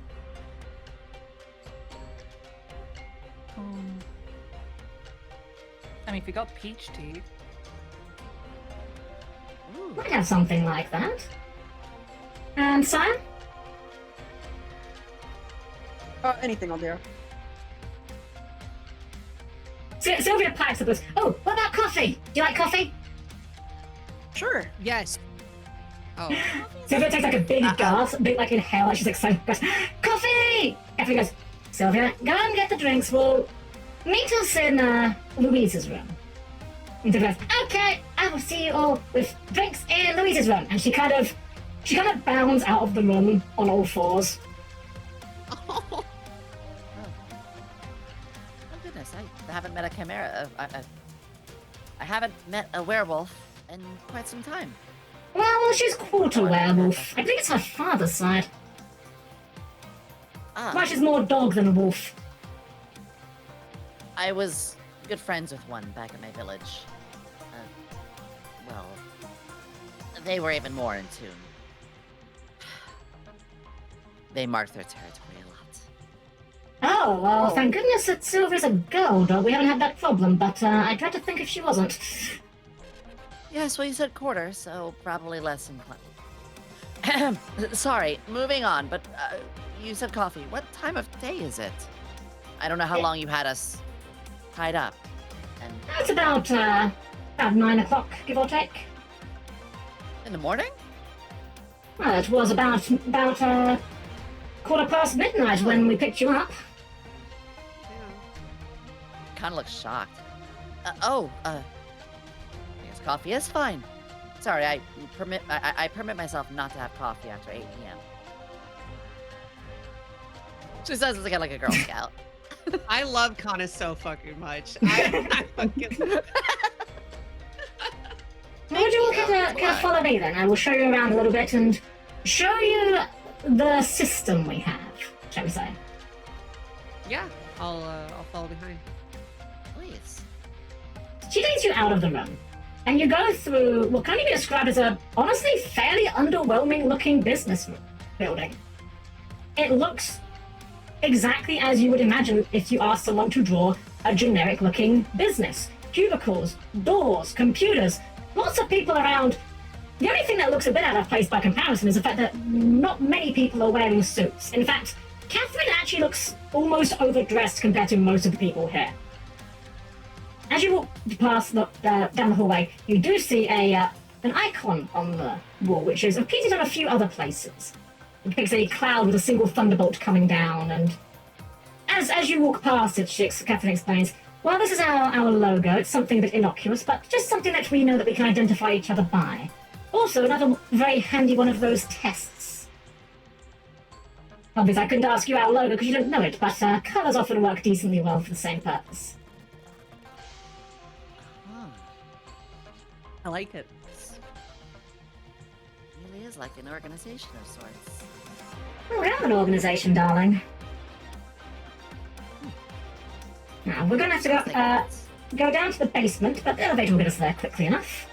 As she walks by, you see a few people pass you by, and they look like they come from all walks of life. I mean, most of them do seem to be on the younger end of things. There's not really anyone that you look at yet you would immediately consider to be old. But... How dare anybody be a hag? Well, Catherine might qualify. But you see all kinds of folks, you know. You see orcs, you see people with more, like, animalistic features. You even pass by one woman who's walking by. She's got a halo over her head. Not terribly unusual. Again, Vesper City is home to all kinds of folks. Catherine leads you to the elevator, which, again, much like the rest of the building, very unassuming. If you were to just walk through this building by accident, somehow, you probably wouldn't think twice about what you saw. He hits the button to go down to the basement, elevator goes, and it goes down a long way. Surprisingly long way. Before long, it opens up before a large room. A room with a hexagonal shape. In the middle of this room is a pool of water. And in the middle of the pool of the water is a chair with some sort of tank hook up to the back of it. Sitting in the chair is a young woman. She has the tank hooked up to some sort of breathing apparatus, and it's over her mouth and nose. And there are countless screens around her that depict... Well, it's a little hard to see, but if you squint really hard, it looks like a map of the city. Various points on the map seem to be being marked, seemingly at random. You can't really make any rhyme or reason of them, but they're also kind of indistinct to you. It's hard for you to really make out the details in general. As the elevator doors close, however, the woman sits up, takes the mask off, and looks in your direction. And as she sees Catherine there, she steps down the stairs. This young woman, quite a slender build. She has a slightly unusual skin tone. There's like an unnatural paleness to it. It's not really... She doesn't look ill. It just looks like there's something a bit supernatural about her, which again, by no means unheard of in this city. She stops on the last step, just shy of stepping into the water. And she goes, Catherine, I'm assuming that these people are the ones that were brought in from the train incident? And Catherine goes, that's correct, darling. Everyone, this is Louise. She is our seer. Louise adjusts her glasses slightly, and goes, you seem to all be stable, unharmed. I'm assuming you are who you think you are. Otherwise, Catherine wouldn't have brought you down here. We hope so. Yeah, it's quite enough. Yeah, that's my knowledge. It's an impressive setup you got here. Impressive doesn't really even cover half of it. Would have been impossible to assemble something like this on my own, but, well, Catherine knows people. Catherine chuckles. Well, look, I have a bit of money saved away, okay? It's nothing to brag about. Why do you have the city here? And this is how we monitor the city. We track various points. We look for anomalous magic readings. Anything that looks out of place. Flags it as a warning sign. If it intensifies, we flag it as an imminent threat. That's why we sent Matilda there. It was borderline. I wasn't convinced for certain that it was going to be an abyss, but it seemed hazardous enough to warrant someone being there just in case. Louise's job is to monitor the city, you see, darling. She keeps an eye on everything, and when I say everything, I mean everything. Not just anyone can sit in that chair and do what she does. She has... well, what is it you like to call it, Louise? Louise almost abruptly, practically interrupts the end of Catherine's thought, just hypercognition. That's what she calls it, yes. I can see everything. I do need to hook myself up to the right resources. She kind of briefly side-eyes the canister strapped to the back of the chair. Otherwise, it's a bit overwhelming, but I'm essentially the organization's eyes and ears, and the one responsible for making sure that we have people on the ground when an abyss erupts. I'm not perfect at it, admittedly, but it's... Catherine puts her hand on her shoulder. Well, sorry, she's cool. Catherine shakes her head and goes, it's better than not having anything at all. And you are vastly underselling yourself, darling. I keep telling you not to do that. Kana has stars. Go ahead. Just, your hunch was pretty accurate this time. It was, but it has been incorrect before. No one likes being sent out into the middle of nowhere or into a unpleasant back alley only to find out that the only thing waiting for them down there is some rats or something. Question? As Tessa kind of raises her hand. Yes, what is it? You said you sent Matilda to the train incident. If it did turn out to be, which it did turn out to be the abyss thing you were worried about, was she expected to deal with it by herself? Matilda might not be very bright, but her strength is quite formidable. Based on how intense the readings I've been getting from the train area had been, I am very confident that she would have been able to deal with it on her own.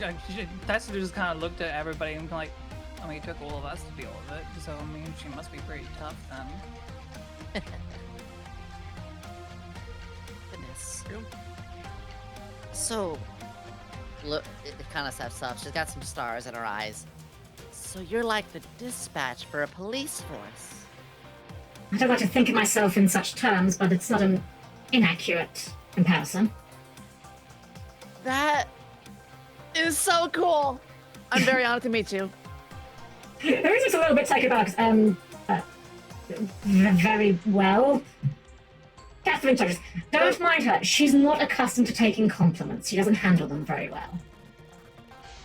Apologies. I didn't mean to make this awkward. I simply have a high interest in those who are willing to dedicate their time to assisting others. And, well, like you just said, this whole place is about trying to prevent such situations from happening. And my interest is growing as we speak, especially knowing how much more professional this is. And to have someone like her here... Sorry, I'll stop. Kind of blushes. She kind of takes a slow step back. Well, I think we've shown about as much as we honestly can show. It may not have been much, but the abysses are something that is quite unexplored. The fact it's very difficult to find any artifacts that come out of them in the first place does not help matters. And when it does, it's very rarely little more than a smudge or maybe a small scrap of metal. Artifacts? You mean objects found in the places like the train? Exactly. Occasionally we get lucky and we get some sort of actual item we can examine and give a thorough research to, but it's very rare. We might have to want problem. I mean, are the artifacts like dangerous and all, or? Hypothetically, Not that we if we found believe one, You found it would one? hurt us. Just, I don't know if we did. I'm just saying hypothetically if we did. Kana's like, well, we. She stops herself. Well, if you did find one, we would be interested in examining it. Again, they don't seem to be dangerous. Often, they almost appear bizarrely mundane. Difficult to tell an like artifact from something that isn't. train crossing sign, for example, or like a train scanner or whatever. Like Something like that, yes. Yeah, for sure. So look, They're not- I hate to press you all for an answer. I understand this is a lot to take in. But the fact of the matter is, the longer we put this off, the more work it's going to take to ensure you don't remember anything if you don't want to assist us. I can offer you a lot. We don't necessarily have huge amounts of money to spend on wages, but we can offer you food, we can offer you a room, we can offer you the comforts that we have here. We do have a gym upstairs. I mean, not my kind of thing usually, but Matilda and Hotbox seem to like it. Would you like to join us? This is not a forced question. You can leave. Again, we do not intend to coerce anyone. We've had plenty of people turn their backs, shame as it may be. Ma'am, just the honor of knowing that we'll be able to assist. I will be able to assist the common public. Even if they're not aware of being saved, I would be more than willing to. It is not about the glory of the other people thanking me, simply knowing I've done the right thing. Or at least I think I'm doing the right thing. Bravado is there, but then a moment later, she kind of tenses up again.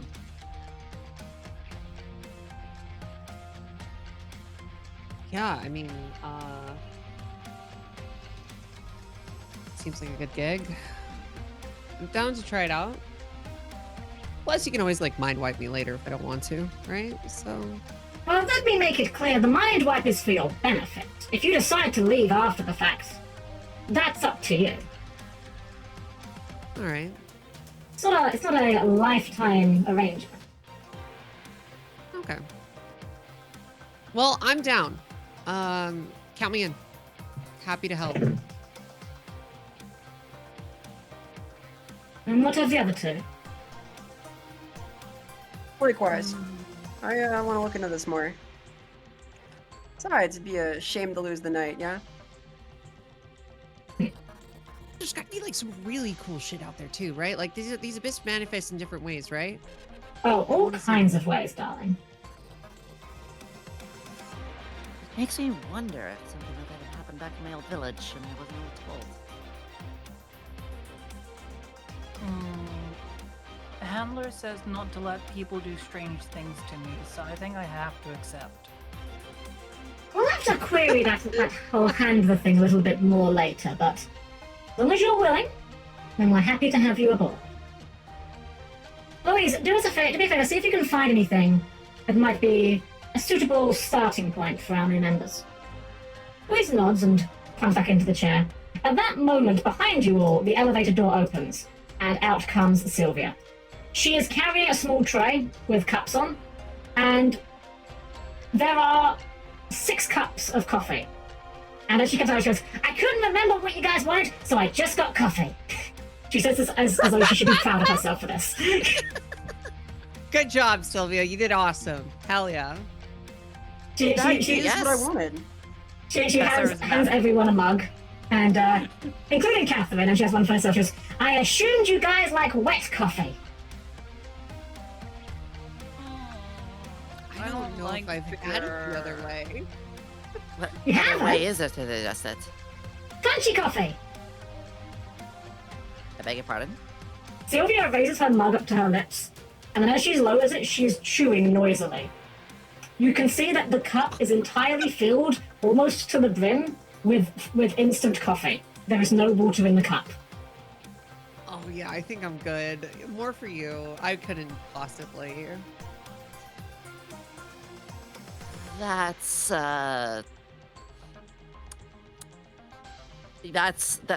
she's speechless. What, did you want some? As long as she's happy, right? No, I prefer mine wet. Ah. Yes, I'm still a bit of a new coffee drinker. Ah. I like the crunchy bits. She takes another mouthful. That's- Crunch, crunch, crunch. I'm proud of you. So Louise eventually, I say eventually, it doesn't take that long. She kind of turns the chair back, takes the mask off, the breathing mask, and doesn't even bother to stand up, and she says, well, I think I have a few potential hotspots. You can take a pick if you like. I think they're reasonably safe. Might be a... What's that word that Miss Finney likes to say? Catherine chuckles and says, oh, a nothing burger? Yes, that one. A nothing burger. Anyways, it's probably going to be safe, but it's probably a fair enough thing for you to scope out. The first one seems to be, we've noticed a pattern at a local gaming shop. It seems to be occurring regularly, but not for a long period of time. I think there might be some sort of event going on there that might be in some way linked to the abyss forming. If it forms, it might not form. Again, I have to preface this. You could go here, stand, watch for 6 hours and nothing happens. It wouldn't be the first time. The other one is in a rather run-down part of the city. I don't really know the area very well. It looks like, well, I don't know how else to articulate this beyond saying low-income housing, if that makes sense.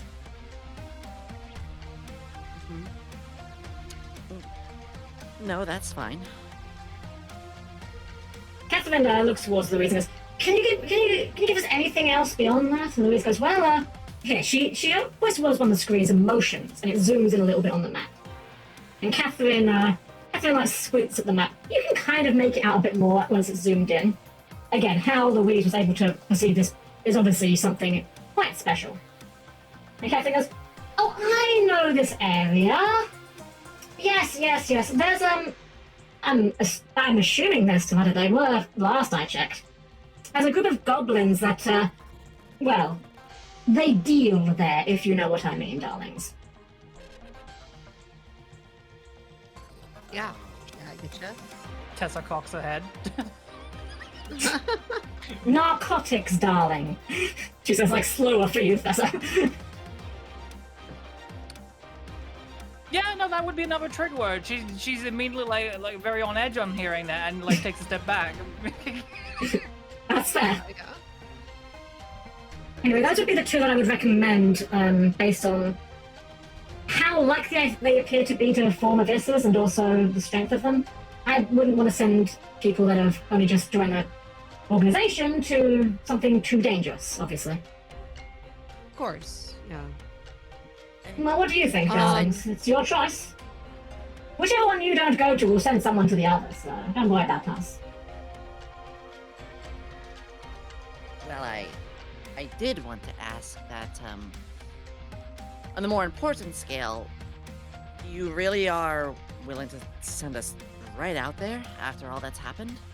Well, not immediately. No, God's no. We're gonna give you get a chance to catch your breath, and I don't even know if this event at the game shop even happens today. It might not be till the end of the week. Ah, right. Then my second question is, do I address you as Miss, Mrs., Captain, Commander? Just Catherine is fine.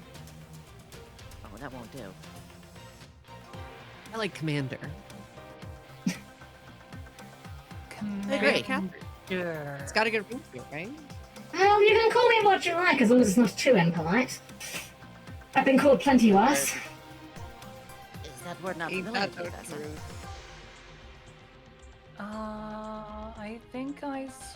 I think I heard it in a movie once.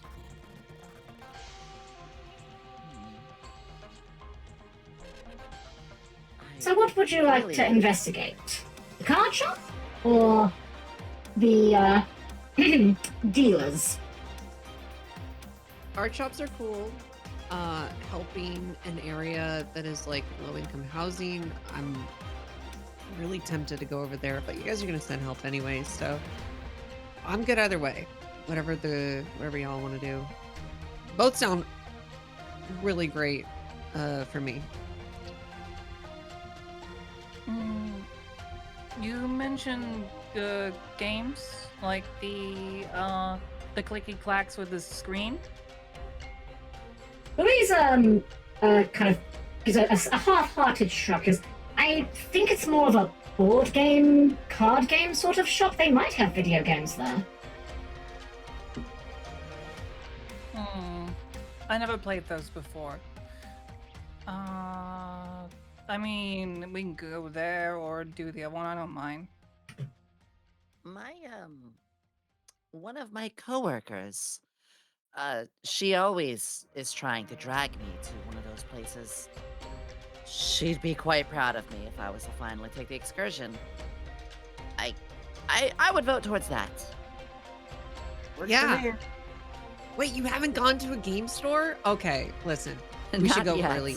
There's not an abyss. We should check it out. We got to scout it out, right? We got to scout it out. We'll put aside like 6 hours, play some board games. Be a good time. Sure, I like I that. love to try new things, yes.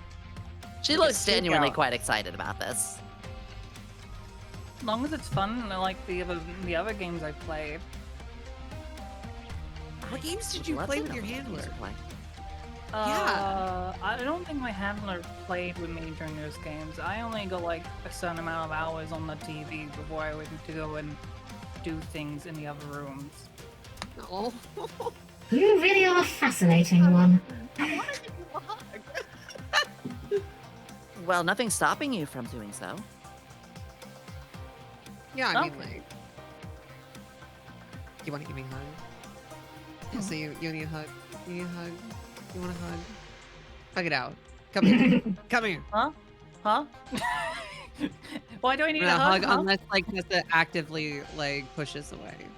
No, like she's not pushing away. She's like, huh? Hug? Yeah, perfect, perfect. I'll give you a hug. I'll give you a nice, I'll do the thing where like, no, you do the on the back of the of your back, like a nice like big old pat. Sylvia invites herself to join this hug. Yes, it's here. Let's do it. I love this. Big hug pile. Absolutely, big old hugs for Sylvia too. Big group hug to celebrate your guys', well, technically your first day in November Sky. Having overcome the threat of the Abyss, a threat that you only just learned existed today. You have finally found yourselves part of an organization that you didn't know existed, that most people didn't know existed.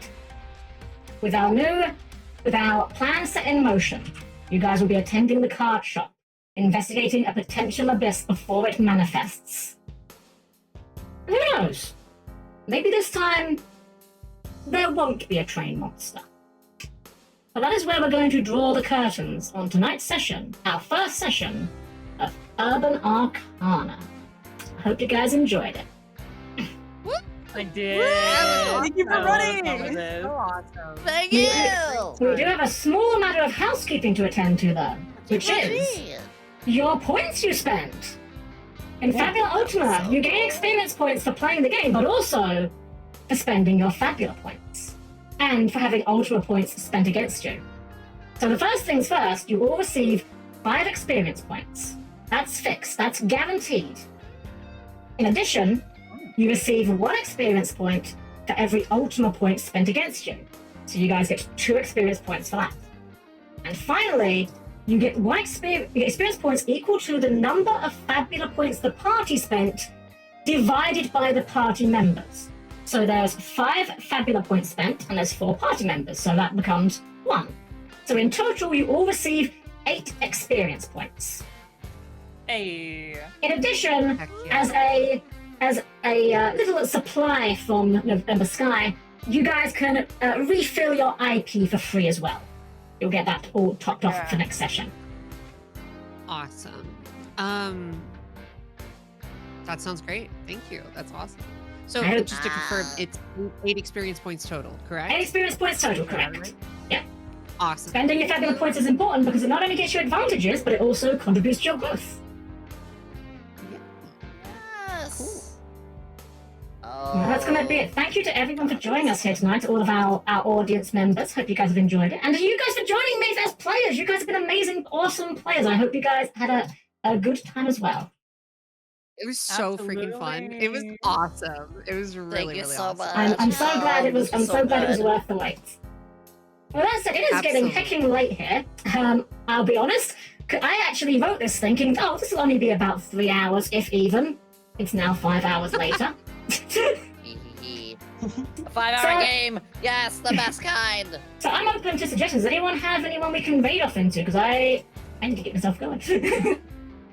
You go, babe. I love that we were able to do the collab tool thing. That was really Yeah, that was great. I don't see anyone doing exactly this. If y'all have other options. Yeah, I haven't got many people in mind, so I'm open to. Remember, I got Snoozy on right now, but well, we can raid Snoozy. Good. Oh, that sounds good. I'm looking for a tabletop house, but that is my first thought. Alrighty, well, what should we do for the raid message? Because I normally do a perfectly normal maid raid, but it's not just a perfectly normal maid tonight. Ooh, tabletop game raid. Tabletop game raid sounds good. We'll come up with one for the second one, and we'll just do exclamation Urban Arcana. Right, so here's the raid message. You guys can substitute anyone else's emotes. Put in a Yomi emote. Put in a Zura emote, a Fia emote, a Vera emote, any emote. Just put in a nice emote. That's all I ask of you guys. Yeah, friggin' go! Have a wonderful I can't wait rest for the of your next evening. one. Yes, the next one will definitely not take as long as waifus and husbandos. Next one will definitely not take as long as this one. I started planning this in January and only realized it took me over 4 months to get this far. I promise it will be quicker. It was beautiful. You get the wheels The moving. art was amazing. It was great. It was fantastic. Thank you guys so much. Alright guys, give some love to Snoozy once we get over there. Have a wonderful rest of your evening. Thank you all to everyone who joined us tonight, including my players. And as I always say, it's been a pleasure to serve you all.